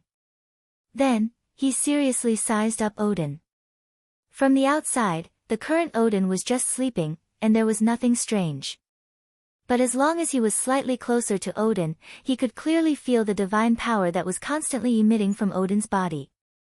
No. This is not the release of divine power. This is the collapse of divine power. As a ninja who usually released energy attacks in battle, Rog could clearly distinguish the difference between the two. The release of energy was the result of active choice. And the collapse of energy was a sign of uncontrollable energy. For a Heavenly Father-level existence like Odin, the uncontrollable collapse of the energy in his body basically meant that his life had come to an end. Since Mother's death, Father's condition has not been good.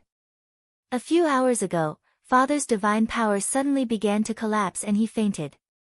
We used all the methods we could, but we only managed to wake Father up a little. After waking up, Father told us about Hila's matter, and then asked us to contact you immediately, saying that there is an agreement between you and Father, and that you know how to deal with all of this. Thor said in a low voice. Let's talk about it outside. Seeing Odin, a Heavenly Father existence, gradually approaching death, made Rog, who had always been pursuing power, suddenly have a feeling of impermanence. After leaving Odin's palace, Thor brought Rog and Loki to the meeting hall where he usually worked. What kind of agreement did Father make with you? You can tell us now. Rog had only briefly explained to Thor what Odin had said to him that night, and did not tell Thor the specific details of the agreement. He was now in a dilemma whether to tell Thor the specific details of the agreement. After thinking seriously for a few minutes, he finally made a decision. Odin hopes that I can help you stop Hela and not let Asgard fall into Hela's hands. If possible, he hopes that we can spare Hela's life after defeating her. Rog told him the details of Odin's agreement. What about the reward? Thor, who had already signed several agreements with Rog, was very clear about Rog's work process and immediately asked. After the mission is completed, other than the Tesseract, I can choose any treasure in the palace treasury. Give me the scroll, I'll sign the agreement for Father. Thor did not think that Rog would lie about something like this, so he immediately extended his right hand to Rog. Forget it. There's no need to sign the scroll this time. Even if I return Odin a favor, if he did not rush to Warnerheim, I might not have been able to survive from Njord's hands. When Odin appeared, he still had some strength left. But in the end, it was really hard to say who won and who lost between him and Njord. Give it to me, I don't want Father to leave with an unfulfilled agreement. When Thor spoke, Rog saw a look of pain on his face that he had never seen before. Now Thor is not so much the regent of Asgard, Thor is more like a big boy who is holding back his grief. Looking at Saul's slightly trembling right hand, Rog didn't say anything else. He directly summoned a commission scroll that he hadn't used before. After receiving the commission scroll from Rog, Thor did not hesitate and directly picked up the pen and wrote on the scroll. Soon, a new commission appeared on the system's commission page. Commission content: help Thor and Loki stop Hela from taking Asgard. Commission status: not completed. Commission reward: 350 ninja coins. This commission that should have been signed by Odin eventually became Thor's commission. Because it involves the goddess of death, Thor's commission passed the system's judgment without any suspense, and the system gave the highest commission reward so far. The last commission to rescue Hulk, the system gave a reward of 300 ninja coins. This time, the system directly broke the record of the highest reward. I accept the commission. In fact, regardless of whether the system passed the judgment or not, he would have accepted this commission. Passing the judgment only allowed him to get a higher return. Chapter 433. Although the reward of 350 ninja coins broke the highest record, what really caught Rog's attention was not the reward of ninja coins, but the description in the content of the commission. Records like this, as long as he continues to accept commissions, sooner or later it will be refreshed, the difference is just sooner or later. What attracted his attention now was Loki's name in the commission. Loki, who was imprisoned in the dungeon, appeared in Odin's bedroom and accompanied Odin's bed. And now, Saul had added Loki's name to the list of requests. This also means that Thor really forgave Loki. If Queen Frigg didn't die, she would be very relieved to see this scene. After throwing the commission scroll that had completed the mission back into the summon scroll, Rog took a deep breath and directly entered the work state. Now, let's sort out the current situation. First of all, I want to know, is there anyone who knows whether Hela has escaped or not? Hela's current situation is directly related to their next plan. If Hela has escaped, it means that they have completely lost the initiative. After hearing Rog's question, Thor and Loki shook their heads silently. Very good, they know nothing about the enemy's whereabouts. Then do you know the specific location where Odin imprisoned Hela, such as the specific location of the seal's exit? I only know the approximate location of the seal is in Norway. Rog continued to ask. Then, Saul and Loki shook their heads at the same time. This is work, I can't be angry, I must not be angry. Then can you tell me, in addition to what I already know, do you have any other information about Hela? Rog controlled his emotions and asked again. Then, he saw Thor and Loki shake their heads tacitly. Good job. At this moment, Rog began to doubt whether Thor and Loki really want to protect Asgard. As a ninja with good professional ethics, he knows that at this time, he must control his temper, especially now that the commission has just been signed. It's alright, we'll do it step by step. Let's first determine the current state of the seal. If Hela hasn't escaped, we'll think of a way to strengthen the seal. Although the success rate is very low, it's still worth a try. The seal that imprisoned Hela was personally placed by Odin, the Heavenly Father. In terms of strength, they had not reached the level of Heavenly Fathers, so it was unlikely that they could repair or even lay down a seal that was on par with Odin's. However, Rog knew another Heavenly Father level existence. Supreme Wizard Ancient One. As long as Ancient One is willing to make a move, it would not be difficult to make a seal similar to Odin's. I can go to Earth to confirm it. After discovering that they could go to Earth, Loki stood up and said righteously. No, you can't. You are on Kamartaj's blacklist. You are an unwelcome guest. You will only cause more trouble if you go. Although Thor had forgiven Loki, Rog had always been on guard against him. The name of the god of trickery was not for nothing. If he let Loki check the seal, Rog was afraid that he would see him in Hela's camp. Let me go to the seal. I happen to know some top people in the field of magic. I can find the specific location of the seal as soon as possible. After thinking about it, Rog decided to make a trip himself. I will ask Heimdall to pay more attention to the situation of the nearby star fields and the 9 worlds to prevent Hela from secretly entering Asgard. After Rog finished speaking, Thor immediately said. Hela was very strong, otherwise, Odin would not have helped Thor prepare a backup plan in advance. In order to prevent the already troublesome Hela from becoming even more troublesome, it was necessary to prevent her from setting foot on Asgard as much as possible. If Hela secretly entered Asgard and cultivated for a period of time, even if the 3 of them were tied together, they might not be Hela's opponent. Of course, with Hela's arrogant personality, she might not choose to sneak in secretly. Thousands of years ago, Hela dared to fight Odin head-on. After knowing that Odin was about to die, she would be even more unscrupulous. Loki, go to the royal library and see if you can find any records about Hela. I want to know what Hela did back then. Thor did not forget to arrange a mission for Loki. This was also hinting that Loki should not have any thoughts of leaving Asgard. You are the regent. You have the final say. As long as Thor did not inherit the throne, he could not be considered the king of Asgard. Furthermore, Loki might not give up his desire for the throne. Then let's split up first. If anything happens, let Heimdall contact me at any time. After saying that, Rog opened the portal connected to Kamartaj and left Asgard. He didn't know why, but when he set foot on the land of Kamartaj, he suddenly found that he seemed to have forgotten something. However, this doubt was quickly thrown to the back of his mind. It shouldn't be anything particularly important, so it's fine to forget it. In the reception hall, Rog saw the long-lost Sorcerer Supreme Ancient One. Teacher. In front of Ancient One, Rog said respectfully. In front of others, he may appear very strong, but Ancient One is definitely not one of them. What's the trouble? Ancient One, who was making tea, looked up at Rog and asked in a calm tone. Teacher, you should know the father of all gods, Odin, right? He had a rebellious eldest daughter, and in order to discipline her, he sealed his eldest daughter somewhere in Norway. Odin's divine power has already begun to dissipate. I hope that teacher can help find the seal he left behind in Norway. Originally, I shouldn't bother you with this matter, but as you know, I only know a few spells, so, after taking the tea that Ancient One had just brewed, Rog quickly said the purpose of his visit. You're talking about the goddess of death, Hela. You're late, she left Earth an hour ago.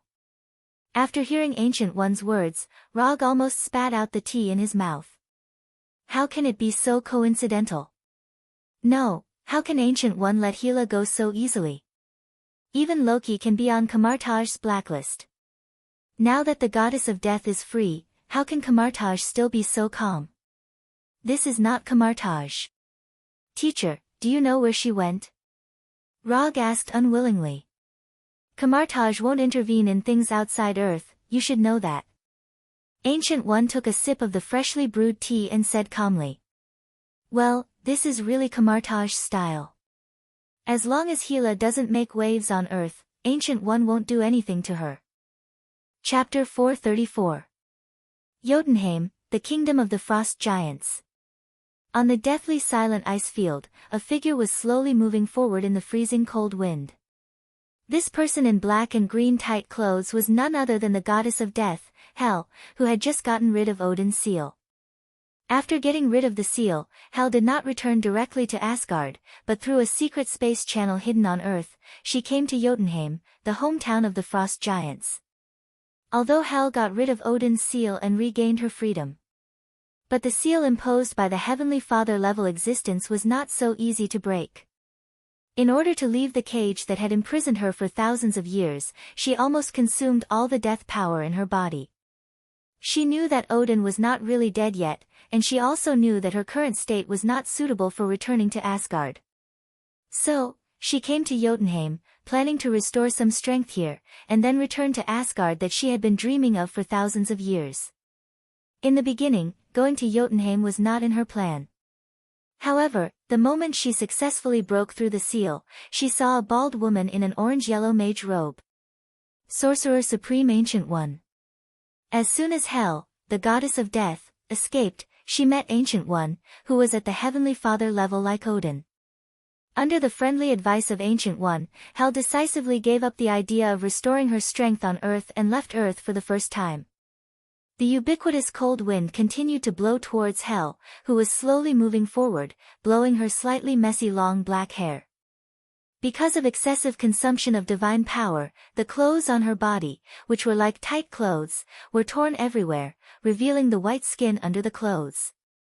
In terms of age, Hel, who had lived for nearly 3,000 years, was an old woman. But in terms of appearance, Hel was no different from a middle-aged woman in her 40s. Strictly speaking, there wasn't much of a difference. At least, the innate aura of a queen on Hel was not something that ordinary people could have. Under the cold wind, Hel walked step by step towards the end of the ice field. Although she was not a frost giant, the cold wind, which was tens of degrees below zero, did not affect her at all. It even made her feel a little warm. Compared with the underworld, where she was imprisoned, the harsh environment of Jotunheim was no different from a beautiful paradise. Hela was going to meet an old friend who had once submitted to Asgard. Frost giant Laufey. Back then, when she was fighting with Odin in the Nine Worlds, Hela had dealt with Laufey quite a bit. In her memory, Laufey was one of the few frost giants with developed limbs who had enough intelligence. However, when she dealt with Laufey was not the frost giant king yet. At that time, the one sitting on the throne was Laufey's father. But at this moment, she would never have thought that Laufey had died in the hands of her own son a few years ago. When Hela, who was wearing thin and tattered clothes, continued to move forward on the ice plains, a few storm giants hiding in the cold wind noticed her. Although Jotunheim was the kingdom of the frost giants, there were also storm giants, mountain giants, and other giants here. However, the frost giants had the absolute advantage, so Jotunheim became the kingdom of the frost giants. These storm giants hiding in the cold wind immediately noticed Hela's existence and confirmed her identity as a member of the Asgard god race. Whether it was the frost giants or the storm giants, they did not have a good impression of the Asgard god race. Therefore, these storm giants decisively chose to attack, intending to have a taste of the Asgard god race. However, these storm giants would never have thought that Hela, who seemed extremely weak to them, actually had strength far beyond their imagination. Just as they appeared and were about to say a few harsh words to Hela while enjoying the look of fear on her face, Hela slowly raised her right hand, and a ghostly green flame filled with the power of death appeared in her palm. Before these storm giants could react, the green flames in Hela's hands had already appeared in front of them and started to burn their invisible storm bodies. In just a short 1 or 2 seconds, the dark green flame burned the storm giants' bodies to ashes. Under the entanglement of the dark green flame, 3 irregular green crystal-like crystals floated to Hela's right hand. Without hesitation, Hela directly crushed the green crystal in her hand and absorbed the soul energy contained in it into her body. With the influx of soul energy, the hole in Hela's clothes was rapidly repaired at a speed visible to the naked eye. All the soul energy of the 3 storm giants only repaired the smallest hole in Hela's clothes. After doing all this, Hela continued to walk into the distance. The soul energy of the 3 storm giants could only restore this insignificant amount of strength to Hela, who was only half a step away from the Divine Father level. However, she did not care too much about this. Although Jotunheim was a barren country where not even a blade of grass grew, there were an astonishing number of frost giants here. With these frost giants, she did not have to worry about recovering her strength at all. After learning the news of Hela's escape from Ancient One, Rog did not stay in Kamartaj for too long and directly used teleportation magic to return to Asgard. When he returned to the magnificent Golden Palace again, he finally remembered what he had just forgotten. Tani. The drunk Tani had just been forgotten in the Golden Palace. However, this matter was quickly resolved perfectly, and even Tani himself did not notice. Under Saul's arrangement, the drunk Tony was brought to an extremely luxurious room by a few pretty maids with good temperament and appearance. As for what would happen next, Rog was not very concerned. Having lived in Asgard for a period of time, he was very relieved to leave Tani to these professional maids. Hela has escaped, and she has also left Earth. In the meeting hall where Thor usually worked, Rog told him the news he had received. I will let Heimdall do his best to find Hela's whereabouts, but now, I have a small matter here that I need your help to deal with. After that, Thor handed a top-secret letter that had just been opened to Rog. Although the wax seal on the letter had already been opened, he could still recognize the pattern on the wax seal at a glance. After all, in the process of going to Warnerheim, he had received many similar letters. Chapter 435. This was an urgent confidential military document from Warnerheim's frontline camp.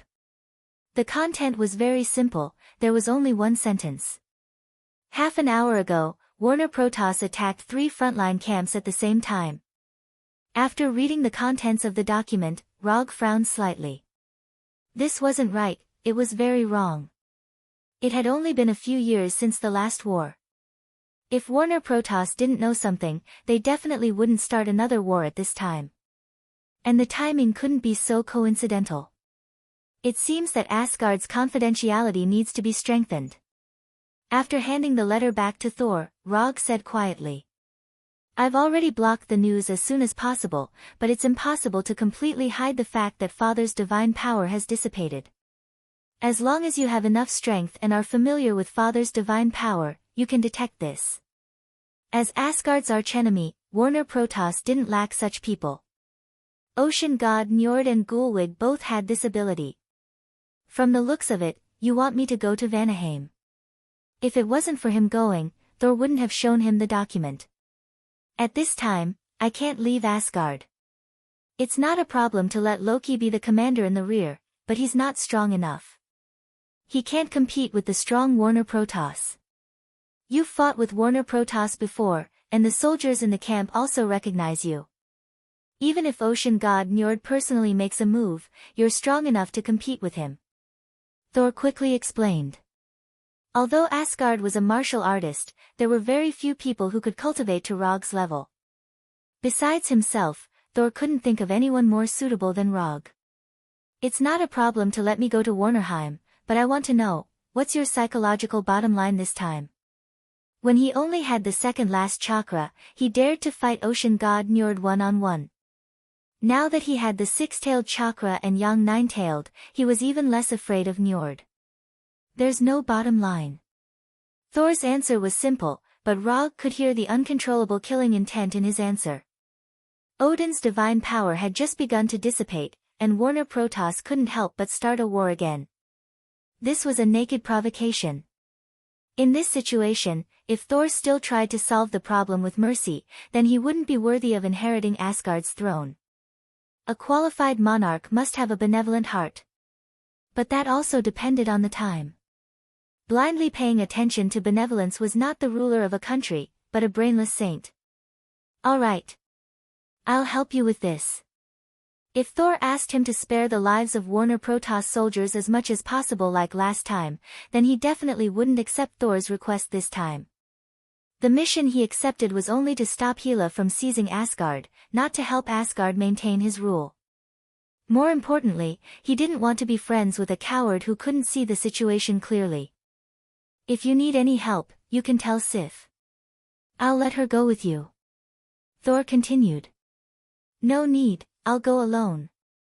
Rog directly rejected Thor's suggestion of arranging helpers for him. By the way, if you really want to help me, arrange a comfortable trip for Tani to Asgard and fulfill his wish of traveling to outer space.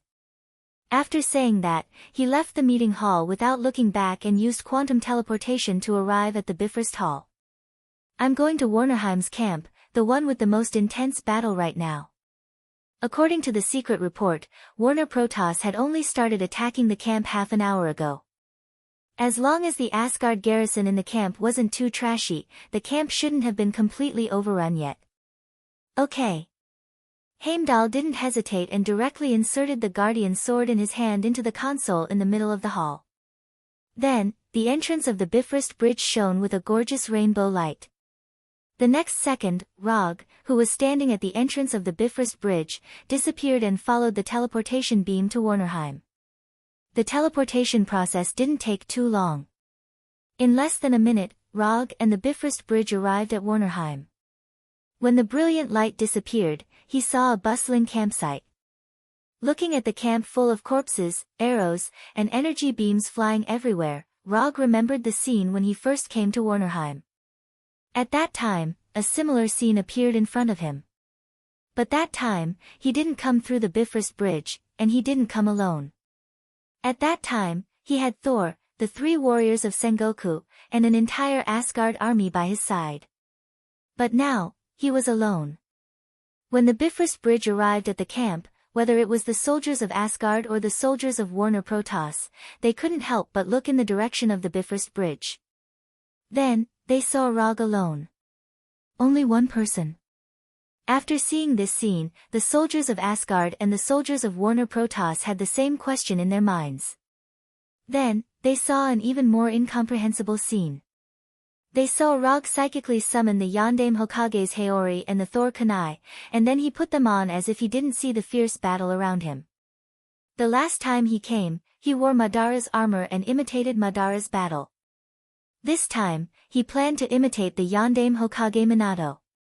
When he completely put on the Haori and the Kunai, the closest soldiers of Warner Protoss tried to attack him. People who can teleport through the Bifrost Bridge at this time are definitely not weak.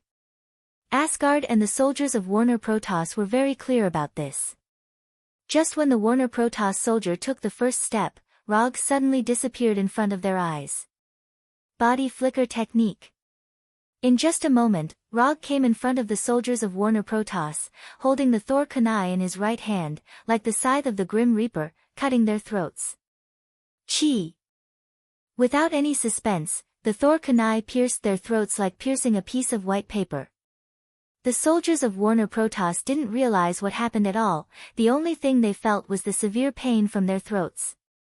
Without waiting for the soldiers of Warner Protoss to fall to the ground, Rog threw the bloody Thor Kunai. The flying thunder god Kunai, which seemed to be thrown out casually, hit the forehead of a Vanna warrior with great precision. After doing all this, his figure disappeared once again. When he reappeared, he was holding two clean flying thunder god Kunai in his hands. Chapter 436. Although he intended to imitate Minato, Rog didn't throw out all the flying Thor Kunai at the beginning of the battle like Minato did. He didn't have as many flying Thor Kunai as Minato did. In addition to the 9 flying Thor Kunai made of vibranium that were enchanted by Odin, he only prepared 30 ordinary flying Thor Kunai. If he wants to use these 39 flying Thor Kunai to cover the enemy in the entire camp, he needs to calculate the landing point of each flying Thor Kunai. So before throwing out the flying Thor Kunai, he doesn't mind using these Kunai to deal with some enemies. Rog appeared again like a ghost, and the flying Thor Kunai in his hands once again crossed the necks of several Warner Protoss soldiers. Then, just like before, he threw out the flying Thor Kunai in his hands. His throwing skills are comparable to a real Uchiha, so he doesn't need to worry about the landing point of the flying Thor Kunai. After he once again killed several Warner Protoss soldiers, the Asgard soldiers who have been paying attention to him finally remembered something. Rog. He's Rog. In the last war, although he didn't hold any role as a commander, his achievements were more dazzling than any other commander. Even Thor, who was the commander, couldn't be compared with him at that time. At that time, Rog changed Asgard and Warnerheim's view of the Earthlings with his own strength. He let these arrogant Protoss see the strength of the Earthlings. At this time, after witnessing Rog's incredible killing efficiency, these Asgard soldiers finally remembered his identity. When the first Asgard soldier excitedly shouted out Rog's name, one after another, eyes gathered on him. Some of these gazes were from Asgard warriors, while others were from Warner Protoss warriors. At this moment, they finally understood why the Bifrost only sent one person over. This was because Rog alone was enough to contend against an entire army. Rog noticed the gazes of these people, but he didn't take it to heart and didn't stop what he was doing. Flying Thor Kunai were pulled out by him, and Warner Protoss warriors were killed by him one after another. It didn't take long for him to throw out all 39 flying thunder god Kunai he had on him. When he threw out these flying Thor Kunais, over 100 Warner Protoss were killed by him. After finishing this simple preparation work, he sensed the flying Thor Kunai in every corner of the camp, and his expression became extremely serious. When Minato first used this tactic, he killed 50 Jonin from the rock village at once, thoroughly establishing his high status as a Golden Flash can directly give up the mission without being punished. So Rog also wanted to know how many Warner Protoss warriors he could kill by using the same tactic. At this time, there were more than 1,000 Warner Protoss warriors in the camp. If his operation was subtle enough, he could break Minato's record by a large margin. Looking at Rog who suddenly stopped, Asgard warriors and Warner Protoss warriors couldn't help but take a few steps back.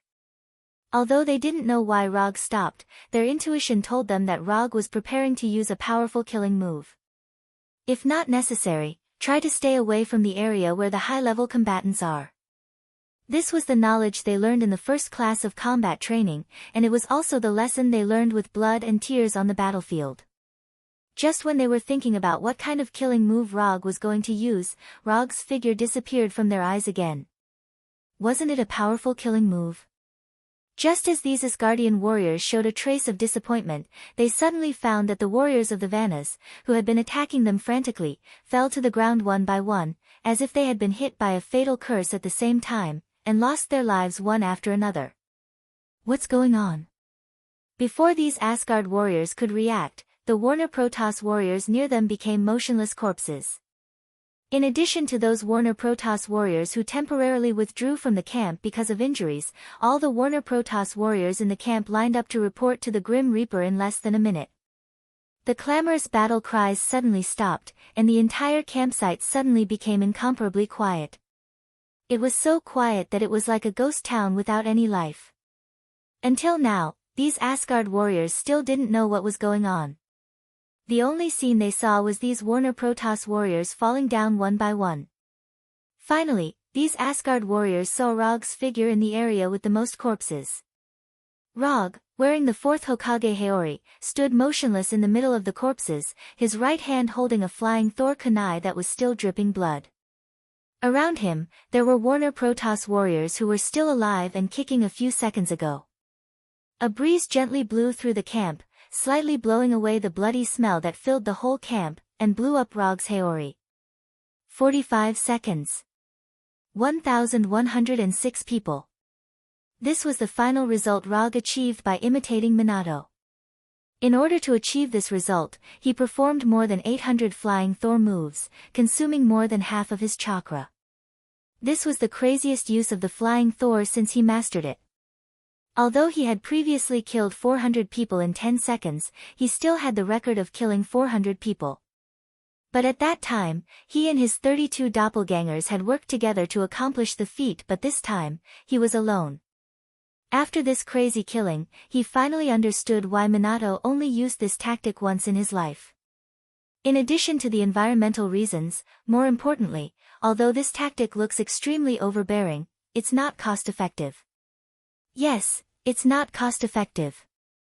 Consuming more chakra than the Sanbai, and only killing more than 1,000 enemies, it's not worth it. If it wasn't for imitating Minato, he could have used more efficient and labor-saving tactics. For example, releasing several large-scale ninjutsu to directly clear the battlefield. After calming down a little bit, the chakra still boiling in his body, he used quantum transmission to the nearest Asgard warrior and raised the flying Thor kunai that was still dripping blood. Ask your commander to arrange for people to collect this weapon from the battlefield, wash it, and send it to your commander's residence. The commander, he died. After hesitating for a few seconds, the Asgard warrior replied with a trembling voice.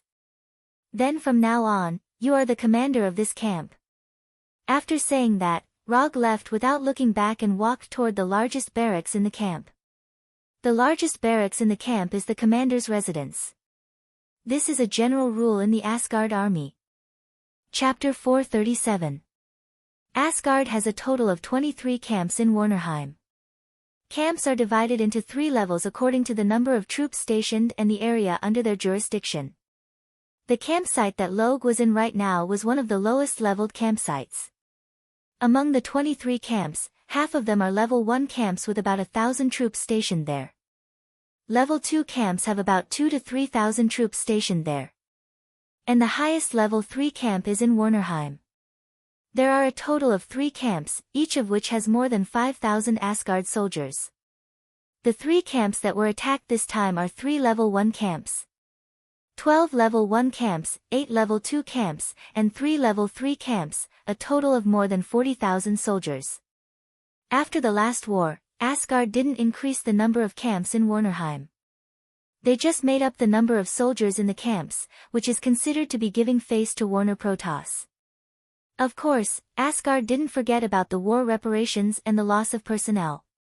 After arriving at the commander's residence, Rog directly found Asgard's camp distribution map and found the location of the other 2 camps. After confirming the location, he once again used quantum teleportation. Another camp that was attacked, Boulder Camp. Captain, haven't the Golden Palace and the other camp's reinforcements arrived yet?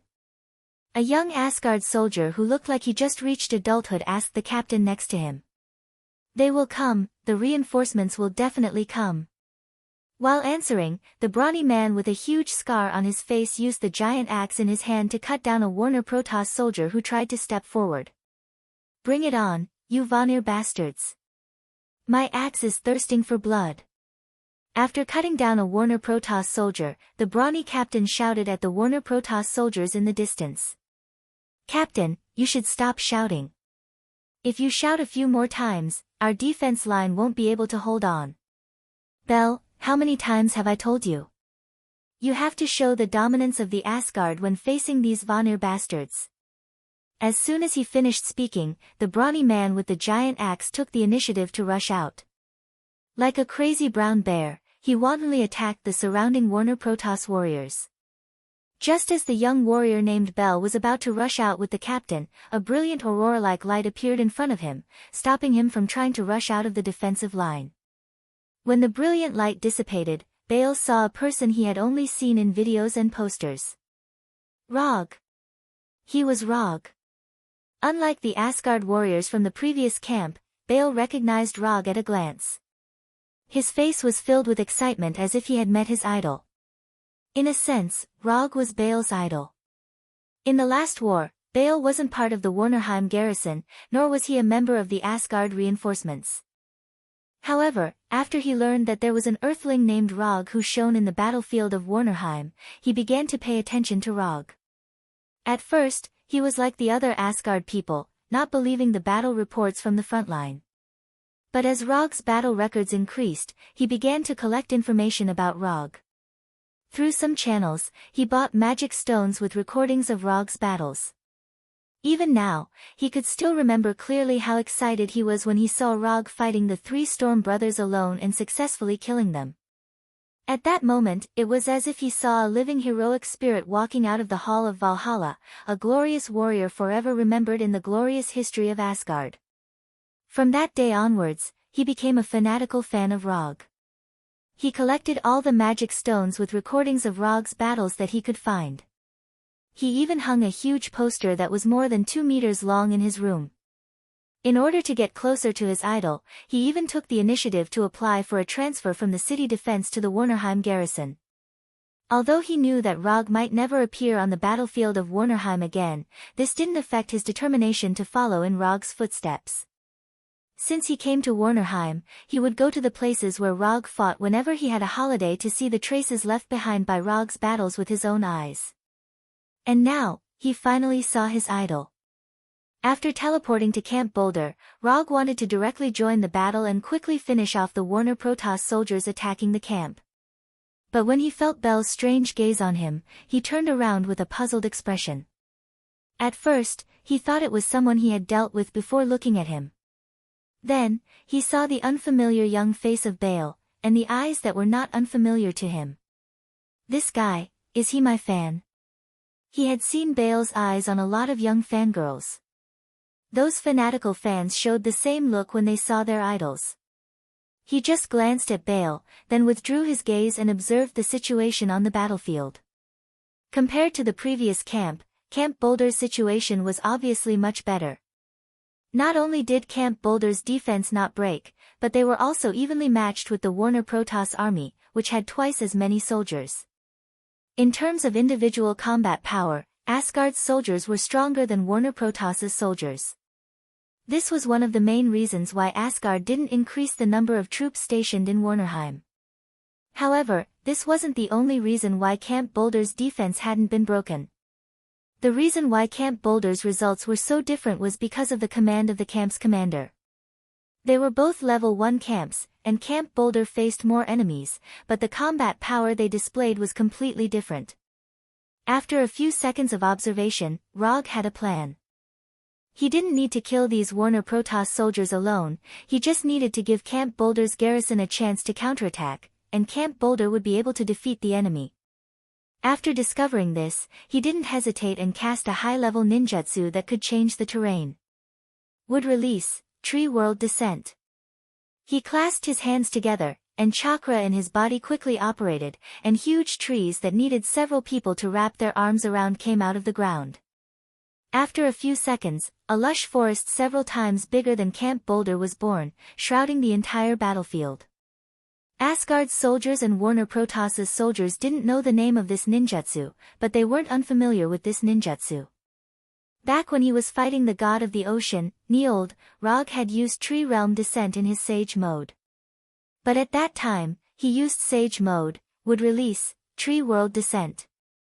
Asgard's soldiers and Warner Protoss's soldiers couldn't tell the difference between would release and would release, but they knew that this move belonged to Rog, the same Rog who once injured Njord. When the lush forest created by Tree World Descent descended, Camp Boulder's commander didn't hesitate and directly ordered the entire army to counterattack. If he couldn't even seize such an obvious opportunity to counterattack, he wouldn't have been able to rely on his own command to defend the camp so well.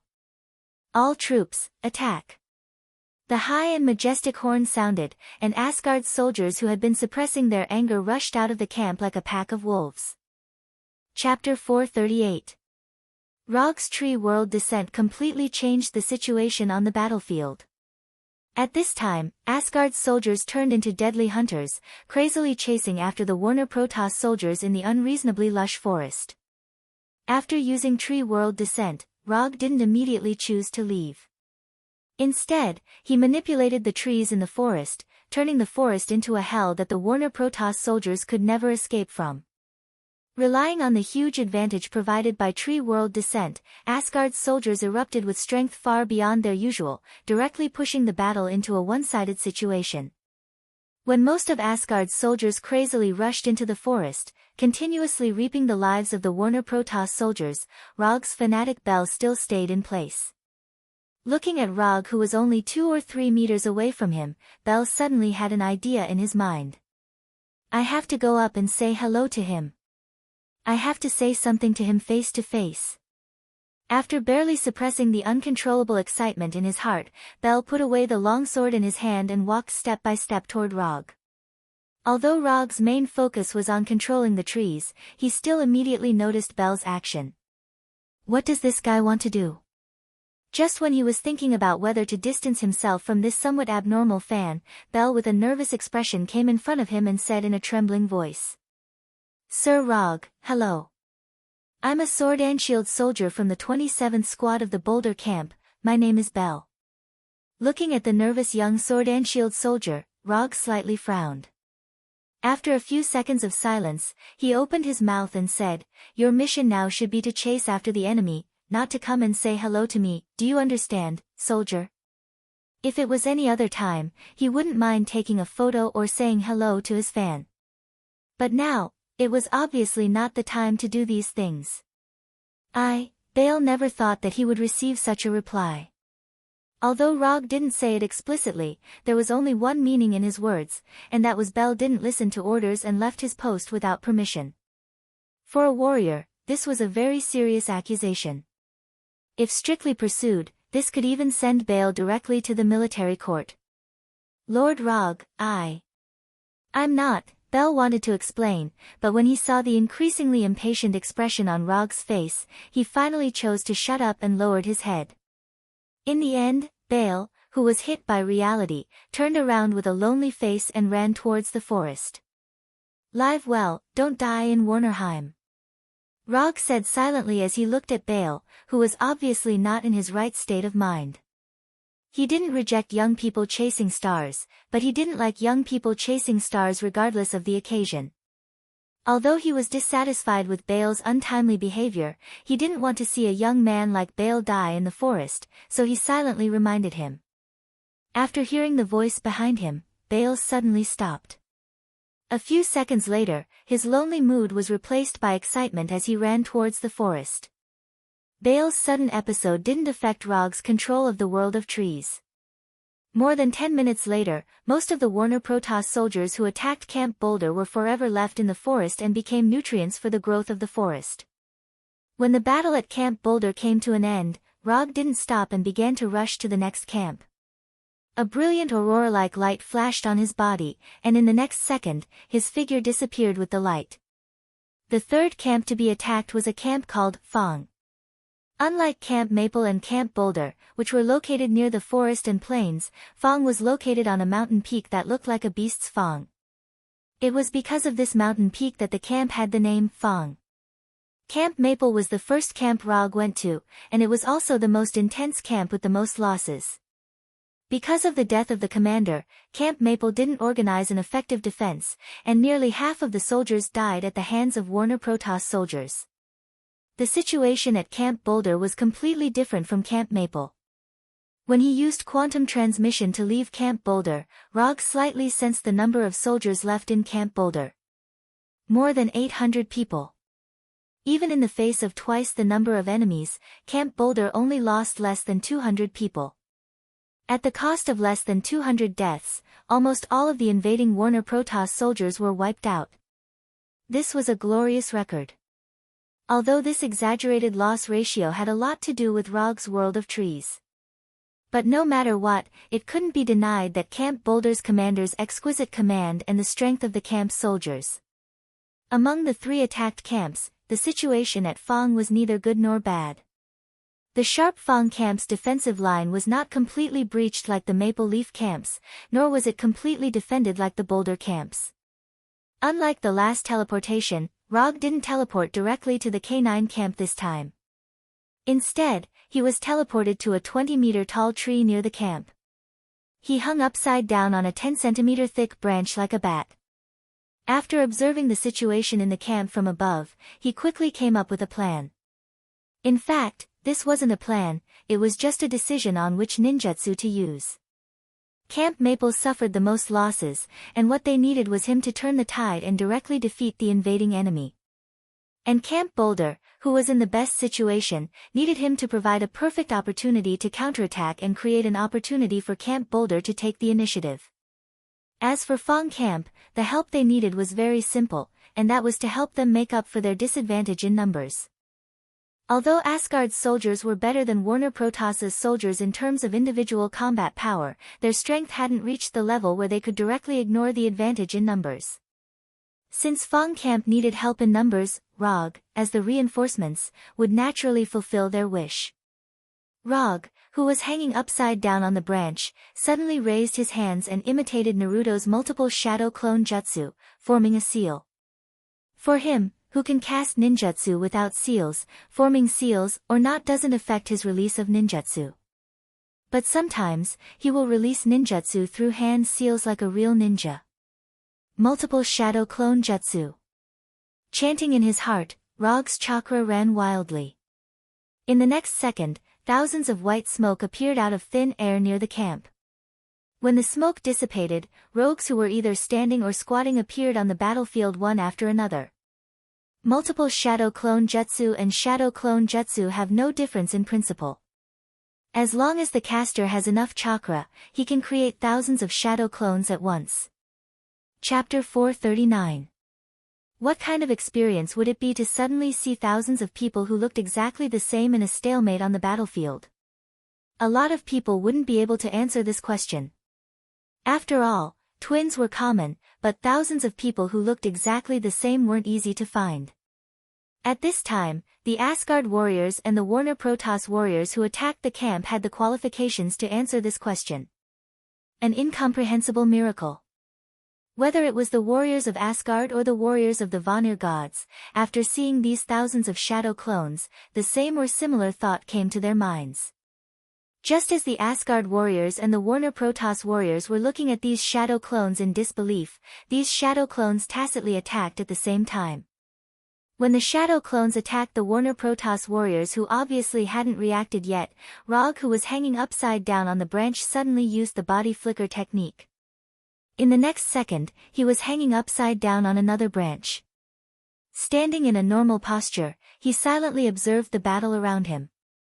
Gathering chakra at his feet allowed him to hang upside down on the branch like a bat, but chakra couldn't change gravity, so hanging upside down for a long time would cause blood to rush to the brain.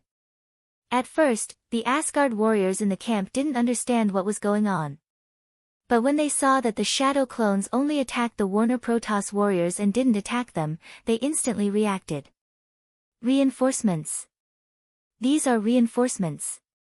Although these reinforcements were completely different from what they imagined, but no matter what, these thousands of shadow clones were genuine reinforcements. With the addition of the shadow clones, the stalemate situation quickly lost its balance, and the scales of victory quickly tilted towards Asgard's side. Although the shadow clones didn't have strong resistance, as long as they were hit by a sword, they would turn into smoke and disappear. But it wasn't easy to hit these shadow clones. These shadow clones not only had all of Rog's fighting skills, but they could also use ninjutsu like him. Except for the fact that they couldn't use Kekkei Genkai, and those spells and abilities that didn't belong to the ninjutsu system, these shadow clones weren't much different from Rog himself. The only difference was that their resistance was weakened to the extreme. When these shadow clones joined the battle came to an end at a speed visible to the naked eye. In less than 3 minutes, all the Warner Protoss warriors who came to attack fell on this Fang-like mountain peak. When the last Warner Protoss warrior fell down with a face of disbelief, Rog removed most of the shadow clones, leaving only one. However, the remaining shadow clone didn't stay in the camp for too long. It used Flying Thunder God to return to Maple Leaf Camp where it first started. Rog didn't forget that his 38 Flying Thor Kunai were still in the camp. Southeast of the Fang camp, in a temporary camp more than 60 kilometers away. Is there still no news from the troops that attacked the Maple Leaf, Boulder, and Fang camps? In the commander's tent, Victigny, wearing a pale golden armor, said in a dissatisfied tone. More than half an hour has passed since the agreed time of attack. According to normal circumstances, the 3 vanguard troops should have already sent back the battle report. Sir, we haven't received the battle report from the vanguard troops yet. More than 10 minutes ago, the signal soldier that attacked the Boulder camp sent back an incomplete report. This is all the content of the report. After that, the commander, who was at least twice as old as Victigny, handed over a piece of paper with only a few words written on it.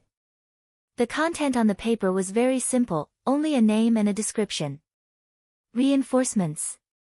Rog, from a military point of view, this wasn't a qualified military report. But this didn't prevent Victigny from understanding the meaning. After seeing Rog's name written on it, the serious Victigny suddenly showed a puzzled look. Rog? How could it be him? Of course, Victigny wouldn't forget Rog. After all, this was a man who almost killed her and defeated her. However, at this time, she didn't understand why Rog, who had disappeared for several years, suddenly appeared in the Boulder camp. He joined Asgard. This was the first thought that appeared in Victigny's mind. But in the next second, she ruled out this speculation. After the end of the last war, she specifically asked people to investigate Rog's background and knew that he coincidentally joined Asgard's army. And if Rog really became a member of Asgard after the war, Warner Protoss's spies would have sent back the information early on. Seeing Victigny looking at the paper in her hand with a puzzled look, Weigelf, who was standing next to her, took the initiative to walk over and took the paper from Victigny's hand. When Weigelf took the paper from her hand, Victigny finally reacted. Then, she returned to her previous serious look and said without any emotion, "The 3 vanguard units in front have failed." Pass down the order, the army immediately returned to Asia.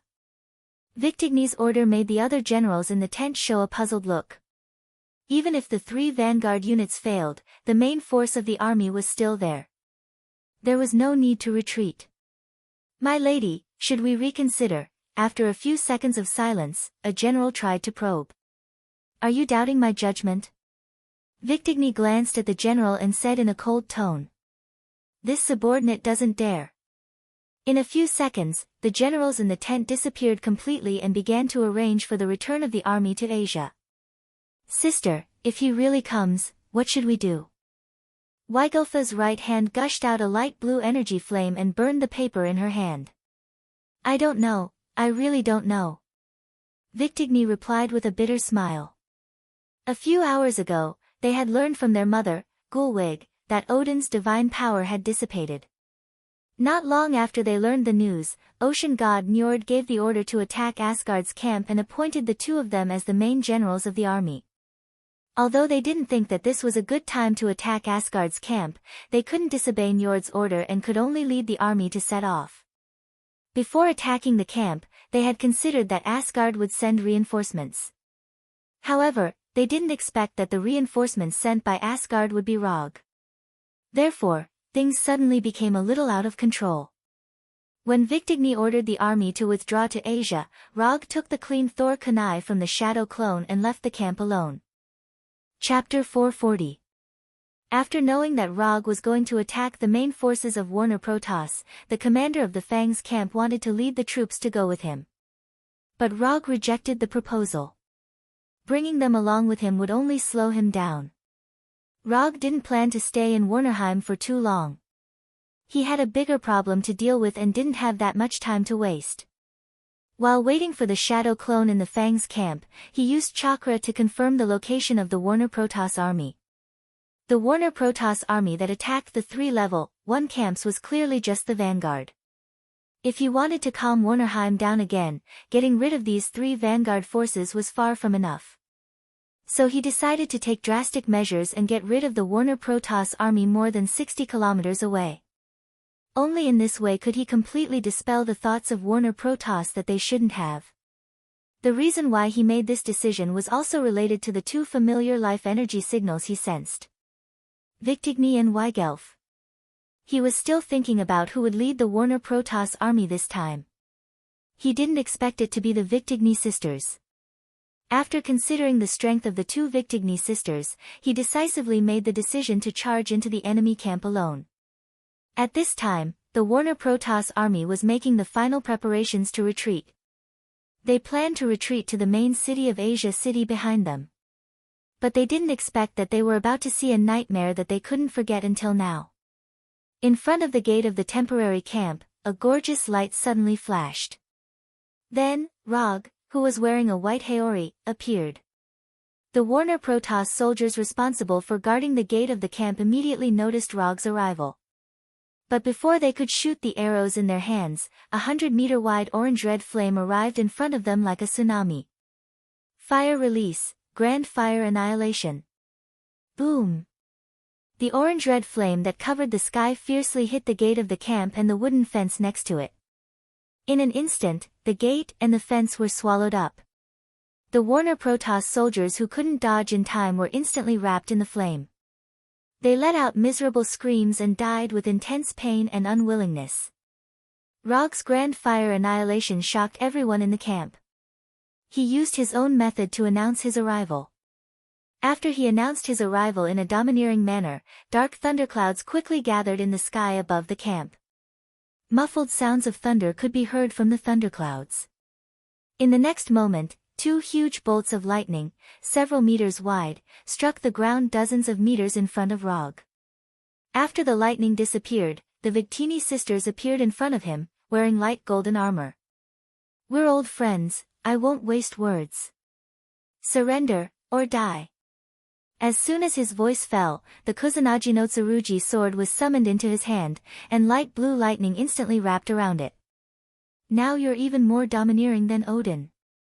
If you want us to surrender, then let's see if you have the ability to do so." Looking at the aggressive Rog, Victigni and her sister didn't hesitate and directly pulled out their respective weapons. The sword in Victigni's hand was the 2-handed greatsword that she had once lost to Log, the Wrath of the Hurricane. As for the rapier in Weigelf's hand, he never knew the name of it. He never had the interest to know the name of the weapon of his defeated opponent. After Victigni and her sister pulled out their weapons, Rog didn't immediately attack. Instead, he summoned 4 wood clones. The shadow clone's ability to resist attacks was too weak. They would disappear after being hit by a lightning bolt.